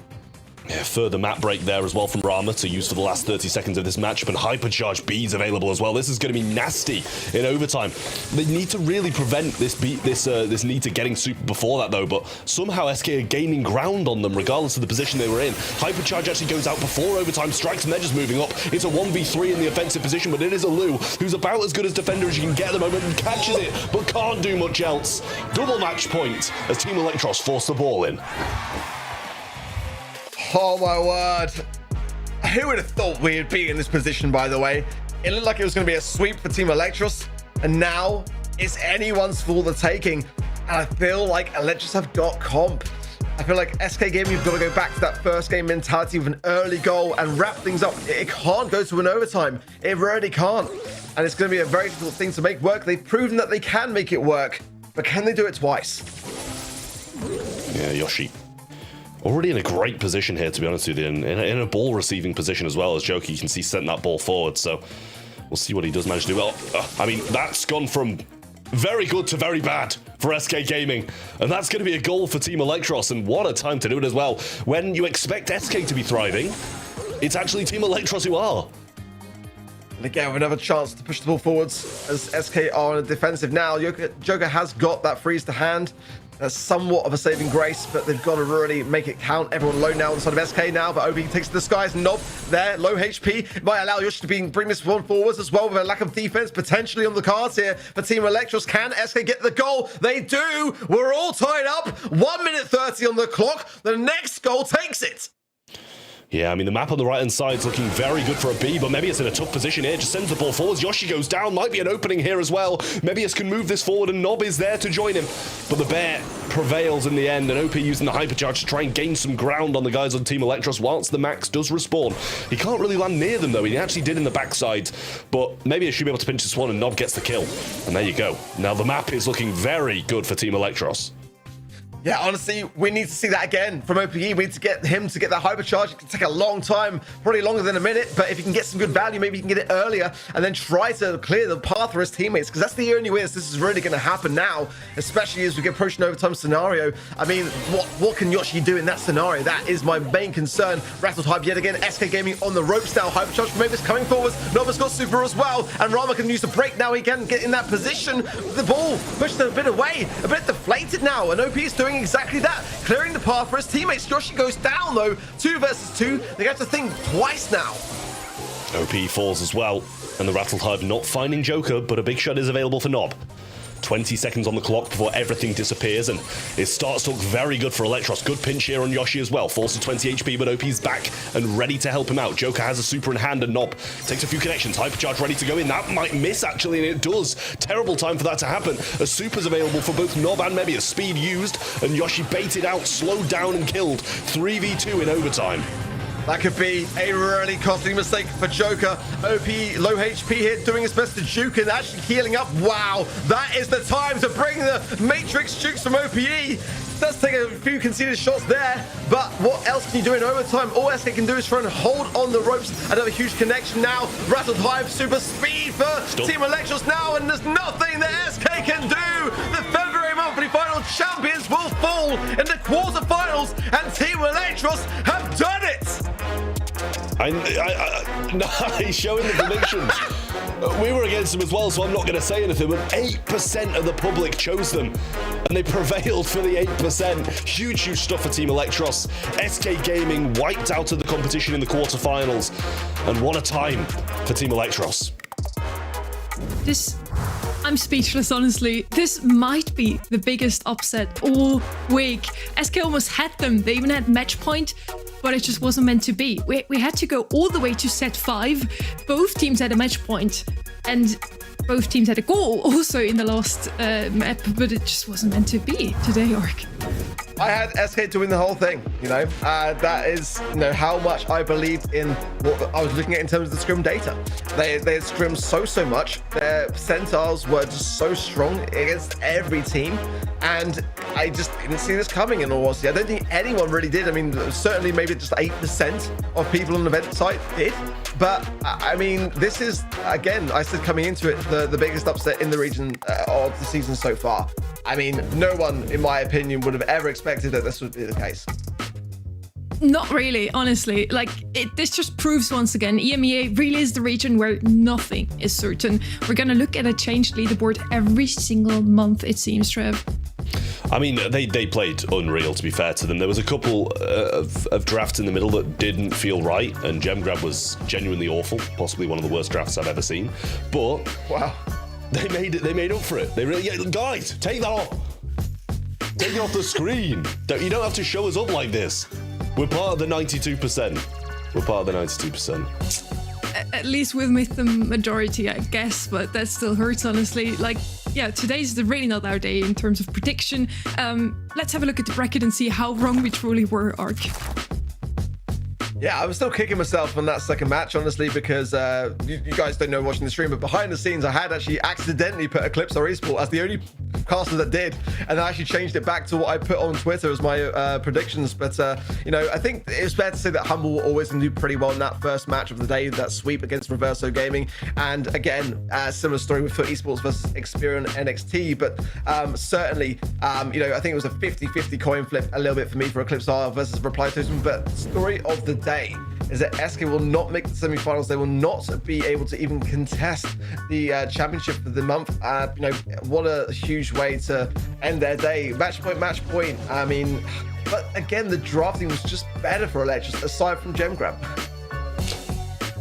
That is very true. Make sure for everybody watching at home to also get your predictions in and let us know if you maybe did better today. We have our 2 semi-finals come up next. For now, we're gonna head into a tiny little bit break. Then? Moving? Okay, okay.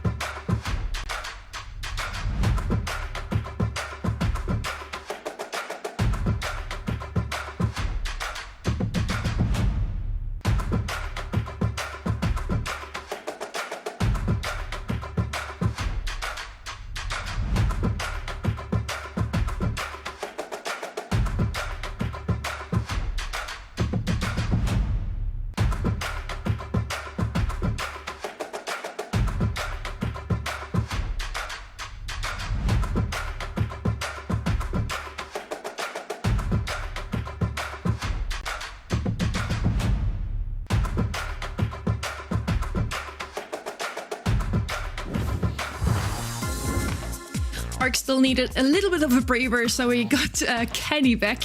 I'm sure he watched that match. Do you have any breath left? I mean, yeah, I wasn't the one casting it, so I'm hanging in there, but honestly, a little bit surprised. I also made my predictions on event.brawlstars beforehand. I actually had Foot winning their upcoming match anyways, so that kind of helps the cause a little bit. SK Gaming, a fierce opponent, but man, Team Electros came to play. That was a great showing from them. I mean, I guess I have to thank Electros. I haven't felt this involved in a match, my eyes glued to the screen, for a long time. So Electros really showed us some really good Brawl Stars today. We're gonna see them again in the semi-finals too. First, we're heading into semi-final number 1. Trev, give us the lowdown of this matchup. Yeah, I mean, it's Eclipse Esport who, you know, for most people, it's an upset against Reply Totem if you've been watching the scene quite a while. But if you just started this year, you think Eclipse Esport are honestly one of the best teams there is because their qualifier run, incredible. But for Humble's side, we know who they are. 2024 world champions, multiple monthly final wins, or at least for Semantic. We saw only Boss and Luki getting a couple last year, but who cares about that when you win world finals? But yeah, it's really good matchup because Eclipse Esports have been such an underdog in this competition. Humble comes out of a 3-0 against Reverso. They haven't dropped a single set against their opponents. Eclipse are in a 3-1. And we want to touch on another player from Humble. We already spoke a lot about Semantic today. Kenny, who's this guy? This is Boss. Boss is kind of the man, I'm not going to lie. This is a stacked roster, but I always feel like Boss finds a way with his mechanics to showcase how good of a player he is. I think he's borderline and maybe even at this point officially a top 5 player in the world. I really do believe in this guy. Obviously, the World Finals was unbelievable last year. Strong performance. I think a huge reason why this team has been able to be what it is. Boss, one of the reasons why Humble has been winning the World Finals last year. It hasn't looked as great so far this season. They didn't make it through the grand finals last month. They didn't win. It was SK Gaming, but they're out of the race now. So Humble is looking brilliant into a brilliant future. If they make it to the grand finals today, if they beat their opponents now, they could win it all. I mean, the thing for me is, it's like, yeah, they might have not won the grand finals in the last month, but to be honest with you, they only won 1 or 2 monthly finals the entirety of last year and then won it all. And I know what I'd prefer to do. I'd prefer to win world finals and win every single monthly final, to be honest with you. So if they carry on like this, maybe they'll win worlds again. They just had like consistent grand finals appearances, consistent second places last year, and it dragged them all the way to the world finals. And to be honest with you, yeah, it's nice to win, but also at the same time, it's very nice to be able to win world finals. Maybe we had our focus now onto their opponents, Kenny. Eclipse are, they've been looking good so far. Very good. I mean, they went through the ringer to get here as well, beating teams like Reply Totem now twice this month. It's quite the standout to me, and I know Totem haven't necessarily had the results we're looking for, but nonetheless, I think this team has proved their worth, that they're legitimate. It's a team that we have to take very seriously. We saw how they did in different map and modes. Let's see if the modes that they have to play today is also going to be some of the modes that they are good in. With Brawl Ball up first, I believe that wasn't one of their best modes, Trev, so that should automatically mean Humble takes this one, no? I mean, Humble should automatically take this one anyway, but if we think about it reasonably, so should Reply Totem probably. So maybe Eclipse Esports do have a bit of a say in what's going on. They had a great qualifier run. They beat multiple good teams. They've come into the monthly finals, got to the semis. So maybe they're just on like the dream run in March. Honestly, they really could be, because who they beat in the qualifiers and who they've beat in the quarters, it's incredible. So maybe they will just go through Humble as well. All 3 players from Eclipse are come from Italy. They already took out the first Italian orc. Why not also the second, Kenny? It's a good point. I mean, you know, despite the showing as well, we're all going with Humble. To me, Humble were the team that I thought looked the strongest leading up into this. And it's a difficult meta to read. I'm kind of counting on their draft skills, their mechanics overall. Humble are just really well-rounded. And like Trav said earlier, yeah, they only won one monthly finals last year, but they were so consistent the whole year. It was more frequently that they made a grand finals than didn't. So I'm kind of riding alongside that consistency here today. Both teams already had a chance last month. Faced up against each other in the quarterfinals. Eclipse got taken out 3-0. So if history repeats itself, it's going to be a fairly quick semi-final number 1. But I do believe since last month they have improved quite a bit, Trev. Yeah, it seems that way, because their performance this month was very good. And don't get me wrong, Totem didn't play the best that I've ever seen them play. We saw a few odd drafts, some mistakes, but Eclipse Esports stayed consistent through all of it and really did play very well. So I hope they do put up a good fight against Humble and prove themselves even more, because I was one of the doubters. I was one of the people who thought Reply Totem were going to beat them in the quarterfinals and go through. But I'd love to see some more from them. I really would. Not that they haven't been putting a good performance out, but I'd really like to see the biggest underdog story that BSC is ever going to see, and see them make the grand finals. I think what stood out to us especially was also the draft that Eclipse showed us against Totem. They had some really good ideas. They brought some Ollie in, some Mr. P, the same brawlers that we've always seen, but then also some Mortis, and it worked out. Yeah, well, it's a really interesting one, right? Yeah. I mean, honestly, this meta is just a tricky one. I feel like if you can get a win in this month, it really shows how well these players are adjusting, adapting. Just not an easy one to figure out. And I feel like teams yesterday, a team like Zeta Division, who are an easy one to look back on because they ended up winning yesterday, but they were able to find some exploits, find some advantages in things like Shade. And that's not necessarily going to be a one size fits all, but I feel like a team like Eclipsar, you know, even into teams like Totem, like SK in the qualifiers, they found a way no matter what. So I think that's a really big reason for why they should be taken seriously here. We're all still going with Humble, but at the end of the day, I don't know, maybe they can capture a little lightning in a bottle. I'm a little bit sad, to be fair, that I am going for Humble. Like, I really do wish I was backing Eclipsar Esport, just to make up for my sad not predicting them in the first one when they did win. But I think you've got to side with Humble at the end of the day, because, you know, you're looking at the 2024 World Champs, the second place in the February monthly final, and also the people they've lost to in the February monthly final are out. So their biggest competition in BSC is now out of the mix. So they should be looking forwards, you know, to beat the semi-finals and moving on to expecting to win it all this month. Super Beach is going to be our first set here in our very first semi-finals. We've already watched 4 matches today so far, and the last 3 are sure to be bangers once again, because in both we kind of have an upset team slide through. First it's Eclipsar versus Humble. Afterwards it's going to be Team Electros versus Foot Esports. Kenny, this draft is gonna be an interesting one. Definitely. I mean, just walking up here in Super Beach, this was one that yesterday was a real interesting one. I feel like the goal scorers have been fun. We've seen a lot of El Primo, I feel like, in Brawl Ball this weekend, and oftentimes that's results from an earlier Frank pick, but nonetheless, I feel like Brawl Ball right now, you need your person that can punch it through the net, whether that's something like a Sandy Gadget, the beefiness of a Frank, El Primo. You need that kind of factor, but you also have to figure out anti-tanks to kind of counter those. So that's kind of the balance I feel like we're striking right now in this meta. Well, Lou going to be the first selection for Eclipsar Esports, and it's been a consistently good one. Frank picked in, usually not picked in retaliation to Lou, I will say, and Byron along with it as well to provide some heals. I don't mind that for Humble, to be honest with you. It's a good combination of just allowing that Frank to move forward, heal behind it. I will say it's usually a Berry though, right? And Berry's not banned out, so surprising to see Byron come through, but maybe they just needed a bit of pressure through that mid with the range. Range might be the reason why they end up going with that too. I mean, honestly, that was on my mind as well. You know, Barry's certainly in the equation. I feel like Poco's been the most wanted, desired, if you will, for the supports, but obviously in the ban stage here. So this is, I guess, what Humble feel like is their second best option. Stu going to be the solution on the right-hand end to try and mess with this. It's just hard to ever be upset with a Stu. Yeah, I mean, you really can't be. Stu's a very, very solid brawler. So well-rounded. The mobility that it brings is absolutely incredible. But not a lot of DPS with it. That's the thing. And they're going to be relying very heavily on the Lou and whatever else is being picked up to deal with this Frank Byron combination, because they're just going to be spamming heals into the back of it and letting it walk up and attempt to score. So we'll see what this last pick is from Eclipsar Esport and if it's going to be able to deal with it. And if not, I mean, even if it can, well, I mean, that can. Primo, very, very solid pick from Eclipsar Esport. We have seen it today, and I believe it lost against the Frank last time we played against it. It did. I just feel like this is a good go at this, though, especially into the face of somebody like a Byron. You know, if Byron doesn't have super, not gonna be able to defend himself very easily. Frank in general should be losing that matchup, but I'm sure Humble are a smart enough team to where they can expect an El Primo, and this is why they saved their 6th pick to counter him out. Cordelius is fantastic on the defensive end in the tanks, especially when you get that hypercharge. Drag him to the Shadow Realm, put it on your home turf, give yourself an advantage, slow down the enemy, get those easy tags, move on. He's got either a hop or basically a mute button onto the other team. So I think Cordelius is still in a strong build. It's somebody in this particular set of balance changes that I've noticed a lot more at a professional level. Hasn't always been on Brawl Ball, but I don't think this is actually a bad shout. Yeah, I don't mind it at all. Humble, not in a bad position whatsoever. If they can just move this Primo away from the Frank, whether that's with switching lanes or with Cordelius just realming him, they're going to be doing pretty well. Ball being moved forward, Semantic as well. He jumps to the left-hand side, manages to realm Sabine here.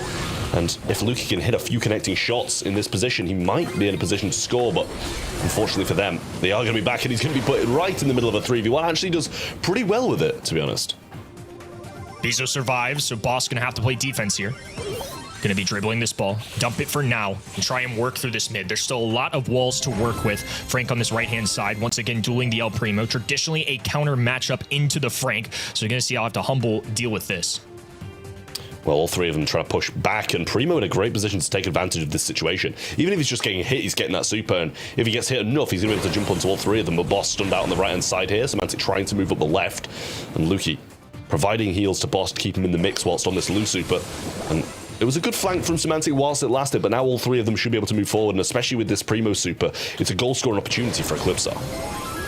A lot of red on the map right now. Marco diving in. Boss, the lone brawler for his team, as Semantic hops back in on the action. Looked like they got a pickup somewhere along the way, but Hypercharge available for Stu. Semantic, right hand in, trying to work this ball forward a little bit. We haven't seen Humble really be able to take advantage of positioning or have an opportunity for a goal except for the early game. This might be the first signs of life, though.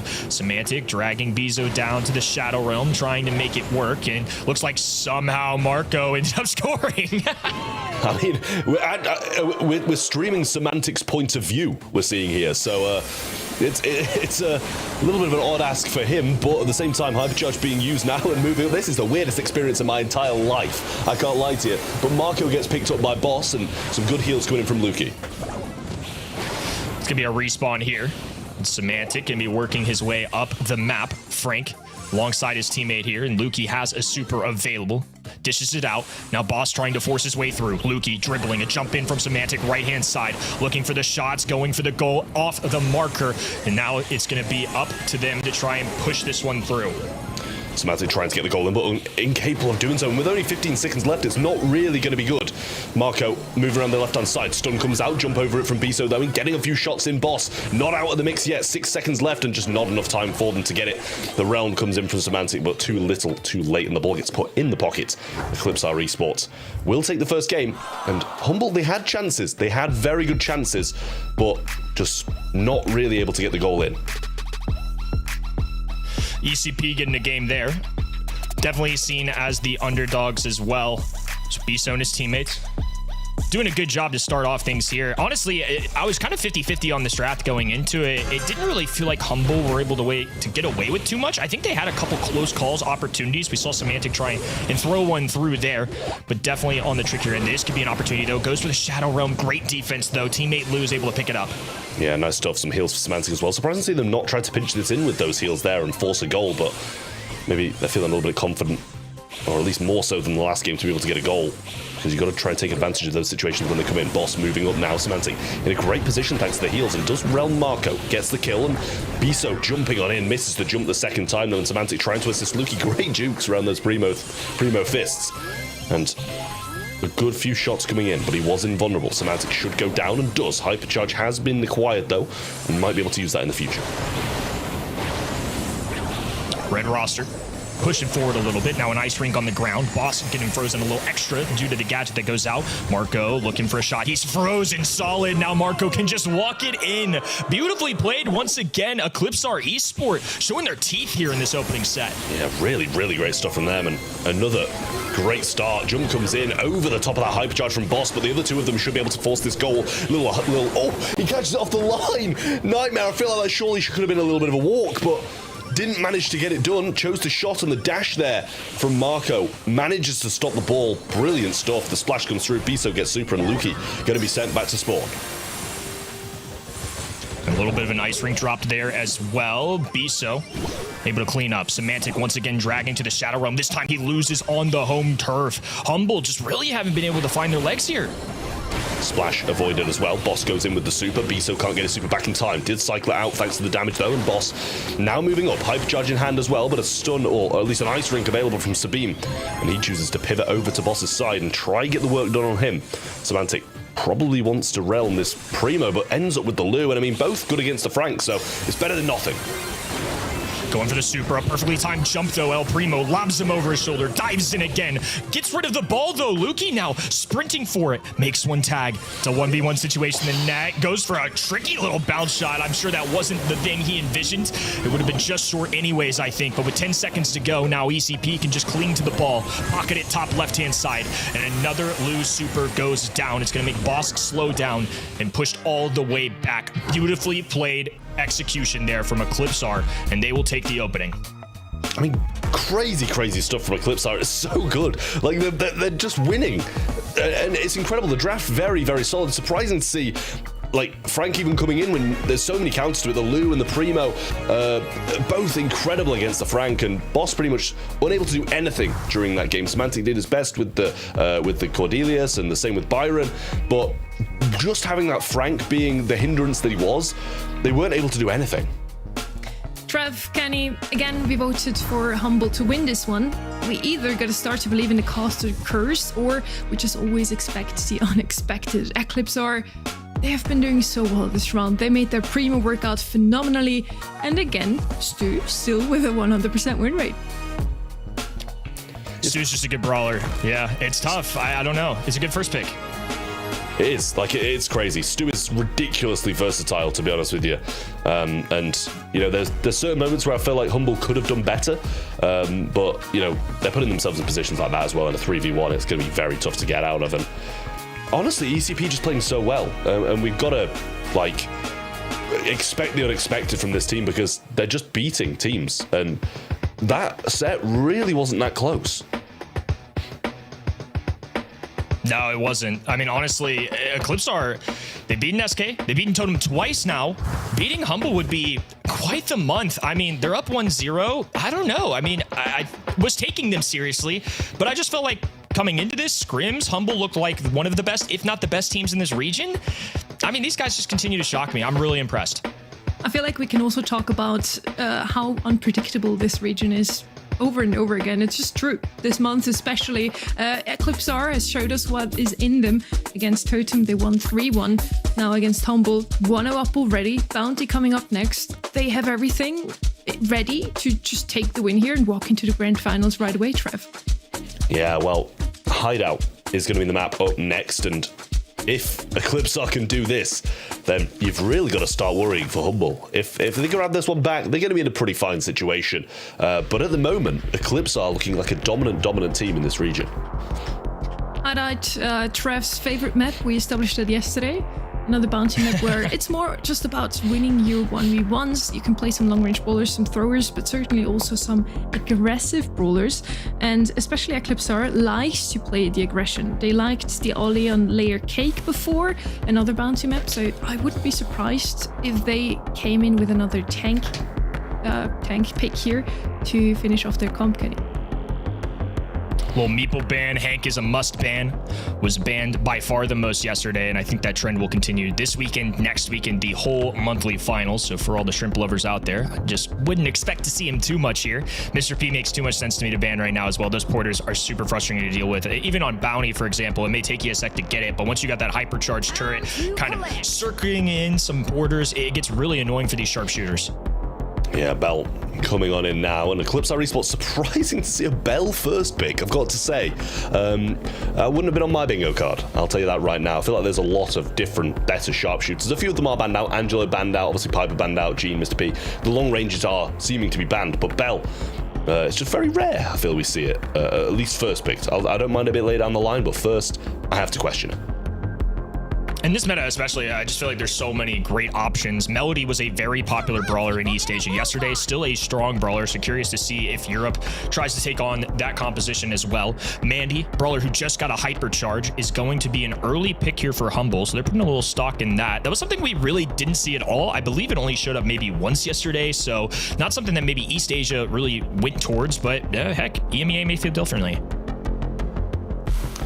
Yeah, well, Mandy is there, and it's a solid pick. You expect that to come before Bell, without a doubt. Hypercharge is ridiculous. Humble with their next pick, we'd see the Grey, and that's another one I'd have picked ahead of the Bell. But I'm gonna severely stop doubting Eclipse Esports, to be honest with you, because no matter what they do, it seems to work. So maybe Bell is the best first pick I've ever seen in my entire life. Yeah, we've been wrong a couple too many times today, Trav, so my mind is completely open to just about anything that's going to go down here in our monthly finals today. And honestly, it makes it awesome. I mean, that much more entertaining. This meta, especially being an unsolved one, if you will, in the sense that I don't feel like there's one fix-all solution for everything except the Hank man who's going to get banned every time. That's why he's going to be banned every time. There's that Melody I was talking about. It looks like Eclipse Esports going to be picking up for themselves, and they're pairing it with a kit.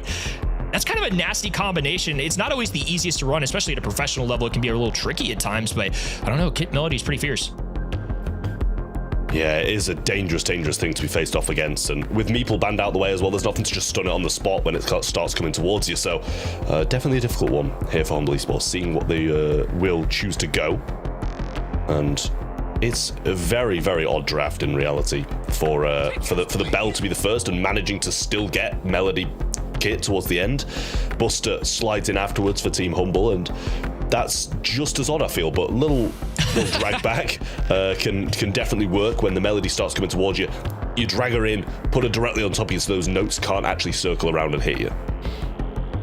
I mean, in fairness, Eclipse are throwing something that we're not used to seeing necessarily, and so Humble respond with something I'm equally not used to seeing here, at least in Hideout. I think Buster is a very solid brawler. It's somebody that is going to be really well used at a professional level. It's a supportive tank, if you will, being able to reflect projectiles, kind of stick with teammates, but I'm used to seeing Buster with Gene, with Max, and more of a knockout brawler than a bounty brawler at a professional level, so I'm really curious to see how this goes down. Humble on the bottom of your screen there, taking on Eclipse Esports, one of the underdog stories of the month in red, looking to try and gain another set against the previous world champs. Yeah, well, the blue star does go their way. Semantic starts off strong and might want to use the little walking cane to break up some of the walls to stop the kit, but at the same time, the Buster might need them. And when not attached to someone, not going to have that thrower form, obviously, so that will it depend on whether or not the shots are going to be connected. Walking cane goes in, not finding the connection, but there was a kill in the meantime for ECP, and it was Boss who did go down, so some nice stuff. Shield goes up and bouncing back. Now, Lukey uses the gadget, not going to find too much, but we do have them pinned heavily in spawn, but Melody with super, Kit with super, that can get out of pretty much any situation.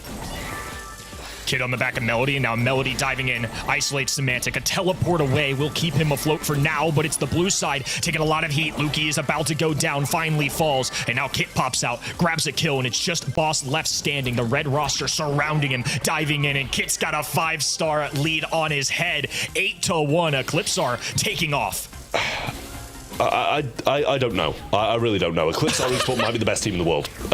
At the end of the day, they might just be incredible. Sabine trying to move forwards, jumps back as well, evades the walking cane, and now in a position to use the hypercharged Melody super to get some work done. But it's a big risk. If they go in and they get killed, it's going to be very difficult. Hypercharge goes out, doesn't find any connections. Marco will fall. And Sabine and Bizzo just waited, actually just waiting for the kit to get off him for him to go in. And honestly, not the worst of decisions, but his hypercharge was wasted. Didn't find any connections. Marco goes all the way left, but still 3 stars in between. And they're going to have to find a way to get the final one. Bizo has 3 with him. Semantic, hypercharge left-hand side. Bizo tried to disappear, couldn't make it happen. It's a stun going through. It's ECP who grabbed the kill, 1 away, and it's not quite enough. Lukey gets the super, but too little too late. ECP take the lead. I mean, it's incredible. It really is for ECP. The kit performance, brilliant. And the decision to not go in with the Melody hypercharge whilst the kit was on top is great. Because if the Melody goes down, the kit's stranded in no man's land, and he's going to go down as well. They know not to sacrifice 2 players in that position because it's going to be hard to come back. Really, really great stuff from Eclipse Esports. Humble just seem to be a little bit out of this. That hypercharge miss was maybe the saddest thing I've seen all weekend. That was devastating, Trav. How often do you see that close of a range and just all 3 projectiles completely miss? Could have been the big game changer there, so Humble need to find a way to bounce back in this second. A 2-0 lead for Eclipse Esports would be honestly pretty unbelievable considering the status that Humble has. Yeah, it really would be, and yeah, the hypercharge is just absolutely wild. If Lukey gets another one in this game, I'm sure he'll be trying to make better use of it, but the Melody coming up the right-hand side now, flipping around the back with the kit on top as well, going in, getting some good shots, but not enough. Humble managed to defend it this time. 7-0 lead right now for Humble. Complete domination to kick off this game. This is more what we're used to seeing from our previous world champions. Monthly finals is always shaky, though, in Europe. It's very difficult to prove yourself, to have consistency. I mean, heck, Trav, these guys won the world finals last year in a pretty great showing, too, I might add. It was a phenomenal run, pretty unfazed for most of it. And yet in their home region, they only won 1 monthly finals. That's the caliber of competition we're working with. Yeah, 9-0 as well. Hypercharge there. Lukey sends it out to the right. Finds one connection, but nothing more. 3 nest eggs down the left-hand side. It'd be nice for someone to trip on those, but I don't know if they're really going to be pushing that far up at this point because they've got such a lead. And now trying to pinch around the back-hand side. Sabim and Biso want to make the move, but just no Melody Super's not going to help them. They actually do trip that nest egg, but with the Buster there to help, they've got no room to push in 23 seconds to get 11. Actually, make it 12 because the Blue Star's with it as well. It's going to be very, very tough to make this happen.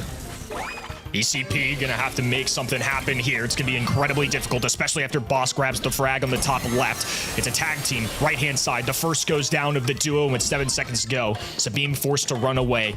Cat's out of the bag, and there's not a chance for Kid at this point. 15-0 final score of game number 1 of our second, excuse me, game number 2. It's gonna be tied up in our set. Yeah, I mean, it's much, much better from Humble. They managed it really well there. Just didn't get picked off, stayed together, got the work done, and, you know, it just seemed to work so much better. I couldn't really define something that ECP did bad, to be honest with you. But the Bell was definitely getting targeted a lot more than the other 2 players, and we see a nice invis here from Sabine. They're taking a different route this time.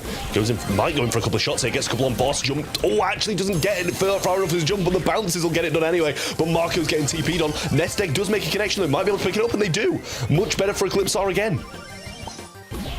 That was a circus right there. I mean, there was just so much going on in a couple moments there where Eclipsar could have taken a huge lead. It could have been Humble grabbing a couple kills. So those tiny interactions all add up. And it's 3 stars that separate. Another great pull. That's another mid gadget and a follow through coming out of Boss here. A lot of stars on that top right-hand side with the duo. Kit riding with Melody once again.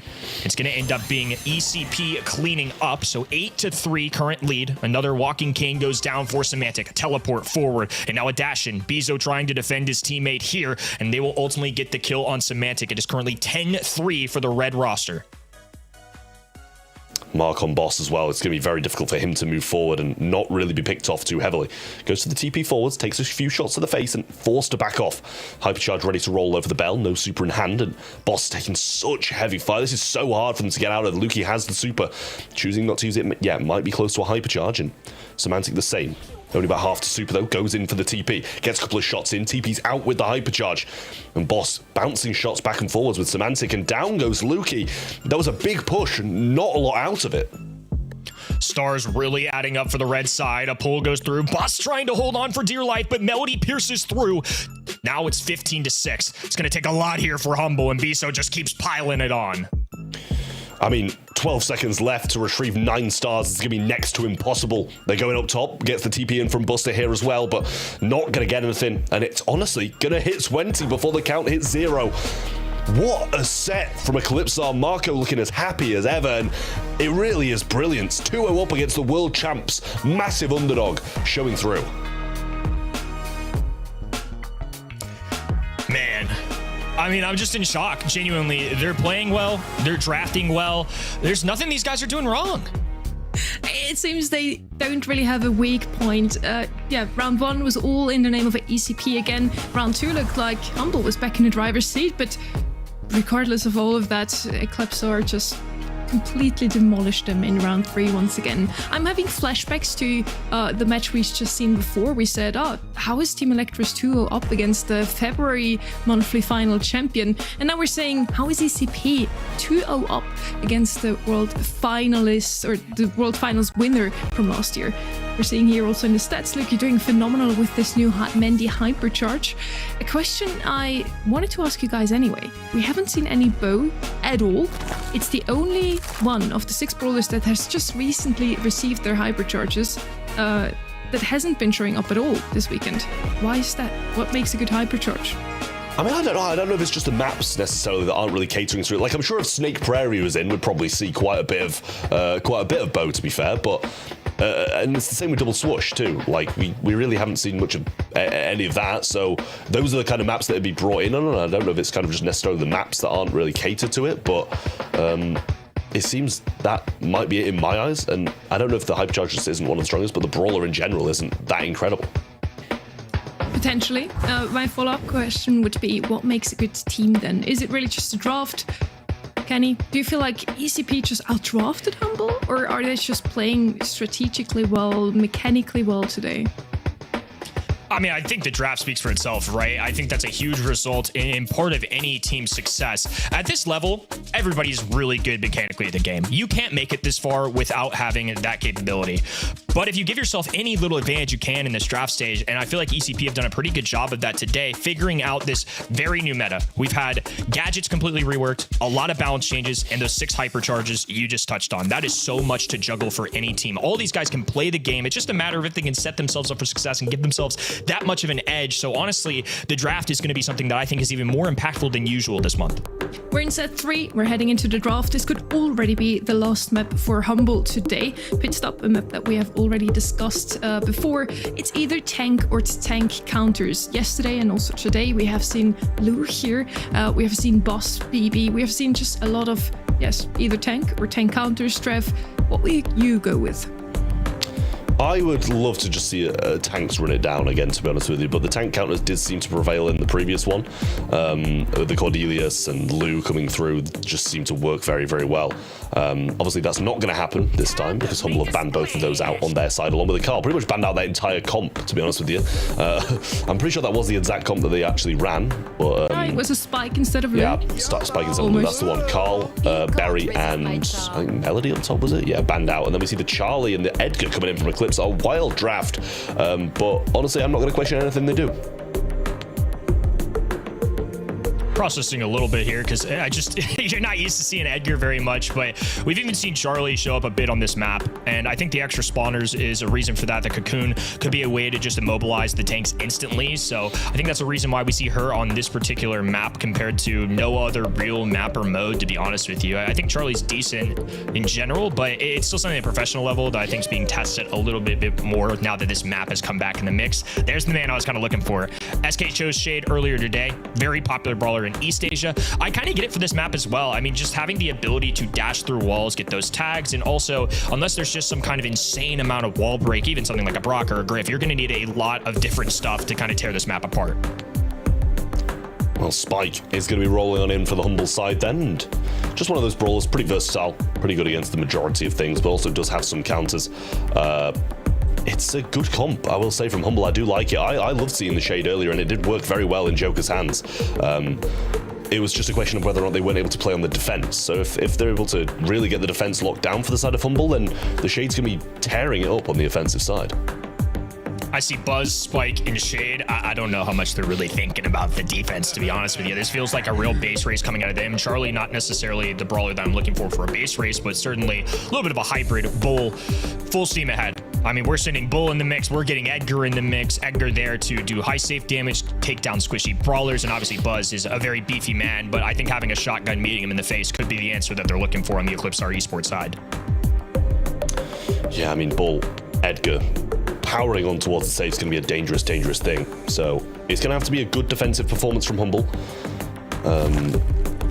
But Eclipse are one set away from finishing this one out. It's dangerous ground for Humble. They need 3 in a row. SK almost made it happen against Electros, but were cut short. This time, Humble are going to want to make it happen because this is their chance to really pull away at the top of the leaderboard. Both sides, very important set. ECP could claim a 3-0 victory over the previous world champs, which would be something that we certainly didn't anticipate, and I'm sure a lot of the folks at home didn't either. It's damage being traded on both ends. Small lead right now for ECP as Humble gets the takedown onto the Edgar. Yeah, nice stuff. Semantic going in, getting some percentage on the safe. Goes, shoots to the right actually as well. Biso might be in a bit of an issue there. Surprised they didn't use his super. 3 members on the safe. Semantic does go down, but the 2 members are still there. Boss trying to power on towards it. Edgar on this side, getting some good damage in, and they actually have the lead. Semantic uses the super, backing off into the walls, but the super's really not going to do too much against the Edgar because he's just wanting to kind of stay in that aggressive position. Solid lead right now for ECP. We've got a huge presence in this mid. Biso right-hand in as Semantic dives forward. Gadgets makes a perfect connection, but not enough for any kills. And now we have a Bull letting loose on the other end. Low HP as Boss just needs 1 tap. Jump available for Edgar, but he's going to be patient. Semantic going to have to find a way to take him down early or just eliminate this high safe rather quickly. Yeah, it's not just the jump either. Hypercharge is ready to roll too. Semantic has the super though, as Boss has his Hypercharge. Lukey super as well. This could be a big, big push coming in, and it needs to be as well. Marco's just going to beeline towards the safe. Try make up some room on the right-hand side. And Charlie on the defense as well can do so much, but obviously Semantic's going to be trying to bait that out. Super goes towards the opposing player, leaves Semantic total. Luki just going to go for it, and I believe one of the ECP members did just run towards safe, and it was the Edgar as well who uses Hypercharge to get forwards, getting some big damage in, jumps over a Spike shot, adds more as well, and Spike super used on the defensive. Charlie moving forwards, Bull joining them as well, and he has a super in hand. And now he's diving in. Marco gets taken real close to low HP, but he dives through, he breaks through, and not quite enough though. 3% is all that Humble are cleaning onto, and Edgar has one jump available. This could be impossible to defend. It is. Luki missed his super there as well, which is really rough on Biso, and they get the safe finish off. Match point for Eclipsar to make this a sweep over the world champs of 2024, and they also got second place in the first monthly of 2025, and they could be wiped out by one of the biggest underdogs BSC's ever seen. Massive moment, to say the least. ECP rising to the occasion, and all they have to do is take down one more heist safe. Semantic once again in the mid, Luki right hand end. It's going to be Edgar lurking on the right hand side as he charges up that first super. It's going to be Luki looking to move forward as well. Boss left hand end wide open, and he's going to get that gadget off for a ton of damage. Super comes in from Sabine now as well, but stunned off by Luki. Percentage almost the same, and Shade going forwards with the super. Nice move from him. Should be able to pick up a little bit of a kill in there. But Marco on the backside, supering out. Might be able to trade Luki here if he gets the shots in. Jump over the top from Sabine. Damage coming down, and Semantic works well on the defensive. Semantic middle of the map right now, and the Bull on the other end, he's gonna let him fly. They have a little bit of a lead right now, so I think they're toying with it. Sabine somehow staying alive though, punches through one. Now he's dueling Shade, takes him down as well. It's neck and neck right now. Other end, Humble back on defense. Hypercharge pop for Luki, diving his way to the right hand side. He's gonna take down Edgar. That's a big pickup for them, and now Semantic smells blood in the water. It's the whole Humble roster pushing up. Yeah, Semantic going to be in this portion of the map. Sabine trying to get the damage. Bulls on safe. They need to make a move. Semantic going for it. Luki supers on as well. They just about get it on. 15% down the bottom side. And Semantic and Humble clinging on to this last chance they have. It's match point still in the hands of ECP. But Humble now have a chance. Fighting for their tournament lives. It's kind of insane to think about. I mean, Humble were consistently a grand finalist team last year. They are a world champion. ECP have taken down Totem twice, including the qualifiers. SK, I mean, we've got some loaded rosters, and now they have the possibility of taking down another Titan. It's going to be, once again, the Humble roster having to fight for their lives. Luki right-handed dueling the shotgun, and that's not an easy matchup for a Buzz. He's going to have to keep his distance. They let Edgar walk. Boss left-hand in, looking for a little chip damage in there, as it's going to be Charlie playing defense. Luki has a super available. He's going to be going for it, looking right at Marco, but has to back away immediately. They get a tag team here, but the other end's also doing damage. Great stuff there from Biso. Should be able to pick this up as well. Boss just about surviving, but Marco's going to go straight for him. Uses the gadget too. Semantic should fall as well, and this is going to be good control now for ECP. Luki going to want to break out of this defensive line. Sabine just going to go in early, and I believe we might see Luki go down up top. We do. Sabine still staying in here. They can't hit him. He's dealing serious damage. Marco has the super, but a good super from Semantic alone. Oh, almost gets traded out, but just stays alive. This isn't your average random Edgar gameplay. This is the best in the world, looking to make the most out of a brawler that's so popular among so many. He's got a super available once again. Charlie and a Bull also there, and it's a lot of damage pouring into that Humble heist safe. Things looking real bleak for the blue side. So tough, and it's match point as well. Biso cleans up on the defensive side as well. Boss getting supered on by Sabine. Gets some good shots in. Might be able to cycle out his super here, actually. Semantic going forwards. The Edgar has super on return, though. Luki going forwards with his hypercharge. Gets the kill, and Semantic assists as well. But it's down to 11 on the ECP side, and an Edgar super down this right-hand side could be a big issue. Drags Semantic all the way back, jumps over him. Might want to go for the cycle. Marco has his as well. Supering forwards. Luki goes for the super onto him, but now Sabine gets one of his own. Jumps over the top, gets the damage in. Should be able to finish it at 16, and it's done. ECP make it happen, and they're going to the finals. Wow. That just proves once again, even if you are at the top of the leaderboard, you can't rest on your laurels. We have found that out already in quarterfinal number 4. Now semifinal number 1 is just much of the same. Kenny, I can only reiterate, if you're the underdog, you might want to surprise your opponents with your draft. Charlie, yesterday, 0 picked, 0 bans. Edgar had 1 ban, but wasn't picked at all. I didn't have these brawlers on my radar at all, Kenny. I can't help but shake my head in disbelief. I mean, honestly, super impressive stuff. Maybe you're right, Trav. Maybe they're just the GOATs. Maybe they're just the best team in the world, at least for this month. Really impressive stuff. Bad day for predictions, but so much fun along with it. You love seeing these unproven players show their worth. Semantic putting in a ton of damage there. I mean, 12 kills, 472 TPS, and now we get to see the damage to the safe, so kind of a comparison there. One stands out to me in particular. It's the 148,000 damage that the Edgar put up. It's wild. It's just wild that this is, you know, what Brawl Stars has come to. Like, 148,000 safe damage is just wild. More than the Bull as well, that is. I was expecting the Edgar to be, you know, bouncing around the spike, bouncing around the Edgar, and bouncing around the shade. He was doing that anyway. He got 7 kills and still got 150,000 damage on safe. What a performance. I did say earlier, though, whenever I see pit stop anywhere, I immediately think Bull. That's also a brawler I did not have on my radar, and somehow they made it work. ECP just show up with a draft out of 3 brawlers we have never seen this weekend. We haven't seen in a very long time, and that's... I can't remember when I casted the last match with Bull, and they make it work out even against Humble. It's really just the craziest region we have in Brawl. It's crazy. It really is. It's like the predictions are so difficult in this region. What, we got 3 wrong already? It's like, give me a break. I was just dragging it back. I was 7 for 7 in East Asia. I was pulling it back, and then they're doing this to me. This region's, it's just not a real thing. You can say goodbye to your title as the master of prediction, I believe. We're gonna have a look at who is your MVP. You guys at home were able to vote it. Mark, congratulations to him. We have to say goodbye not only to your master title, Trev, we also have to say goodbye to a lot of team. I want to have a quick look at the bracket as well, just to look at how surprising today really was. Kenny? Yeah. I mean, all the upper bracket teams won, which is, you know, all fine and good. You know, that's why they made it through, whatever. But it's the teams that we've lost along the way. I mean, SK Gaming, last month's champion, gone. Reply Totem, once again, gone. Now Humble, eliminated. We have Eclipsar Esport competing for a grand final. This was not something I anticipated. This is why we'd love to see it. Every month's different. Every month, every year. You can't just go with the name brand teams. That's what I'm really learning today. You can never really rest. Whenever you are at the top, you can still fall, and the fall is going to be very far down. We're going to have a look at semi-final number 2, Electros versus Foot Esports. Kind of would be crazy to see Electros now in the finals as well. Let's see if that's going to happen after a quick break.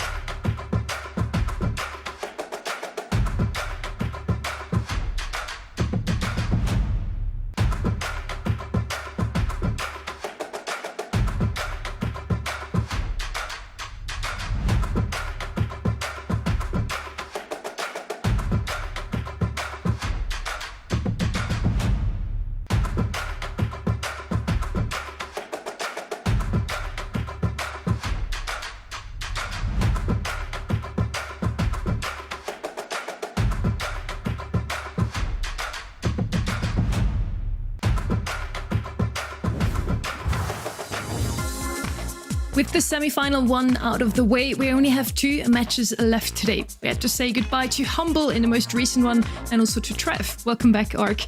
I'm sure you have watched that match. Any breath left?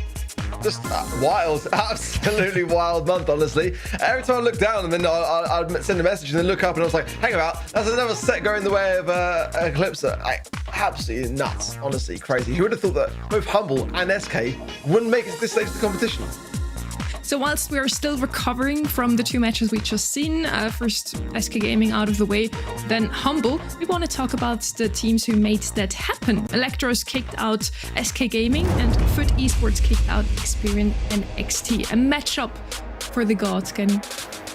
I don't know what to expect anymore. I mean, my brain is saying that, hey, the left team won a world championship at one point. We should probably pick them. But everything else today indicates otherwise.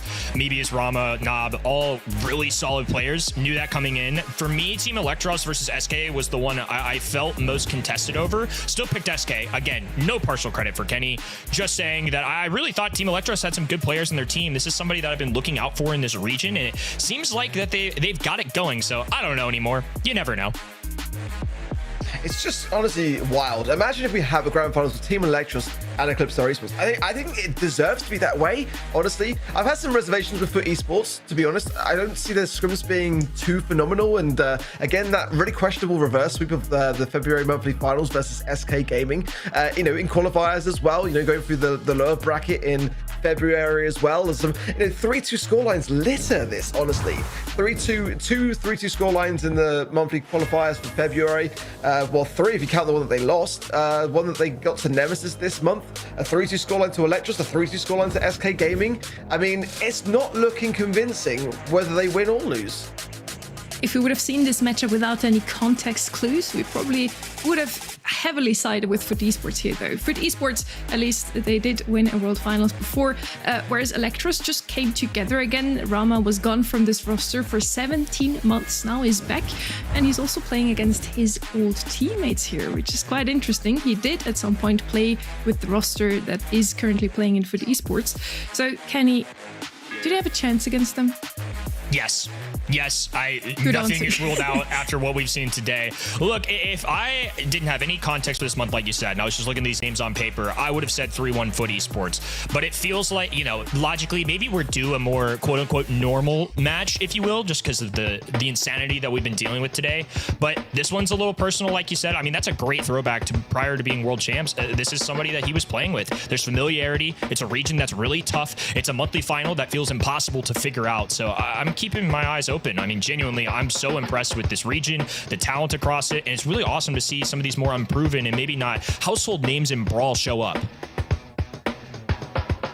Yeah, I really do feel like Team Electros, from what I've seen so far today, could well take this. I mean, certainly they've got the wind in their sails. I mean, to take SK Gaming to a match point and then prevail and just get that draft right in that final set, I'm thoroughly convinced. But again, it's all for the taking, isn't it? They had a bit of a break since their match against SK Gaming, but I hope they still have the adrenaline left from that. They can take the momentum into this one here as well. We'll see how well they do. As I said before the break already, it kind of would be crazy if those two upsets would land in the grand finals today. It would really just prove once again how volatile this region is, with Eclipsar and Electros then standing in the grand finals. We'll see if that's truly going to happen. We start our match with Shooting Star. And again, semi-final number 2. We only have 2 more matches left, so stay tuned. Kenny, I feel like Shooting Star is a map that is anything like a strategical map, or is it just pure mechanics here? No, there's definitely some strategy, especially in a meta like this. Also, I just want to shout you out, Ark. I mean, mad respect. Maybe you will be the only right one, because we've seen so much chaos here today. So honestly, I don't fault you, brother. I really don't. Trout was considering changing. I forced him not to. I'll be honest, because I said on Twitter to Rama, "Hey man, all the talent are against you. I'm the only person that's voting for you." So we had to carry the storyline in. I mean, I just was so impressed with what I've seen. But hey, I mean, it can go either way. It really can. For esports, I've just got a lot of questions on those 3-2 score lines. 2 double match points this year so far. Reverse sweep against them, and I think from memory it's like 3-2 victories, but as well the losses. It's just not looking great against not really S-tier teams, in my opinion, either. See, the way I see it, Ark, either Kenny Mir just stands corrected and Electros wins this one, which is completely fine with me. The story is just going to be so great having those 2 in the finals, Eclipsar and Electros, or we win the prediction once again, and Ark isn't really looking too good in those. I'm at a 67% prediction coming into today, and imagine what it's going to be leaving now. If I get this one wrong on top of that, it's not looking good. Wait, I think I'm on 86% so far. To be fair, I only had yesterday, so, might be unfair, but who knows. Kenny, now heading into this matchup though, for Esports versus Team Electros on Shooting Star, we're starting off this semi-final number 2.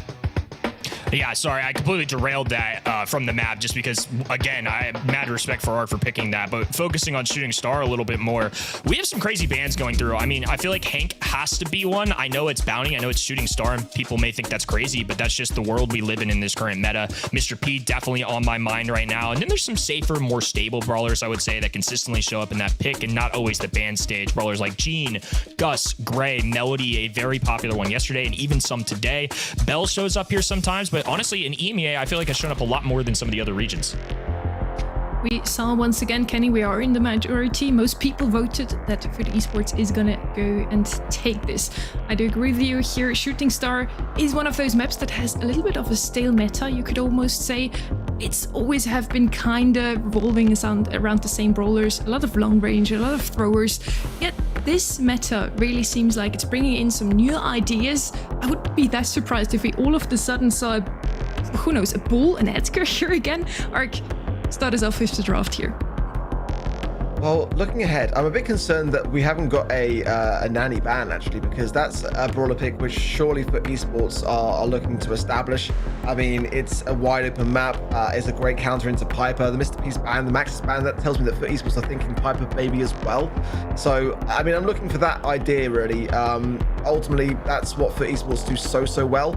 And it is, for me, a worthy ban against them. It's a brawler which they just work so well with.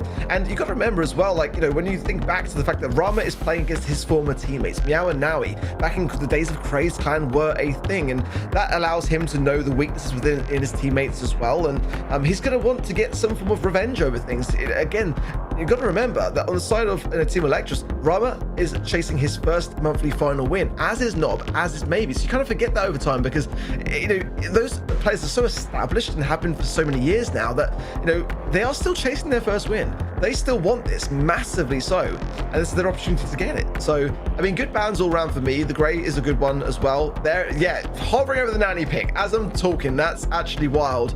And, you know, I think that in the hands then of Team Electros, actually deviating away. Oh my word, I love seeing this view. We've gone from hovering over to nanny, picking a pipe, and now, I mean, that could be in the hands of Foot. It's kind of interesting seeing them scroll through as well and kind of getting their exact perspective from the in-game as well. So Tick is that first overall pick, an RT and a Piper to respond. So they still draft the longer range brawlers into a Tick. This is a different map because it's just so wide open. So even though you do see the Tick on the other end, if this was more close quarters or had more walls, be a little trickier. And there's a Nani, which I think is a perfect response into this. Yeah, I don't know why they didn't pick it. They were thinking it clearly, and then they changed their mind to Piper. And I mean, if you're going to pick a Piper, you've got to expect the nanny. So in that regard, I hope that Team Electros know what they're doing and have just got the absolute faith in that brawler to work around the situation. And I mean, the Max span by themselves, so they can't tank any of the peeps with the phase shift gadget of the Max. So there's some concerns that I have regarding there. Pearl now as well. I mean, it's definitely, you know, a very tough comp that Team Electros are looking at. The Pearl, the Nanny, and the Tick. Tick for control, and of course the Nanny to cycle the peeps coming in, and the Pearl just to, you know, cook up the oven and then force its way forwards. So I'm really liking what I'm seeing on the side of Foot, and the final brawler to round things off for Team Electros is going to be the Carl. So Carl, Piper, RT up against the Pearl, the Nanny, and the Tick of Foot Esports. Yep. So to reiterate for the folks at home, it's going to be Team Electros. They've got the long range draft, so they picked RT, Piper, and then a Carl to round things out. And then we've got Pearl. Tick was the first overall pick for Foot Esports, and then a Nani, which again, I really like this choice. I think the Carl could be a great way to address that Tick though. Flying hook there into the mid. So from our perspective, it's going to be Team Electros coming in here with an interesting draft. Wow, I mean, really bold things. I kind of really hope that Team Electros don't regret that decision to opt away from the Piper, or opt away from the Nanny rather, and go and pick the Piper. But again, you know, this is going to be such an interesting one to see play out. I think that all sides have got brawlers which they're really accomplished with. So it's going to be quite interesting to see who takes this. It's going to be Rama dueling against the long-range Nani, return to Cinder Pop, and with that gadget change, they're going to have so many uses of that, which I think makes the Nani versus Piper matchup even a little bit better for their end. It's a Carl with the blue star right now, so TE for now going to be holding this lead. Well, playing it back with the blue star is not the worst of ideas, but over time, the tick is going to be able to establish those heads. The nanny is going to be able to establish a peak, which is coming in as we speak and circling around. No jump available for Nob, 336 HP, but no follow-up is going to be there, allowing him to heal. He's got the damage gear as well if he needs to go for it. Nice tap, but the return descent is popped there on the top right-hand side, and that is going to be something that Ramos will be cautious of. Nice Pearl connection, and he should burn down for that. He does. 2-1. Lead flipping over to Foot Esports in the red, and Piper in the mid to fight this. Rama respawning left-hand side, and it's Carl getting really aggressive. He's still the one gatekeeping this blue star. That's something that's so important with the strategy of this game mode. If you have the blue star, you always have a chance at it, especially when the lead's this close. Maybe it's in a really precarious position. Top right does manage to get some goods for it. Actually, 5 stars to then... Oh, now 9 stars to 7. Trades back and forth, left, right, and center. All this way you look at it now. Oh my word. We're in the perspective now of Foot Esports to clarify that as well, who are behind now by 4 stars. Appreciate y'all working with us, folks. It is going to be Foot back in blue. 15 seconds in the clock. 4-star lead for Team Electros. The underdogs trying to keep a strong lead here. Sharpshooter shots going down. Garo working the left-hand side. Rama, 4 stars on his noggin and needs to hold on to every one of them. Blue star still with Foot. He's going to burn down, but the trade goes through. Team Electros with the win. Very tense, but it is still just the start. And both sides have got a solid comp. Not going to lie, of course, we're going to see the kind of Carl establish the blue star quickly and early on. So expect them to be on the defense. But that's where, to be honest, the Team Electros comp could be undone. Ultimately, they're going to be on defense very early. So if Foot Esports put their foot on the gas and start to go a bit more aggressive in those early moments, then that can change hands quite quickly. But with the flying hook, that's what Carl can do. Very close stuff, trades back and forth, and that's what you want to see in a match for the semi-finals. I feel like this could be quite a banger on our hands. Here we are, Team Electros on our side of the screen. We're wallowing Rama right now, and it's going to be Pearl taking some serious heat on that top right-hand side. It's Carl once again with that blue star. That's what we should anticipate for most of this match, especially off the rip. He's going to flying hook in more than likely, and then just try and stay alive, hold on to that lead. It's a trade immediately, though. They end up grabbing this kill. That's a massive get for Foot. Yeah, that's going to swing things quite heavily, honestly, because now it's going to allow the Pearl to sit back on defense and not have to exacerbate those shots. And then when she does want to throw them forwards, they're going to carry so much more might with every cookie that is dispersed. Now the tick hiding behind that wall. If Nob can get a wall break and then just alleviate their right-hand side, it will do wonders for Team Electros now. Nob's going to be cautious now, pinched into a real box there in the mid with those tick shots scattering around him. But again, there's no wall break for Nob. He can't expose the tick for Rama to do anything. So Rama's basically just left here a bit redundant, trying to evade the tick and trying to prevent it from getting head. And still 1 star differential. And now Foot Esports starting to push their way back forwards, getting some momentum. Nob, they're almost burning down as well. I can't help but chuckle a little bit, you know, seeing from their direct perspective how many times Rama just flashed that possible pin. He's always ready to antagonize his enemies, that's to say the least. With 20 on the clock, though, not a lot of kills going down, and Foot still holding on to this lead. Well, there's a hypercharge for Nob now as well. Some good connections as well. Maybe it's coming back with some goods. That was a beautiful takedown from him on the top left-hand side. 4 stars and the 2 to only Foot. A hypercharge tick head is coming in. Peep head rather. Connects, but no damage dealt. Good taps. Saving taps for sure from Nob there. And it gives the lead over to Electros, who take the set. Unreal. Wow. Maybe room for more upsets today. Really well played. I mean, this is Foot we're talking about. These guys are previous world champs. Their mechanics unquestionable, but a solid draft and then to follow through some solid execution. Once again, this may just be the month of upsets. I don't know, guys. It really looks like to shape up like one of the most upsetting streams we ever had here on the BSC. I mean, for the Esports, they had everything what they needed to win that one. They had a great draft themselves. They had a good start into the round as well. And then at the end, again, Electros just rushes through here. They already ran through their knockout set against SK. Maybe it's just also a mode that they really shine in, Ark. Yeah, it's for me, it's still gonna be neck and neck. I feel Esports, of course, can absolutely bounce back from this. And I'm not gonna lie, there has been moments in the past where we saw with EMEA and Esporting where they would get ahead of themselves, they would get a little bit cocky, and they would get a little bit too overconfident, and then they would choke themselves out of things. So I've got to bear those things in mind. I mean, looking back, their best performance really was with A&R back in 2023, where they did face the Zeta Division as well in that grand finals, and Zeta Division took it to a 3-1 scoreline. So certainly that is going to be hovering over their minds as we speak, and got to put those demons to rest. Yeah, they're really going to look forward now and head into the next set with just the same confidence that they always seem to show. The team around for the esports, after all, they have a lot of experience on the great stage and also on this stream, so they should certainly find their groove once again. Maybe it's bridged too far now that they start to win.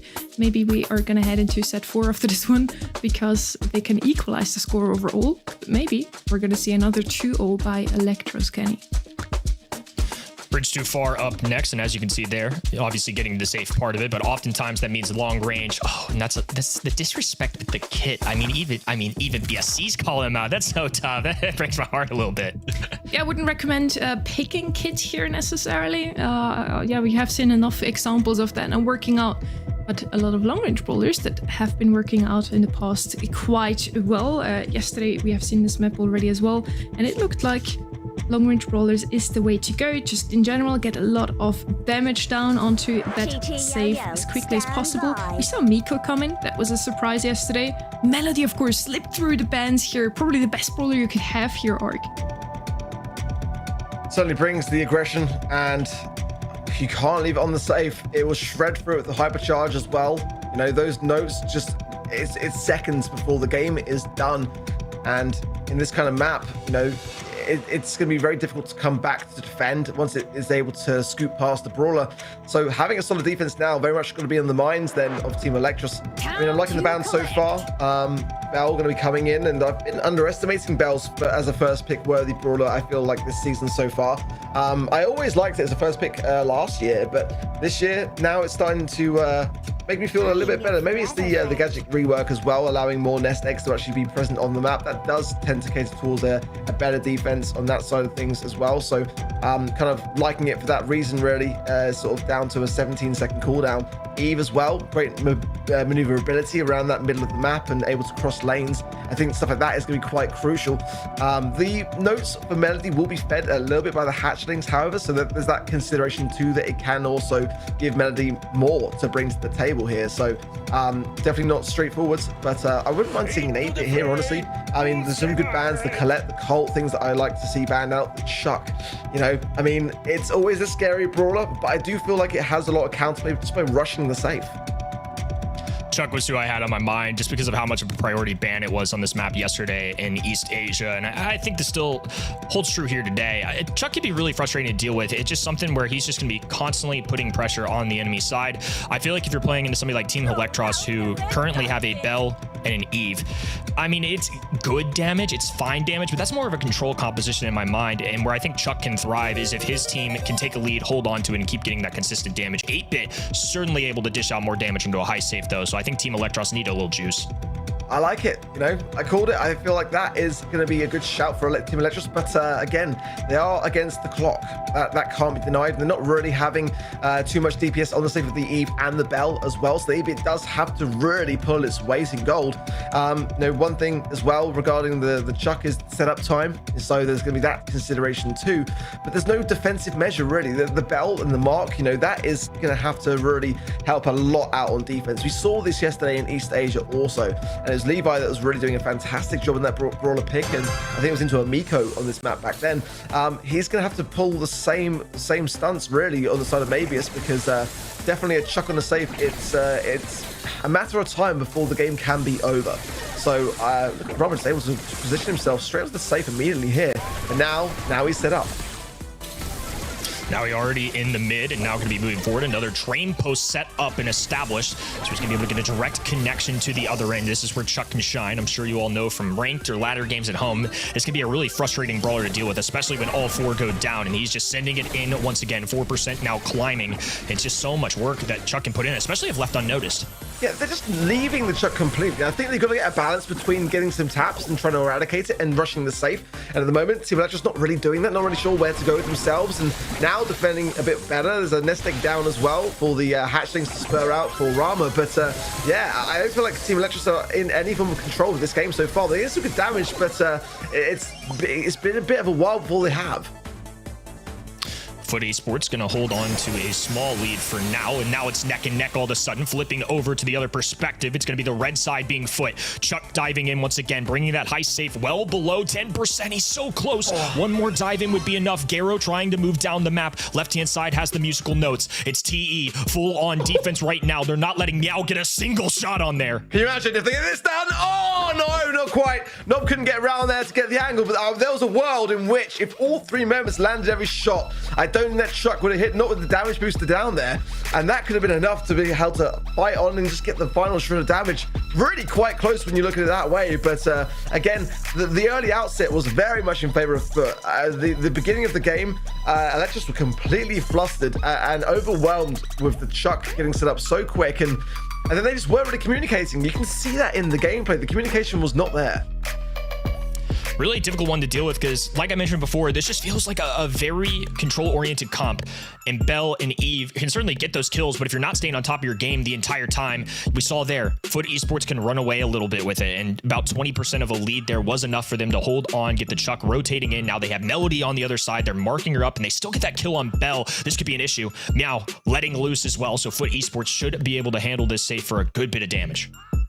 It's only 10% in it, but on the defenses of it, I feel like Team Electros, if they were a bit cleaner in their approach, it wouldn't be nearly as close. But they're missing a lot of shots and whiffing along the way, and that's not healthy for them. Because again, now he's going in now, getting some good value. Doesn't quite reach the safe, however, still got the post set up for it. So maybe some errors or just hasn't got himself fully in position. But regardless, Electros can't really access the safe at the moment in time. Still that 10% differential. If Nob can get towards things and just get extra credits onto the safe, that would go such a long way here. But so far, defense is strong from Foot. Chuck's gonna be able to get a final train post down, and Garo riding the left hand in and out. Chuck, so much value. Every time he gets a kill on top of that, it's just one quicker ride he can get to the other end of the map. Meow laying on a little damage too, looking for a kill on Mebius. Good dodges out of him. Nob in the middle, playing defense, 38%, but all of a sudden, it's more Chuck action, bringing that save all the way down to 6%. It's once again have to be a perfect attempt here from Team Electros. The damage boosters on the right-hand side. Chuck's going to go through the middle here. There's no DPS. It's going to land on the safe and get the job done before, and just going to get the damage which they need. And it's going to go the way then of Foot. We're all going to be tied up in this set. Beautifully played. And for me, I think that did come down to draft. I feel like sometimes, again, it's so hard to juggle everything in this professional meta. But for me, seeing him yesterday and past just years of experience, Chuck is somebody that can be an issue into those control-oriented compositions. They went with 8-bit, I think, to try and attempt to get some high-stake damage, some good defense, but I just don't think it was enough at the end of the day. Chuck really thrives when you're ahead of the map and on the base race. I do agree with you, Kenny. I definitely feel like that came down to draft. Not only that the Chuck slipped through, but also that Melody. Probably one of the best brawlers you can have on Bridge Too Far. She can rush up to save so quickly, supporting the Chuck's role in also just rushing up to save and doing a lot of damage. This set now definitely felt like Foot Esports found back to their old selves. The stats also speak for Mebius though, Ark. Yeah, I mean, great on defense, but again, as they're coming in, it's down to really the 8-bit player, which Nob in the end of the draft to really land the damage onto the safe. He was the win condition of which Electros drafted as the final pick, and by that point, you know, they had already dug themselves a bit of an early grave with the lack of DPS in the Bell and the Eve, and that was prominent. We could see that quite clearly. So Nob had to make up for that difference, really, and it put a lot of pressure on him. He didn't quite get the access to the safe. A lot of defensive measures in place by Foot there, especially with the Lola pick, in my opinion, but that's just the way draft goes. I don't think it was a losing draft necessarily for Electros, but one that they were behind in by that stage, and they just had to make the 8-bit count to more avail, and it just didn't. after that 2-3 turn, when you have Bell and Eve, it is just a perfect answer there to go with Chuck. You have a Melody under control, and then a Lola for extra DPS, a good amount of range, and then into some of these more projectile brawlers, something like an Eve, something like a Bell. Even though the shot does bounce off, if you have a Lola clone down, it's at least able to take a little bit of that damage, put in some extra work, and you kind of saw it there in the context of the stats too. Bell and Eve just couldn't dish out enough into that high safe. You have to play perfect defense, and that's a lot to ask out of any pro player. In the end, Esports manages to equalize the score overall. We're now 1-1 in sets, and we're definitely seeing 4 sets of this matchup. We're heading into another map now that really heavily relies on draft. We just saw how important draft really is, and if here, for example, a Mr. P slides through Arc, he's gonna demolish your opponents.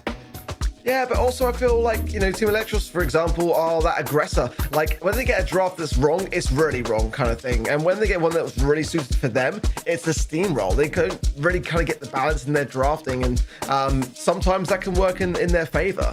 I don't think that we're going to see Mr. P. I think it's just going to be straight up banned. It's that kind of map and mode where, you know, I mean, at this stage of the competition, in the semi-finals, I mean, that's going to really just undermine your entire approach here. But certainly Gray, I think, is a worthy first pick, in my opinion, and a good deterrent of the throwers. Certainly as well, like Gus, I think is a big player on this map, not the flashes, the brawlers, but one that is always a safe pair of hands and has the potential to combine the shield that, you know, in the later stages of knockout is quite the thing to keep you alive. So definitely some options here.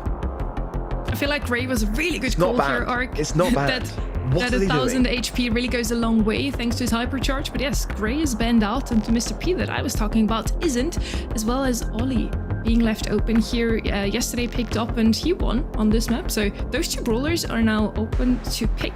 Let's see if Foot Esports decides to go with one of them, Kenny. Both of our semifinals, Mr. P actually not banned here in East Asia. It was a very similar situation. Angelo, Brock, Hank were all banned on this map yesterday. Tick as a van is an interesting one. I just feel like Tick's annoying, but to me, doesn't necessarily seem like a ban-worthy brawler. But when you see this along the lines, you might be thinking more of a Sprout first pick. I mean, Juju's still on the board too.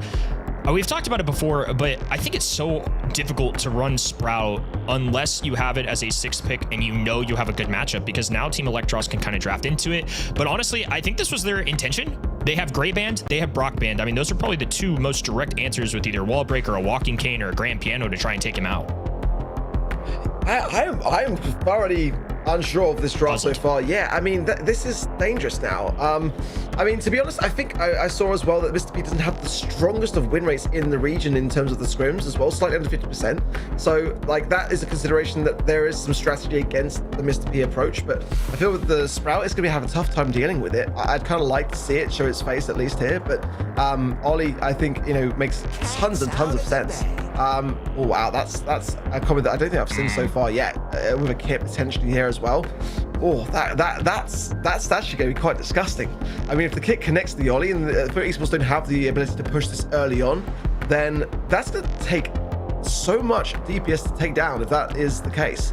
I'm worried now for I am too. I think this is a tricky one to navigate because they've removed the wall break. So instead, Team Electros are just going to get aggressive. They're going to go kit for either insta dives, and I mean, especially onto a squishier brawler like Sprout, you know, that's an easy one to kind of handle quickly if you're an entire team with free shots. Somebody like Ollie could pierce through those potential Mr. P porters if that was the direction they wanted to go. Kit can be able to heal up an aggressive ally, and Kit in general, you know, last month didn't have his best performance. The win rate was not great across the world, but I don't think you can necessarily give up on it, and this is an instance where I actually think this might work out pretty well for them. Yeah, Lou's a solid response. I think that a brawler that we would not expect to see, and there's another one really, in my opinion, on this map and mode. But you know, that's credit to Foot. They're playing the draft for what they're seeing on the other side of the field. But I've got to be honest, I don't feel like they were expecting this. I mean, often we see, you know, in the scrims data and, you know, brawler ideas that are being floated around that teams are preparing in their approach and their prep process, but I don't think this was the plan. You know, I think in terms of what we're seeing draft-wise, it makes a lot of sense. It's just kind of like Team Electros floating around this idea, which is a scary idea, is actually forcing the hand of Esports. And if it works out, I think it's really smart because they're trying to take Esports away from their comfort zone, and that's in the past historically where I've seen them falter. So, you know, it's a question of really, is this kit Ollie going to work? I think Ollie's by far an S-tier brawler in this meta. It's a very open map, but the gadgets that he has to his advantage here, just to be able to literally just jump over the wall at the touch of a green button. The regulate gadget's got a 17-second cooldown in that regard to give you a perspective on the time frames. But I mean, when it lands, the hypnosis takes its toll very quickly, and with the kit combination as well, the healing and the tankiness, it's definitely very scary. 1-1 overall. Interesting draft, to say the least. And this one going to be a big decider for our match here. Team Electros still trying to do the unthinkable, cause yet another upset here in our EMEA region. It's been a month of chaos. Foot Esports, a titan, old name that is still around and doing quite well, trying to shake things up for Brawl Cup and things like that. For now, each side just trying to get that utility charged up. Now that Kit has his super, this will change the interactions. Yeah, as well, you can see there the kit push gadget as well for Nob. Just utilizing the speed from the walls there as well. All nice connection there with the kit onto the Daryl, but it's going to be a trade on both sides. 2 versus 2. Nob needs to heal, and maybe his full HP in quite a deep position here. Might get pinched if he's not careful. So just trying to wait for his teammate to respawn back in on the HP side of things, really, and trying to get this pinch off. But it's going to be quite a tough thing as the gas comes in as well. Nob's going to get a much better position on that Ollie pick.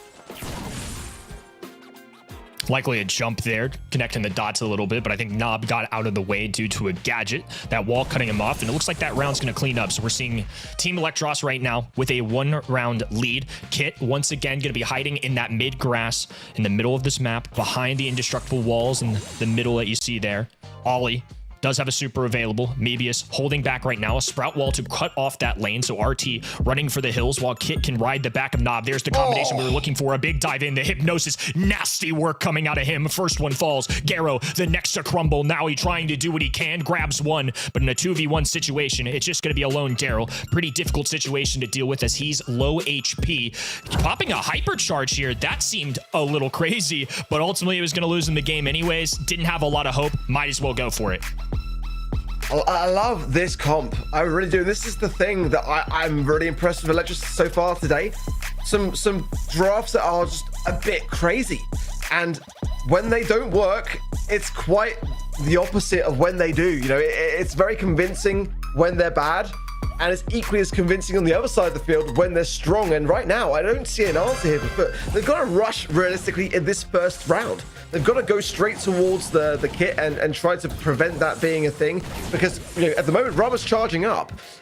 If they lose the round and then, you know, Rama takes that utility over to the next round with him, then he's already got it. And now he has. So it's down to Nob now to try to get his super. And once that happens, you know, Foot are in trouble again.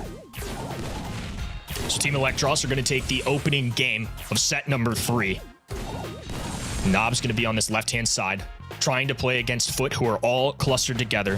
Daryl has a super available, and now he's rolling in. This was the time where he gets aggressive, maybe more just to get a little extra space to work with. An ice rink goes down. Ollie is going to be in trouble here. Frozen up, and Kit falls along the way. Foot with 3 members standing right now, playing into the 2 of the other side. Mebius in a corner, Nob by himself, going to be isolated, and it's going to be a 2v1 right now. Mebius going to have to make some magic happen, dodging every sprout shot for now, though. It's middle control completely for Foot, and Mebius knows it. That is going to be a round for Foot.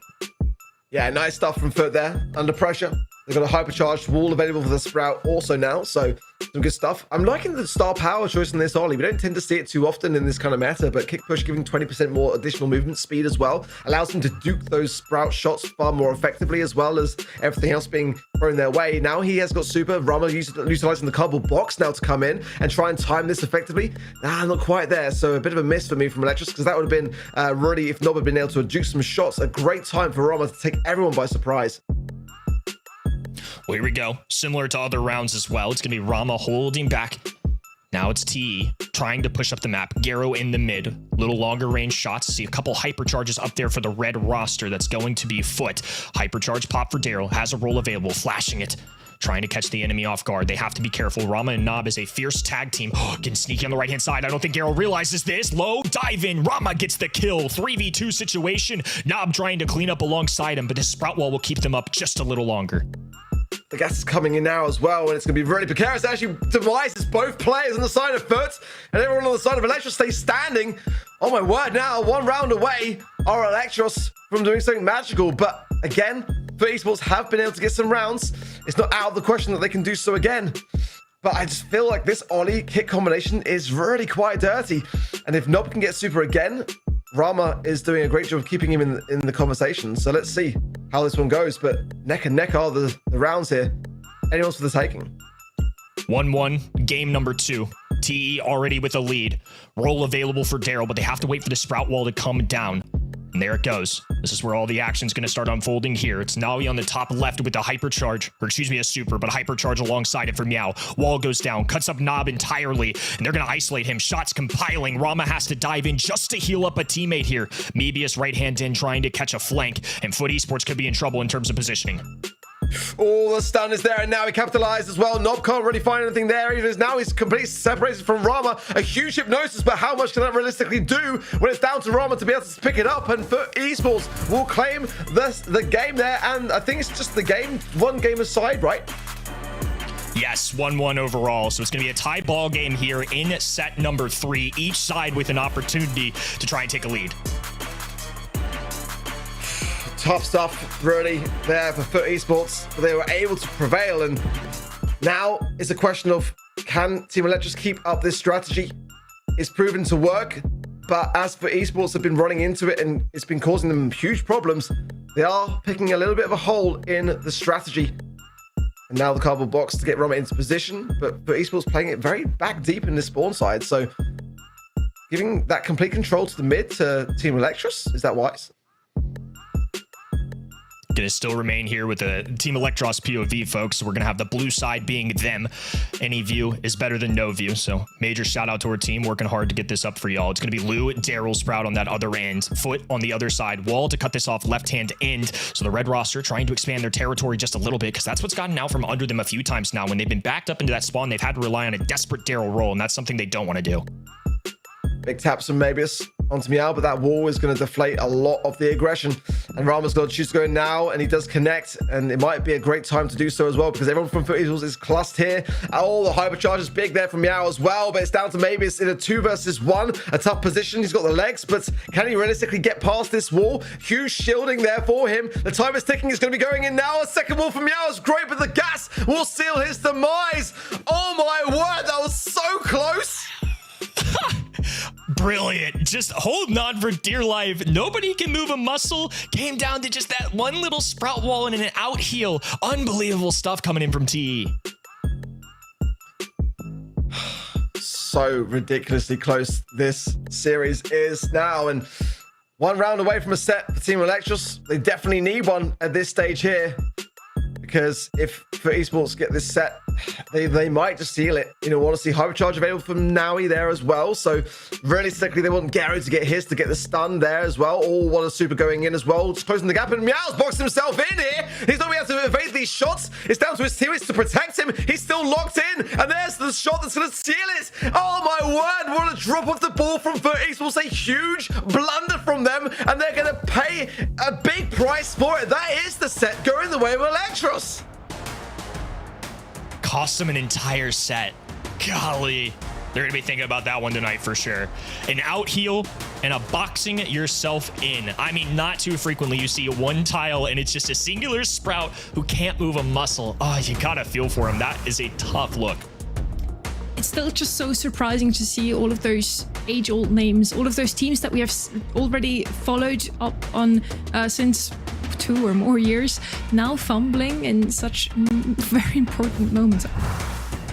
Yeah, I mean, a tough thing to see, but I mean, great timing on the side of Electros to have that kick connecting with the Ollie, to have the balls of yarn to really be able to reach it, because if they hadn't, it would have been impossible to get that takedown. But what a costly moment that really was for Esports. That's going to be something which they're going to look back on and just really grit their teeth on, because, you know, gaining that game to take it to where they did was crucial, and it was not looking likely, but they managed to pull it over at least to that stage.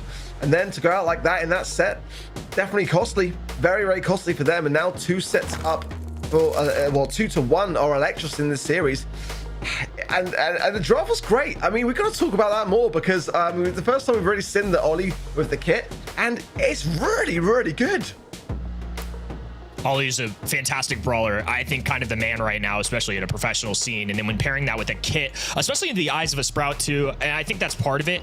It felt like they really wanted to go that Sprout to me, especially considering the bans. Like I said, immediately when you don't have that first overall pick, sometimes you can kind of shape the draft the way you want it to be. There's some bans that you expect in the current meta, and Brock and Gray aren't two of them. So I really do think that Sprout first overall pick was very intentional, and I think that was a fantastic answer into Team Electros. It was a very surprising pick, this Sprout, right from the beginning. And then the kit to me as well. So far, didn't really work out today. Seems like he's just not the best option, especially such early into the draft. But they somehow make it work, regardless of whether Fruit Esports might have fumbled there a tiny little bit at the end. We're now again in an Electros lead here. They have the potential to close it out and move into the finals already in the next set arc. Yeah, come on, Electros. Come on, give me my predictions. I'm behind. I need this dub, Rama. I believe in you. I never doubted you for a second. But, you know, again, the downside of Electros is their drafts. It seems strange to say it because their drafts are really like Marmite. They are one side or the other. You either love them or you don't. And when you don't love them, they tend to be the reason that they're pretty bad. When they're strong, they're really strong. So it's really putting a great amount of weight attached to this. I feel like this can go either way. It could easily go to a fifth final set. If they get 2 consecutive bad drafts, then Esports take it regardless. So that is how I see this series so far. Yeah, sometimes you just have to come up with something surprising to win against your opponents. That kit pick was a bit surprising to me at least, and it worked out. Let's see what they will show us in the next map. Dueling Beetles, certainly a map that is a little less draft dependent, if I might say so. You can literally play anything here and somehow make it work. A healer is always quite helpful. We saw some Poco banned out mostly, but sometimes he's also slipping through. Barry's a great idea here, and overall just something to stay alive as long as possible, stand in that zone. That's really all you gotta do, Kenny. Support brawlers are a great look on this map. I think Poco, last month it was really Barry that stood out to me here. So this is an interesting map, and I liked your point of this is a map with a lot of different strategies. This is not a one size fits all. And again, I feel like we've said it a lot, but it's just kind of a pick your poison meta. You really do. The bans determine a lot, and there's so many different winning strategies right now. So much fresh, just kind of options coming in with these gadget changes, 6 new hypercharges. I mean, it's just so much to keep your eyes on. We've seen so many different strategies in EMEA last month at least. Brawlers like Frank and Draco came in here. Obviously, Hank is an option, but frequently banned, so not necessarily anticipating him showing up. The Barry, the Poco, Byron, a very popular one in East Asia, and honestly, this month's Europe as well. It's somebody that I like. I just haven't expected to see as much as we have. I mentioned Mr. P already for the last set. I have to give him a shout out here again. Yesterday worked out brilliantly together with the Ollie and the Stu. Rosetta, they just rushed through the set, and I wouldn't be surprised to see any of those 3 brawlers appearing in this draft again, Ark. Yeah, for me as well, it's a tough map to lose control over. I wouldn't mind seeing a kind of Griff B combo for me. It's very tough when you are stuck with the walls. So Mr. B ban, Lou ban, Poco as well. Chuck ban, interesting. Wouldn't have really kind of felt that one was for me. And the Mortis ban as well is definitely saying something along the lines of Team Electros have, you know, a bit of a countermeasure towards something that Esports displayed maybe through their scrims or something along those lines. But definitely Mortis for me, when it's banned, says throw a heavy. So to ban it is, well, I think we might be seeing some different bans going through as well. That would make some sense too. So Hank, Tick, and the Gene, and to the Gray, to the Brock, and the Angelo. Yeah, I was thinking the same thing there because the Angelo doesn't make much sense. So yeah, I think that may have been previous map. I could be wrong. That was just off the top of my head. We'll kind of see how that works itself out. But the Chuck was certainly an interesting one. Yeah, I mean, it has been known. I mean, Semantics notorious for bringing in Chuck in hot zones, so I mean, it wouldn't be the craziest of things. But again, with Electros in the way they're drafting, I wouldn't put anything out of the question because it's just like one of those things where, like, they're trying some crazy ideas at the moment, and I quite praise them for it. In all honesty, I think for me, again, you know, it's a question of the throwers in this map can be quite deadly and quite crucial. I think Penny can have a good place as well, but really kind of looking for that kind of Griff B approach for me. I think it's a good shout, especially like you mentioned, you can get real trapped if you lose control. I think the beginning of this map is so vital because if you go down with the team wipe, really hard to regain that momentum and get yourself back in because there's these indestructible walls placed right across the mid. So you've got indestructible wall, hot zone, indestructible wall on the map. And especially if the other team can push to your indestructible wall and hold that choke point, really difficult to climb yourself out of. You mentioned some indestructible walls here, Kenny. So I also think of Meeple. As soon as you said that, why not? He hasn't really been picked up on this map so far at all, but it would help you so much. Just be able to shoot your opponents when they aren't able to shoot you. We're heading into the draft any second. We're just making sure the players get situated. So thanks for your patience out there. Ark, I do like your idea with the B and Griff as well. Just opening up the map rather than shooting through the walls, of course, is also an option.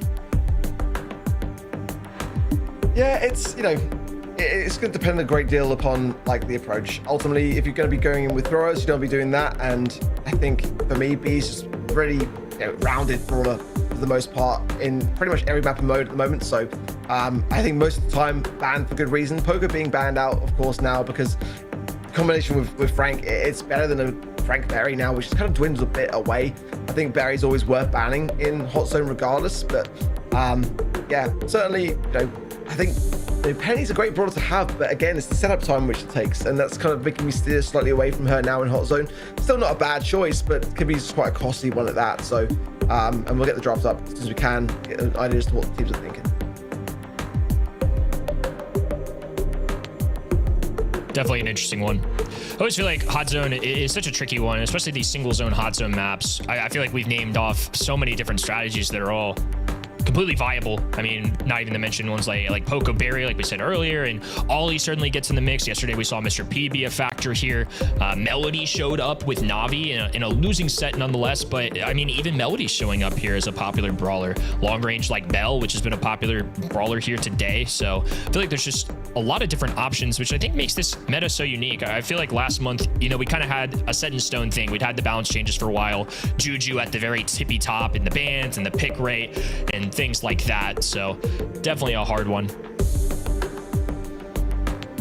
Well, again, for me, Team Electros are playing the riskier game for sure when it comes to their drafts. And if they get this one right, though, I mean, what a place to land themselves. Who would have thought that they might be in a position to get into a grand finals?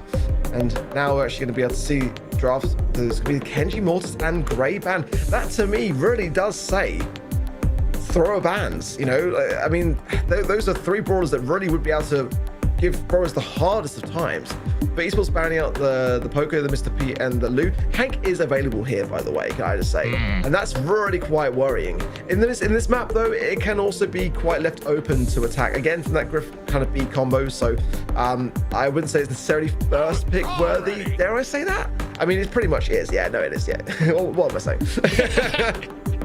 But it's got a countermeasure here available for Esports, let's be honest. They can break the map, they can go long range, they can cause a problem with the beat.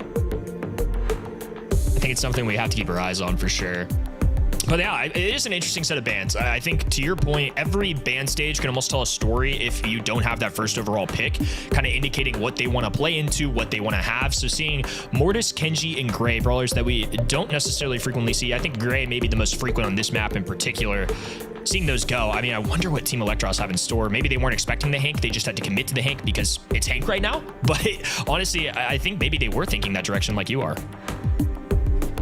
Yeah, the Berry, when the Poker's banned, you know, it's still viable. You know, it really is. We haven't seen it really for the majority of the weekend, though. But, I mean, when you can see in a Hank, go Frank, in my opinion, or Draco, or just something to combine with it that's going to be able to stay on the zone. I mean, Stu's available as well. It would be the craziest of things, but normally a Tank's better to combine with the Berry, or B, or maybe now a Griff as well. I mean, I really hope to do the big Griff thing. I think that is the approach. As soon as I saw the Hank, I was thinking it prior to the Hank, but I wasn't expecting to see Hank. I thought Hank would be banned for good reason. Come on, guys, what are we doing? Okay, Stu. So the breakthrough is going to do a similar thing. I don't mind it, actually. Oh. And Barley's the follow-up from Electros, very quickly picked there as well. So again, the healing tonic is going to be really exacerbated and utilized there. It's actually still going to the side of Team Electros, actually. So I quite like that comp, honestly. I just feel like if you see the Hank, you have to take the Hank. There's that thrower that we were talking about with no Mortis, no Kenji as a response option, no Great for a walking cane or a spam of Grand Piano. This is a frequent option we've seen. We saw this last month a lot, especially in combination with the Barry. So we've got B, who's kind of a little bit of everything, can be an anti-tank, can have some range, can spam a gadget. And then we have Barry, who's going to be a great control option, a great healer for this Draco. And then Draco's just going to try and get up in the faces of this enemy team. Curious how this Draco matchup goes into the Hank, to be honest with you. Both sides have got killer comps, honestly. Draco Barry, so hard to shake. I mean, that is still a very daunting prospect. I guess the one consideration with Draco's last stand gadget, though, is it has got a substantially long cooldown, 22 seconds, and that is almost the highest on that second gadget side, only to the satchel charge of Dynamite at 23 seconds. So, it does make a difference, but it's the Hank. Let's be honest, it's the Hank that is the problem here, and one that was not banned and immediately picked up for good reason. Well, we got Draco contesting against Rama, and Hank goes down. It's going to be Barry, right hand in. Garo in the mid, just hiding behind these walls right now as Nob takes control. Despite losing a star brawler, it is still Team Electros in the mid. Yeah, good start. Now he's spending some good time on the zone. He's staying alive as well. Goes down now. It's going to be tough for Garo to do anything about this. And now Meow's going to have to wait for his teammates to come back in. So that's going to be some good objective time over to Team Electros now. Over 50% of that time in the mid. And so far, looking very, very good. Big heals needed coming in for Meow, and it's not even enough. I think with no wall break option, now we've got a Hank Hypercharge available. That was popped to get a kill there. Now flipping over. So blue side, we are looking at TE, and it's going to be Foot Esports pushed all the way back, close to 90% now for Team Electros. They're trying to get all the way through, make themselves onto match point. But for now, it's a little bit of a response out of Foot, but I think it's going to be really difficult to take this one. Yeah, I mean, Hank is a non-mover, and with the hypercharge as well, I mean, it's just disgusting. And that is going to be match point now. Dangerous territory here for Foot Esports. They might be exiting in the semi-final stages. Team Electros have got the Hank, and that's going to be such a tough thing to shake off the zone. I mean, you can see the smiles from Rama, yeah, and for good reason. They're so close. A month of chaos arc. It's been unbelievable to watch for the folks at home who've been along for the ride with us. Team Electros might do the unthinkable, and our 2023 and 2024 world champions may go down in the same round. Foot Esports have to respond. It's going to be TE on the blue perspective for us. Navi in the mid goes down immediately. Draco popped. Gadget goes, and now Rama moving his way up the map. This B, without a wall break, has some tough angles as Mebius gets the takedown. Yeah, it's been very hard now to push back, but they are going to try doing just that. And then down goes the Barry. Now he's doing his best to stay on his feet, but I just don't know how much longer they can really keep contesting things. They've got a position now without the Hank in control where they can force back the mid, get some heals down there as well, and keep the Draco causing problems by bringing the fire forwards. But it's still a deficit that's climbing back now, a little bit here and there. 41% then to Team Electros, to now a closing deficit of Foot Esports. Score evening out. It is 45-45, and Team Electros are trying to make and hold on to this lead that they had. It's 55% and climbing. There's a Barry super has been cycled so many times, but the inevitable, the Hank Hypercharge drops the hammer, and every single member of Foot Esports go down alongside it. That's why you ban it. And again, a position where Foot Esports should have considered it a bit more highly here. Oh my goodness me. Big heals coming in, big heals needed. But look at this. Now he's surviving on 1 HP. Gary's box in the right-hand side. And this looks like it could be the moment that Team Electros could actually do this. Rama spawning back in. The speed that's going to help him get back into the mix even faster. And Foot Esports holding on for dear life. Too little, too late. They let Hank go, and Team Electros took advantage. 2 world champions have now fallen, and somebody new will take the crown here in EMEA. Who wrote the script for February? That's what I need to know for March. Bro, this is ridiculous. Actually ridiculous. Whoever wrote this script, I mean, you're giving us a gift, but many of our predictions are in the mud today. We can feel you guys at home big time on that side, because, yeah, who could have seen this coming? At least, Ark, you can be happy with yourself. You predicted that they would make it into the grand finals. Congratulations to Team Electros. They are going to be joining Eclipsar in the finals. 2 teams that nobody really has seen coming. Nobody really has seen in the finals previous to this day today. And Kenny, I think nobody could have put it better. 2 world finals winners are now out of the way. SK Gaming, the winners of the February monthly finals, also out of the way. We had to say goodbye to 3 of the biggest orgs, the oldest teams, the most experienced players, to now greet 2 very new teams in the finals, and I'm super excited for it. I mean, honestly, just a learning lesson for all of us here. This is a new year. It's a new month in a very wild meta. Honestly, some dogs with Team Electros. You saw it earlier. They were waving that 92% to 8%. And even though it comes at my expense, that's the kind of mentality and the energy you need. Phenomenal drafting, phenomenal execution. I mean, just all around impressive stuff out of EMEA. This is a region that the world should fear. You just can't ever lean back and rest on your laurels. That's what we learned today.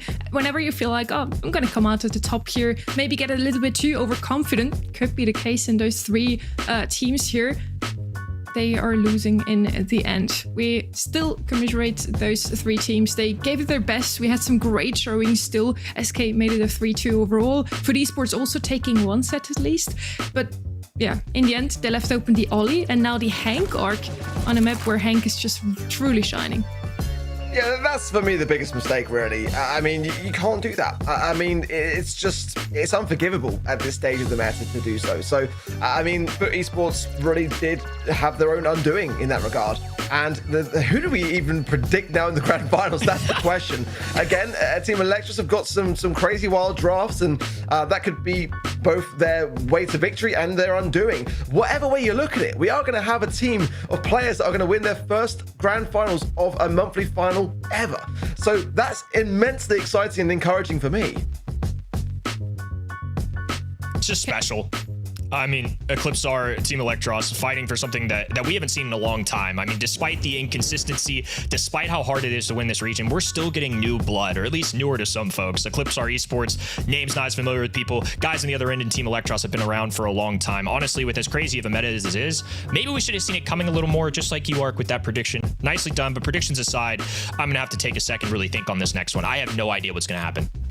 We'll all need a little while to think about that one, I believe. Our predictions are out of the window, really, and so far, everything we said, the opposite happened, so maybe we should consider just not picking anyone, to not curse them. Could be an option here as well. Ark, what really makes a team to win the monthly final in the end? Usually I'd say communication, chemistry, mechanics, but everybody here is mechanically skilled, and chemistry, I mean, Electros just beat 2 teams that have way more chemistry or way more history together than they themselves. Rama took a break for 17 months and now just joined their roster again. Well, I would have said all those things, but realistically, at the moment, I think the only thing you need is Hank. And that's what they had, and that's why they won. So maybe ban it next time, and maybe you won't lose. You know, it's pretty much as simple as that at the moment. So maybe the answer is very simple. You need a good draft to win the monthly finals in the end. We're certainly going to have some good drafts again in the grand finals. I'm really looking forward to it. Electros versus Eclipsar. It is going to be in the end. And Kenny, even though we need a breather, I still want to hear your opinion here. Both made a glory run here through the whole thing. Both didn't really expect to be in the finals themselves. Do you think they even prepped the maps? Are they ready for the finals? I mean, that's a good point. I don't know how much time they were spending, but I will say, I feel like this is a conversation point that we have a lot with these teams, and I know they spend a lot of time in those earlier maps if they're not expecting. This, I feel like, is not a surprise to these guys. They train for months for this moment. I mean, team players like Team Electros have been waiting for this for a long time. It's crazy to me that ECP are even in this. I heard rumors that one of their players was on a school trip. They couldn't even scrim as much. So the fact that they're taking down Titans, unbelievable. I think they're going to do their best in this. This is a crazy meta. They're going to come out with some wild things like we've seen all day. Expect the unexpected, and this is why we watch. That's what we learned today. Expect the unexpected. We're going to take a quick break to think about who we want to vote for in the finals. Stay tuned.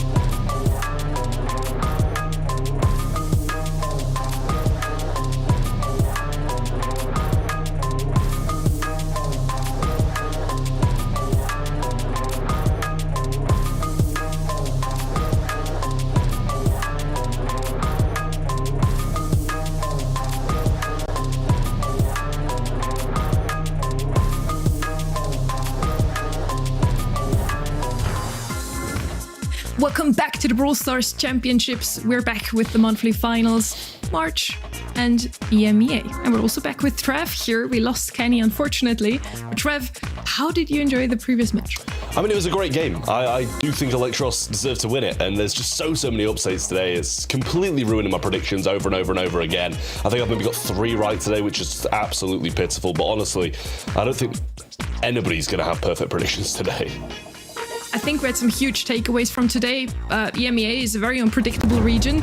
Expect the unexpected, and just never believe what the casters are saying. Caster curse is real. Now, Ark, heading into our grand finals, Eclipse our Esports versus Team Electros. What a run it has been.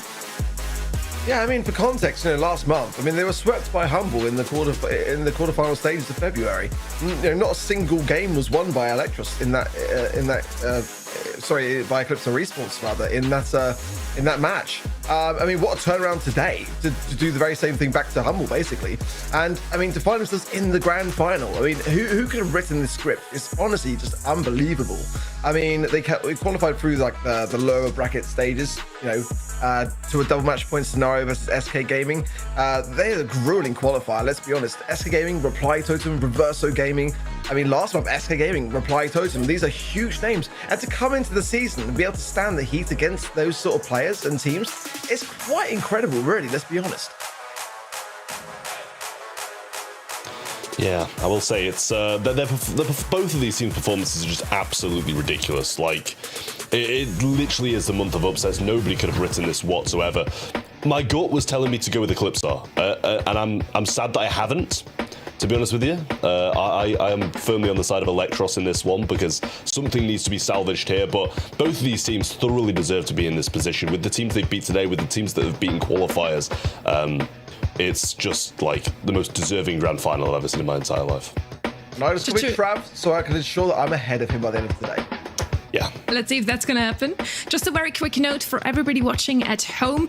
Very important for you to know that if your predictions are not playing anymore, you can redo your prediction before each match. So definitely make sure to do that now because I'm pretty sure nobody saw that coming. Eclipse versus Electros in the finals, and you see the casters are pretty in unison once again. I decided to be the one this time to march to a different tune here because Ark, you kind of were lucky the last time around. I tried to give it a shot myself. Excuse me, I think luck had nothing to do with it. I think skill had everything to do with it, and faith, most importantly, in Rama. But I admire you, Sonny, because ultimately, if you get this right, then we end the day on a high, and Trav and Kenny on a low. If it's Electros, then I win overall. I can't really lose much in this scenario. I've never been here before.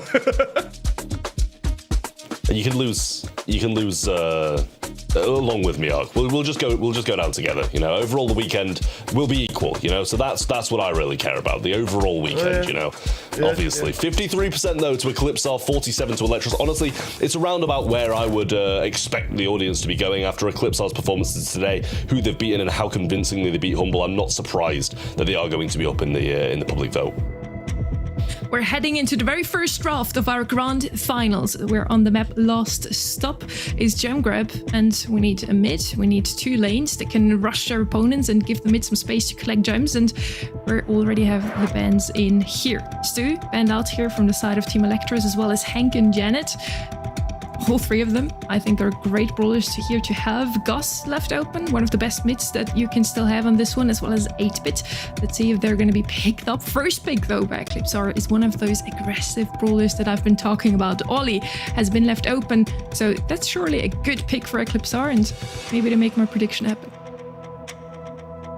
Yeah, I mean, it's really, really solid. There's no other way to put it. At least Hank was banned this time, but then again, it's the Team Electros that value it and valued it in the previous series more so. So certainly the lane sides, I think the Janet bans on both sides are necessary, but Lola's still much that kind of equal to her when that is the case. So I feel like that could be a brawler which will show its face, Mr. P. Yeah, I mean, I'm just literally waiting for that given moment where a brawler that should be banned is not banned, and then just not hesitating to pick it up. So again, the setup time is going to be needed for Mr. P, so it's not going to be just unstoppable into that moment in time. But when that hypercharge is there, I mean, it's not going anywhere. Yeah, the Mr. P is extremely valid, and the same with the Max. Another great pick on last stop too. Two very good picks coming out of Electros, but you know, it's not to say that the Eclipsars wasn't. Ollie's got to be picked up first if it's left open. We've seen how strong it is today, and I'm sure we'll continue to see how strong it is through this one as well, because it's just a massive, massive force to be reckoned with, and something that Electros are going to have to be extremely scared of. Just dragging, you know, someone with a large amount of gems back towards the spawn with that hypnosis is definitely going to be a big help if they get that opportunity. Melody along with it as well. And this is some draft. Yeah, very aggressive ideas. You know, it's Melody in mid. I'm assuming it must be because, like, in terms of the map, you don't really want your notes to be, you know, shining through the grass. You want to be hidden. So, I guess dashing in and dashing out might be the way here, and maybe not with the Poco to help with his heals. I mean, you know, again, we're in unknown territory here, Trav, in the biggest sense of the word. Two teams that have got the most, you know, explorational drafts that we've seen. And again, coming out of East Asia yesterday, I did say that I felt like in our closing thoughts for EMEA. Like, now I think about it, my closing thoughts were that I thought the teams were going to be in the grand finals that were the quickest to be able to adapt to what is the biggest meta shift and gadget changes that we've seen. And that makes the most sense. But Eclipsar Esports and Team Electros, that's what they are like. These drafts are wild, the meta is wild, and they're being outlandish with a Mortis final pick. I mean, I don't really see it particularly working into a massive amount. We're already going to target the Poco, and it's going to have to cycle. But, I mean, in the hands of Team Electros, I actually kind of like it, because there's such an aggressive team with the Max, the Mortis. I mean, you know, it's quite scary, but is it going to work? I mean, we saw the Mortis being played into Eclipsar earlier when it was, I believe, Angel Boy playing it, and it really did not work whatsoever. Every time it went in, it got shut down instantly. So I imagine, as you say, he's probably going to be focusing in on that Poco, trying to just chain off them, get the gems in, you know, one quick swoop and get out. But for the rest of the game, if he's on Sabim and this Ollie, I'm not sure how I like his chances. Well, again, maybe it's on it, and Mavis is probably the best player on that side of the field to play a Mortis. So I've got faith in it, but let's see how he does. So far, Nob having to heal up and coming back there. Sabim does get the upper hand there. The tough thing to have to retake now is Marco going super aggressive straight to the eye of the storm and actually surviving on. Gems dropped, but should be okay in the spawn side, but it's the time that's lost in the mid that's my concern. Well, Nob still 2 gems in hand, but 5 on the other side. Hypercharge comes in for Marco, and down he goes. Not able to get too much value out of that, to be honest with you. That would have been a lovely little swoop in and take down there, but caught in a tough position now. Really good stuff there. Ollie going back in for those gems instead of just getting out and playing with his life, but a Hypercharge used and actually throws it down in a bit of a compromised position, but it shouldn't matter because Nob already has the 10 gems, and what a turnaround this was from Electros. Yeah, look how aggressive Nob is in the spawn side here. A chance here for Marco to pull out some incredible feat here, as the gems are with Nobs, the best person to really duke around the situation, but low HP as well. Coming in now with the hypnosis, but taken care of in just the nick of time, but the piercing damage is there, and now the gems are with on the other side of the field. Can they get them out? No, back into the hands of Mavius. Oh my word. Just about claw onto them, but Marco has another super. Max just trying to keep him low, but Poco will keep him in the mix. Mebius in the back right-hand side, Sabim, I think he probably knows it, just trying to make sure he's not in that bush there. Marco goes left anyway, but not going to be able to make it in time. Oh, 950, just about survives after getting clipped by a few of those notes by the Melody. And Electros going to win game 1, but honestly, I don't know if it was that convincing. It wasn't massively, like, their side. The gems were actually for the majority of the game on the opposing side. Yeah, they fed into Rama way too much in that right-hand side lane, didn't they? On the side of Eclipsar Esports, they just really gave them the hype charge immediately, and that just was where the tides were changed. You can see the gems just dropped and scattered, and then they were quickly back over with Team Electros. But you're right. I mean, for the most part, the control was on the side of Eclipsar Esports. So back now into the perspective of Eclipsar, and I guess to learn from that mistake. Quite a costly one. They had good control, good gems in their side for the majority of the game, but again, maybe it's in this Mortis. It is quite a scary prospect. Yeah, Marco making the moves again. Maybe it's not being clipped by that. Seemed like he was getting hit by it, but actually chose to go in instead of just coming back out. And Biso just going to heal up his teammates, try keep them in this aggressive position. Rama just going to come forward, try to get a bit of this supercharge, because those porters are a big, big part in winning this game. Mebius has the super in hand, going to go towards Biso, throws the super down, doesn't really connect with Marco. Not the best of cycles from him, and now the hypercharge will bounce into the offensive lines and steal some gems along the way, take out the Mr. P, and still have a super to get out. just about. I think that they could have got the gems there if they wanted to close the gap there with the speed. But Nob wants to save for his teammates, so I don't blame him for it. But there's not going to be much time now with the gems at 9, or maybe it's taken care of as well. Hypercharges all round, and Sabine going in big time with the Hypnosis, going to connect with Rama, and now Nob has got nothing ready to show for himself except low HP. At the moment, it's just diving ideas being made by Team Electros. The Hypercharge from Mavis might be able to bring something back here. Just a little bit of time to spend in the mid, but I don't know whether this final gem is going to be in the hands of Electros or not. Yeah, a Hypercharge available from Nob, and Mebius does have a gem in hand. Obviously, it's not going to matter now that Mr. P Porter's come down, but that might be a bit of a defensive placement with only 12 seconds left. Sabine just trying to keep people low. Mebius looming, waiting for his opportunity to go in. Hypercharge being used by Melody now, and Mebius will take this opportunity to try and go in. Mebius so low, but they can't get in. The super's there from Mebius, so gets the takedown, gets the reset, and Sabine will fall as well. Hypercharge from Mebius? Actually, not anymore. Super's still available though, and he's ready to go in again. They're already preying on these Hypercharge portals to pull in the goods. Marco is low, no notes to Sagaska away either. The takedown is there, and the gems are dropped yet again from Team Electros. But can they get them out? That is the question. Enough of a reset would be good. Maybe get some, but he's going to be overstaying his welcome. It seems the notes will take care of him. In the meanwhile, the gems are still being collected from the mid. 7 now into the pocket of Electros. They need another reset. I don't know if they're going to get it. Mr. P is there, and the Porter's coming up. Should be able to tank a good amount. Mortis back in. Is he close to a super? Gets it, but gets hypnotized along the way. And this time, ECP will survive on. Marco goes to the left-hand corner and takes this game back to their side. I agree with you about the Porter's placement. It was a bold decision at the time, but it kind of made sense that, Team Electros were playing the long game. They were kind of hoping to bring it back to like a bit of a mid position there. It just wasn't quite the case. If it had been a bit more aggressively forwards, it might have helped them out a lot more than it actually did in the end, because those Porters would have been respawning faster to the field, and they just didn't want to take that risk, and I kind of see why, but still, that may have been the mistake in that situation there for Team Electros. Mebius not able to get much done, and he has been doing a lot. I will say these supers that he's managed to cycle in the backside and try to flank round, try and get Biso down, but he just couldn't get the gems out in the last one. And Melody able to pretty much do the exact same thing as the Mortis, but just in a better, more secure fashion for ECP. And 3 gems early on to only the 1 of Electros, and Sabine's going to go in as well and try to take that one off them. Supers into the back corner, but seems like a bit of a waste in the end. And Marco survived there as well. Hypercharge available for him now. And again, those Mr. P Porters are going to help aid those notes to go straight in with that. And look at this, absolutely disgusting. Finds Rama looking now for Nob, gets Nob down as well. And Mavis has got nowhere to go, straight into things. Wasting potentially a bit of a super there, because unless he could cycle another one out of it, not going to be doing too much except going down. Sabine. Super on the right-hand side, and only 1 gem needed. He can go in for it if he wants to, but just waiting it out, playing it slow, because they have a massive lead and no need to real lunge in and take any risks. But Robert trying to get his hypercharge turret so close to it as well, or at least the hypercharge, and the gem spawns on their side. Maybe he's going to have to dash in and get it. Hypercharge used, and a super away from Sabine. Now we see him going in, might be able to get a kill, does get it, and there's the gem to start the count as well. Maybe is quite low and unable to really make any moves, but the Mr. P Porters and the hypercharge are coming in now.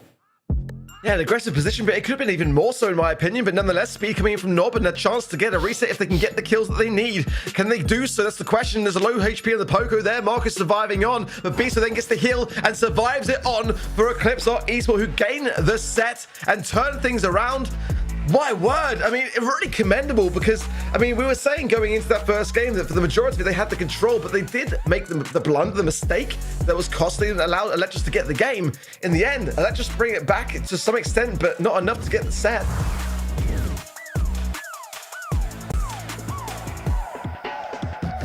I really like to see that draft, I'm not gonna lie. Also to see them playing this one out. It's really proving to be a match worthy of a grand final.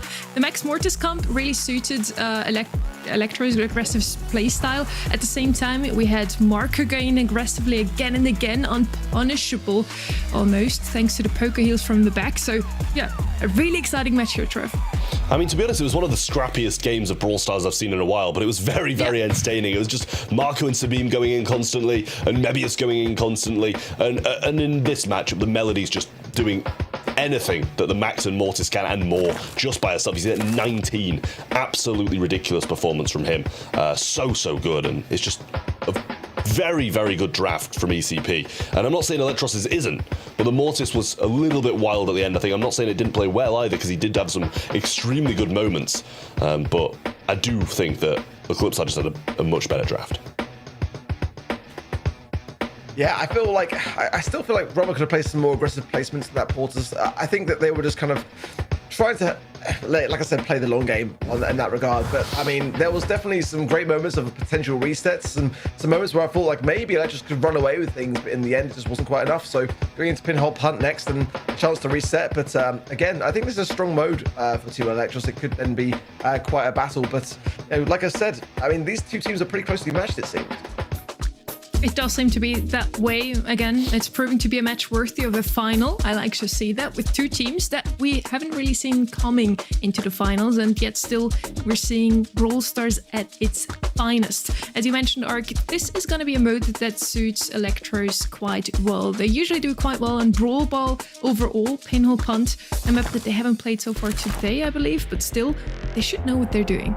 Heading into the draft now, Trev, we see Mr. P, Hank, B, banned out here. A lot of long range, a lot of those annoying brawlers that are banned out seemingly every single set and mode. Yeah, I mean, you can't blame him for getting banned out either, really. Lou going to be the first pick coming in from Eclipsar. It's just one of those picks, isn't it? So versatile, so good, no matter what the map, no matter what the mode. Lou's pretty much always there, a very good countermeasure to tanks, and pretty good against the majority of brawlers as well, so a very solid first pick. Wow, I always like to see the Hank ban. Just, please keep it there, Electros. It's been a bit unfortunate with the coin toss, it seems, so far at the moment, but Mr. P as well, and the B's stuff all round. I think Max, would be definitely the play again, right? Which we haven't seen a great amount of. Yeah, exactly. It's a very Electros pick. It's also a very kind of Eclipse or Esport pick, so a good time to get it off their hands. It wasn't really working out too well for SK Gaming earlier today, but I feel like it's definitely maybe a brawler and a half. And combined with the Ollie, yeah, I mean, it's definitely very a daunting prospect. Now, the Ollie playing into the Lou, though, is definitely a concern that Eclipse Oris might want to double down on with another 10 counter. Surge wouldn't be the worst of ideas for me on this particular map. I think it's a decent shout. Bring the speed gear as well and just try to have that help if you're deprived of stacks. But certainly, considering the fact that if there's a wall break idea, it's a very tough thing with a Surge to make work under pressure. Frank coming in, bold ideas, and Berry. Okay, Eclipse Eyes, well, we see ya. Yeah, these guys just know how to draft. Like, Frank Berry is just absolutely incredible, and especially against the Ollie as well. Frank's one of the only things that's going to be very, very solid against the Ollie. The Ollie just doesn't have the DPS to deal with such a tanky brawler like Frank, and even if you are hypnotizing him and bringing him back to your team, you can be putting your team in peril if he comes out of that with too much HP. So it's something you've got to be very, very cautious about, and the Berry along with it as well. Keeping him topped up, keeping him healed, and Colette forced to be brought in by Team Electros at the end, just because Eclipse have that tank, they need something against it. Yeah, I quite like the Colette pick for that reason. I think that's, when you're faced into a Frank and a heavy healer behind it, then Colette is going to have to work overtime. And again, that's the reservation. We saw that, didn't we, in Heist earlier when the 8-bit had to really carry, and it didn't really do that. And that was the letdown of the comp in the end. So for Team Electros, that Colette player is going to be working overtime and needs to bring in some healthy DPS because, I feel like, again, it reminds me of that set where they're not really drafting in their full potential. Max as well, standing still a little bit slow to the mark there for Mabius. That's my one reservation, is that Mabius on this Max pick, I feel like he's very, very dangerous. He's probably one of the best Max players in this region. And look at that, complete steamroll there, and a wide open goal in the first 15 seconds for Team Electros. Marco just getting healed up by the Berry, but so much coming in. Brahma's going to miss that super, actually not going to be good for him. Nob goes for the jump over the top, tries to drag him back, but Berry's just getting completely healed up along Frank's getting healed up by the Berry all the way along, and really nice stuff there from Eclipsar to bounce back. It was a little bit unfortunate that Rama did miss his super, and he's going to have to definitely focus down and make sure he's connected. Nob's just gone. Surely that's going to be goal. Oh, he stopped. Didn't manage to get it in, but it's still a 3v1. What can Sabim do at this point? We'll see if he's able to defend it. He does get a stun off, and the pass almost comes through. Shots, Rama sliding, just about slides it in. I wasn't sure what was happening there. That's going to be the game for Electros, though, and a good bounce back from the bounce back. Yeah, a wild potential defense, but one that was almost there and paying dividends for Eclipse Esports. But no, again, Rama, I've got a few questions about. Sometimes it does tend to have a few choky moments. We saw it on the Eve earlier in Heist, and we're seeing it there a little bit there, just like missing the supers. I'm a little bit concerned, especially considering that he's playing the most important brawler, in my opinion, in this comp, aside from Mabius as well. Let's see now. Nice jump from Nob. Gets the hypnosis in just the nick of time there, but not enough for the ball to still get to Sabine's feet at 60 HP. He gets the goal on the ball for Eclipse Esports. Not moving forwards. Super straight past everyone. What a knock that is from the berry there to stop him from getting the goal. Marco just getting healed up by the berry. And able to push pretty much all the way through, back into the bush, evading some shots nicely. Berry throws another bit of ice cream onto him, gets the heals. Now Super's through, moves to the right-hand side. And Marco just continuously pushing through. Nob waiting for the opportune moment to go in, but Rama on the right-hand side, Super in hand. And so much is going on right now. Biso trying to find this shot through, and that is going to be 1-1 as quick as that. What a scrap. You know, it really is an absolute scrap, isn't it? Every step of the way, every set, it seems like the comps are just such where it's so back and forth and chaotic in its nature. But hey, if that's where we're at in terms of the meta, that's where we're at. And clearly everyone else today wasn't prepared for it. Now we're seeing that that was the key, you know, bringing chaos into the monthly finals. And we've got the two teams that really brought that same vibe together. So again, Rama gonna have to go in now and get some good value, get some Marco down low. Marco's the problem for me on the Eclipse Esports squad that is not being taken care of. Ball slip through to Nob, and that's going to be in. Surely in. A nice goal for Team Electros as Eclipse Esports drop the ball. And what a pass that was. That was absolutely ridiculous. It's a little thread through. And the finish by Nob, great as well.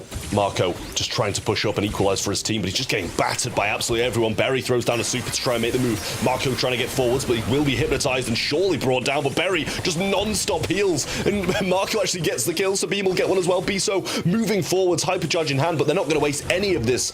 Now they have 2 hypercharges and 3 supers. It's going to be tough for Electros.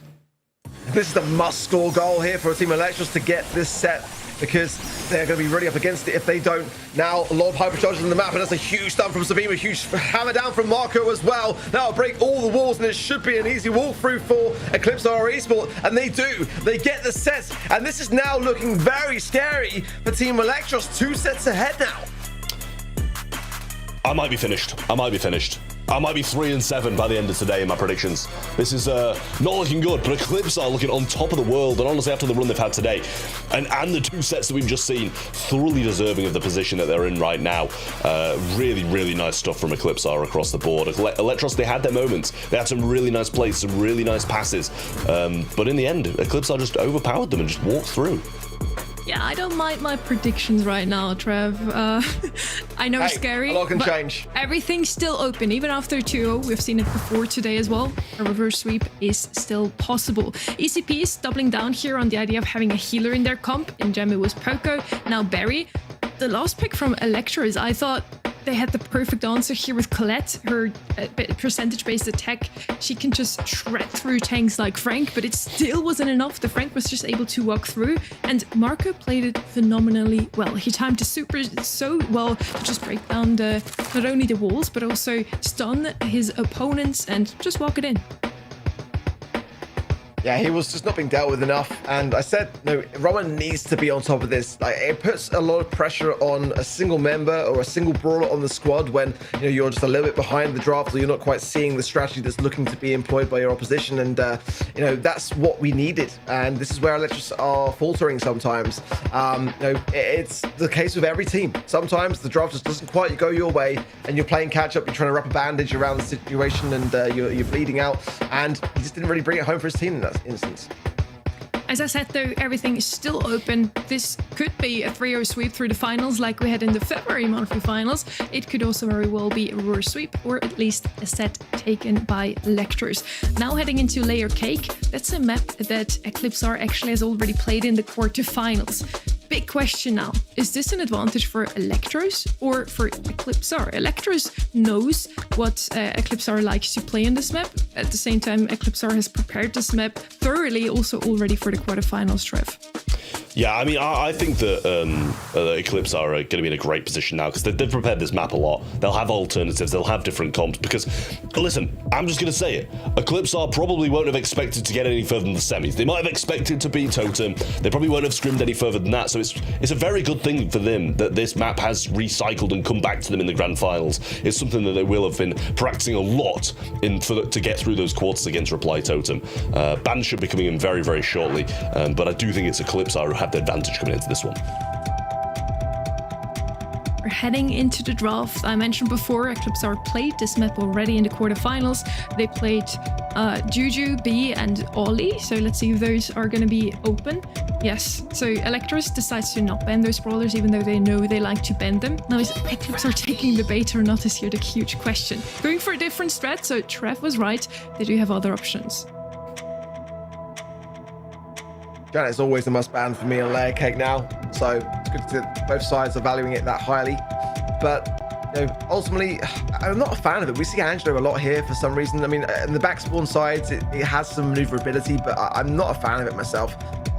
Juju, though, again, can be that brawler on defense to be able to utilize that little area of the map. But I think if you're catering too much towards that little lakeside, you're not really focusing on the big picture, which is the middle of the map, and not being in the back spawn. Artie going to be coming in, Team Electros here, and let's see what they follow up with. But certainly throws are an option. But again, an early stage in the draft, it's a tough thing to call. Yeah, well, Artie, I like that a lot. It's a very, very solid pick, and especially when Eclipse are Esports might want to play that Ollie, go into you can gadget, super, and obliterate him pretty much before he even hypnotizes you. So probably a good shout, and it's going to be very good for those defenses, the offenses if necessary as well, and Grey coming in as well. Another great brawler for Team Electros to pick up. Just so good at the moment, so good, so versatile. The hypercharge is very, very good, and yeah, you just set up those TPs and you're going to be in a great spot for the majority of the game. It's a great pick, the Grey. It's going to deter the idea of throwers big time for Eclipser, and can also open up the map a great deal with the Walking Cane as well, so definitely something to think about.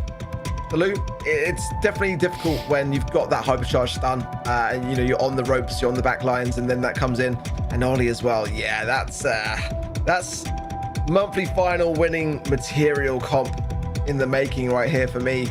Ollie can just power through, jump over the walls, have the hypnosis land itself, and they're going to have a big defensive measure now on the side of Electros when the coin toss goes back over to them.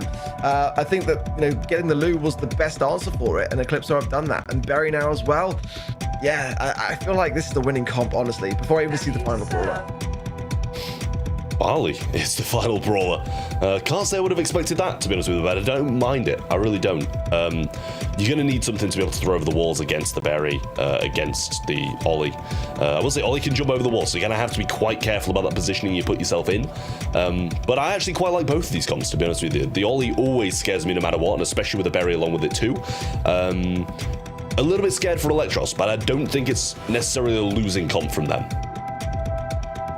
I really prefer Eclipse or Esports, if I'm honest. I'm open to this working, but I just feel like there's so much going for Eclipse or Esports with this. They got the amount of heals off the back of the Berry. The Barley's going to have some, but I feel like Berry's still better. It's still more aggressive in that regard. And the Ollie, it's going to be quite hard to deal with. It's going to have that TP as an escape measure for sure. Nice break already with the Walking Cane on that top left-hand side there. But I think Nob's gonna have his work cut out for him as well. I'm not sure. I mean, we'll see it play it out, but I do prefer what Eclipse are running with. Marco receiving some heals now as well, and they are in a bit of a tough position considering they're going to have to push into it now, and with Biso just kind of healing Marco rather than assisting Sabim over the right-hand side.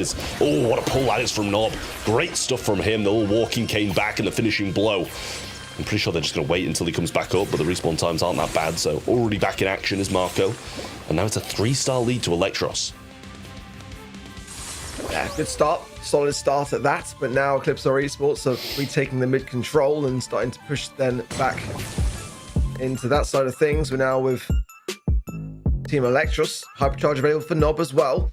Trying to get some good value from Rama, and what a splash that's going to be for the last call as well. Good stuff, but it's the hypercharge of Biso that I'm worried about more Herbal Tonic coming in, keeping his teammates really healthy in that regard.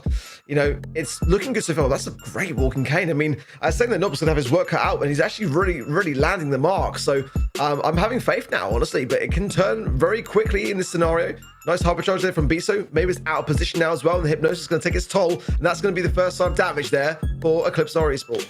Yeah, not a great trade either, really. With 15 seconds on the clock, you kind of want your team up with you. Good kill on the backlines, though. Marco's so low. Barry providing some heals, but they're going to be spawned directly on, and Nob's got 6 stars. Not looking good for them whatsoever. Biso staying alive just a little bit longer, but it's 15-4 at the end of it. And Team Electros get the game, and ECP in a tough spot. Yeah, it's working far better than I gave it credit for. I give it that, but I'm still worried. I think the Berry and the Ollie is very scary, but the control was there. That was a much better showing there, honestly, from Team Electros for me. Better composure. You know, normally against this kind of comp that I've seen today, they tend to crumble a little bit. It requires a great deal of communication and landing those shots, not having any whiffs along the way, and that was exactly that for Team Electros. So to keep this up, they might survive on a little bit longer here. Yeah, well, we shall see. Pinned back into the spawn. ECP do have the lead, though, which means we might see a little bit of a different game with Electros having to push into them, but Sabine taking so many shots and super over to the right-hand side. Not really going to be finding many connections, just cutting off ECP's route back to home. And Marco trying to get some shots in. Great connection on Mebius there, forcing him even further back. And also the Herbal Tonic doesn't even find him either. So will be required to heal on his own and lose clipping, honestly, doing really well. And Ollie got the super now, but might be a risk to go in when you're up. Yeah, not being forced back this far was because of the freeze and just had no choice, had to evade the shots from Marco to really not be frozen out of the question. Hypercharge for Nob now available as well, as Bisa coming in with some huge area splash now. Last call from Rama, big heals coming down as well. And it's going to be a tough thing. Look at the actual flank that we're seeing on the top right-hand side as well, as maybe it's really deflated that entire push. It's still just the 1 star on the clock as we approach 45 seconds that is separating both teams. No kills, no deaths. Yeah, well, just waiting in the backlines, letting Berry just heal them up, and should be able to pretty much get a lot of supers if they're all stacking like this. Going to go forwards now. Rama going to get controlled and brought back, killed. There's the walking cane, though, not going to find it just yet. And we're back to spawn as Rama got taken down. Just 25 seconds on the clock, or match point to Eclipsar will be coming up next. Yeah, a bit of a late walking cane for me, but maybe he didn't have it available to hand, but definitely a precarious position now with 15 seconds, and saying that it's got to be a turnaround in the side of Team Electros here. Last call now, the hypercharge. Oh, there's a low HP Lou there as well. He goes down. That's the lead over to Team Electros now as well. RT legs go down as well. Sabine is low. Sabine gets it though, and the blue star, 5 stars for Eclipse Esports, and they get it as well in the final seconds. That was insane. That was ridiculous. Marco played it so well. All of the ECP guys somehow managed to cling on there. I have no clue how he didn't die. In the end, he had 2 players on him, the RT, and survived it out. Absolutely ridiculous from him. Solid plays, but I just have no clue how he survived. I saw the RT legs and I thought there's just no way that he survives that. I mean, just unreal. The timing of that scenario was crazy to me, and I thought Electros had that, honestly. I was really keeping an eye on the blue star because it was going down so quickly. Love to see that replay back. Unreal stuff from Eclipse Esports. Yeah, Sabine quite low, but Berry's heals will now be taking effect. And it is a 3-star lead. A lot of work to do for Team Electros now, and especially because they were behind for such a long period in that last game. You got to question if they're going to try make this aggressive push early, because it was time that really made them lose it. Sabine now low HP on that Ollie side as well. Good approach there from Rama to really land those bottles. Does get the kill, making it a 1-star differential now. Definitely a good scenario. Look at that with Rama now having hypercharge quite early on in the game as well, and a good spot to use it, mirroring the opposition as well, swapping lanes. I think it's quite the smart approach here as well to keep on the Berry.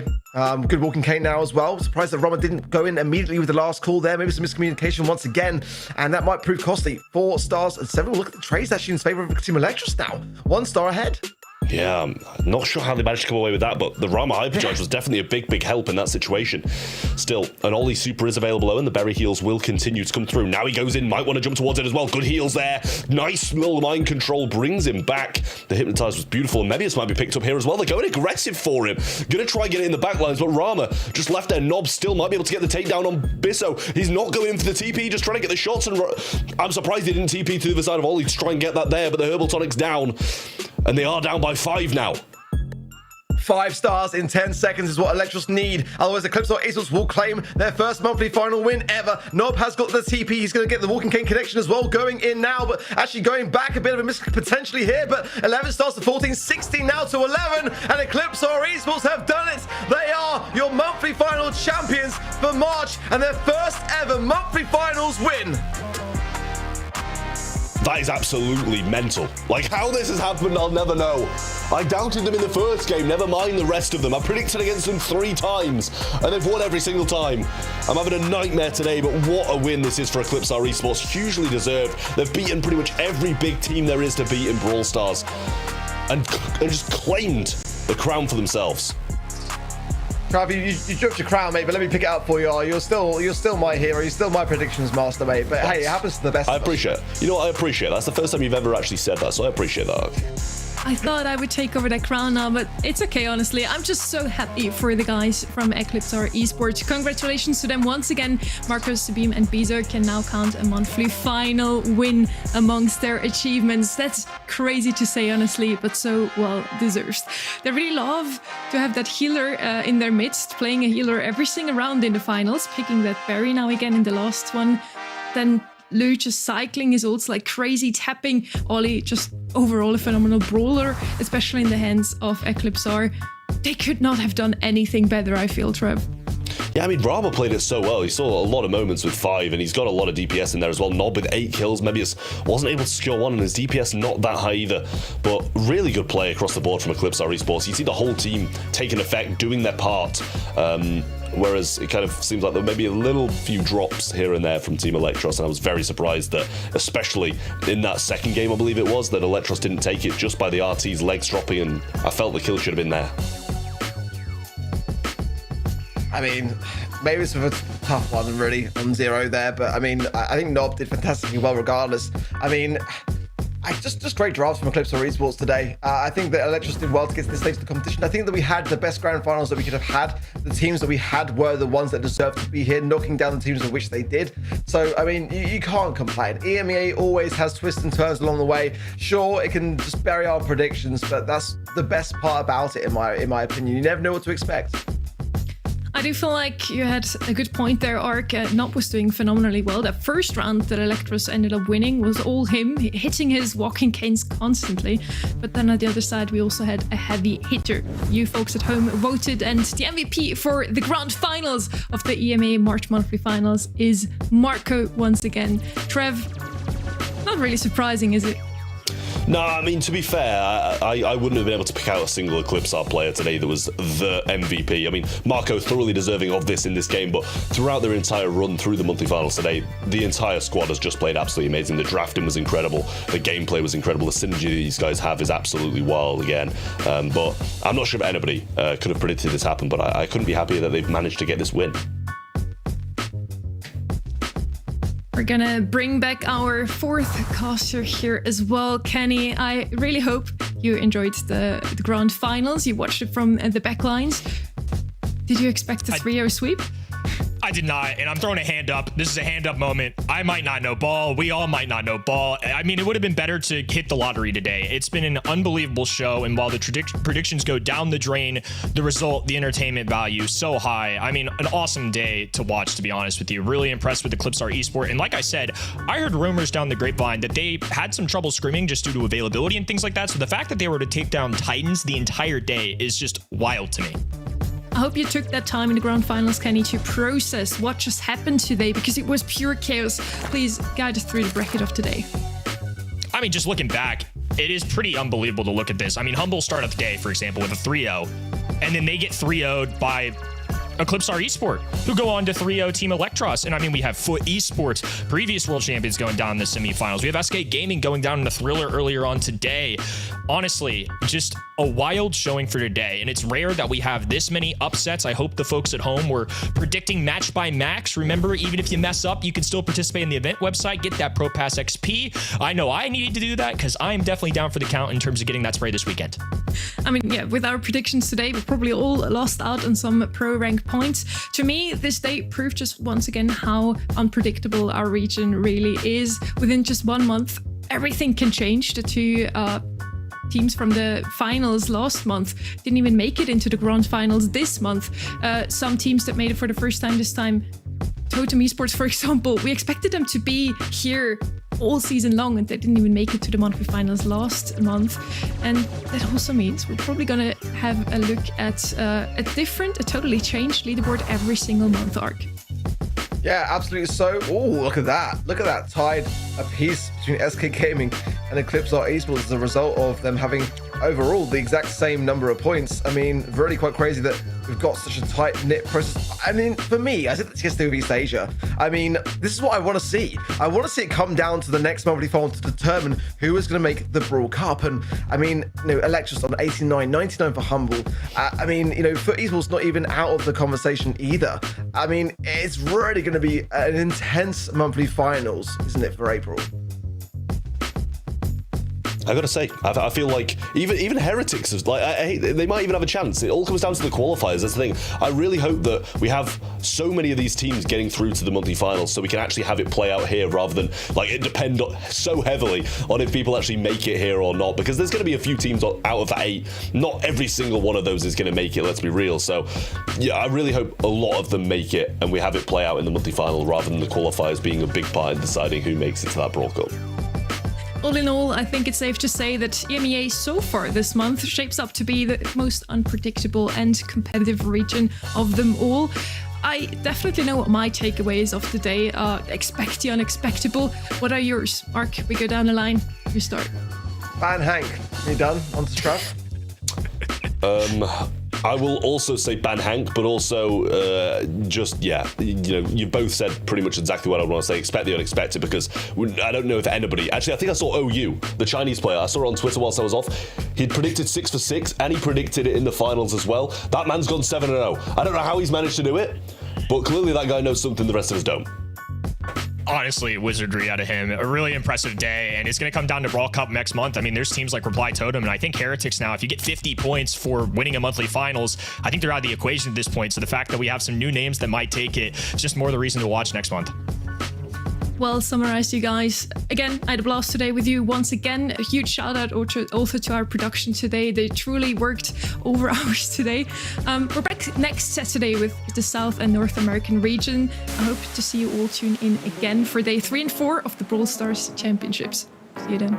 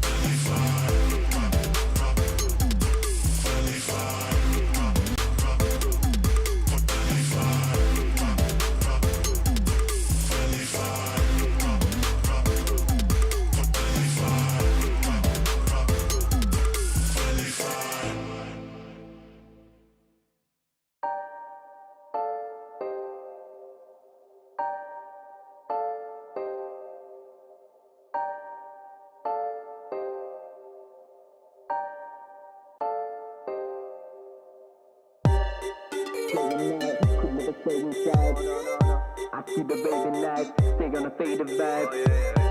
Never wasting time, 1, 2 check on the mic. Yeah, it's about to go down, it's about to get live. Day and night, could never stay inside. I see the raving lights, stay on a faded vibe. Never wasting time, 1, 2 check on the mic. It's about to go down, it's about to get live.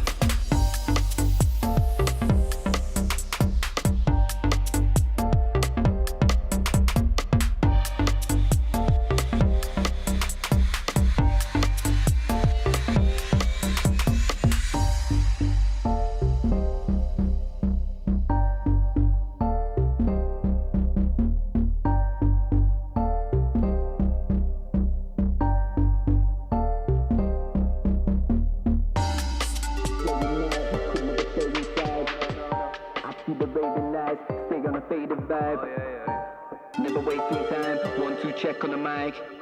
Yeah, it's about to go down, it's about to get live. Day and night, could never stay inside. I see the raving lights, stay on a faded vibe. Never wasting time, 1, 2 check on the mic. It's about to go down, it's about to get live. Day and night, could never stay inside.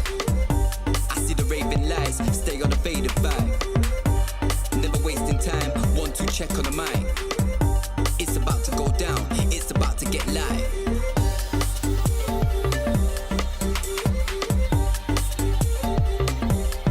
It's about to get live.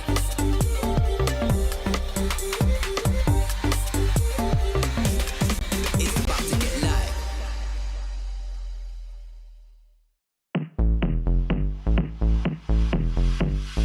Sauvage et libre, je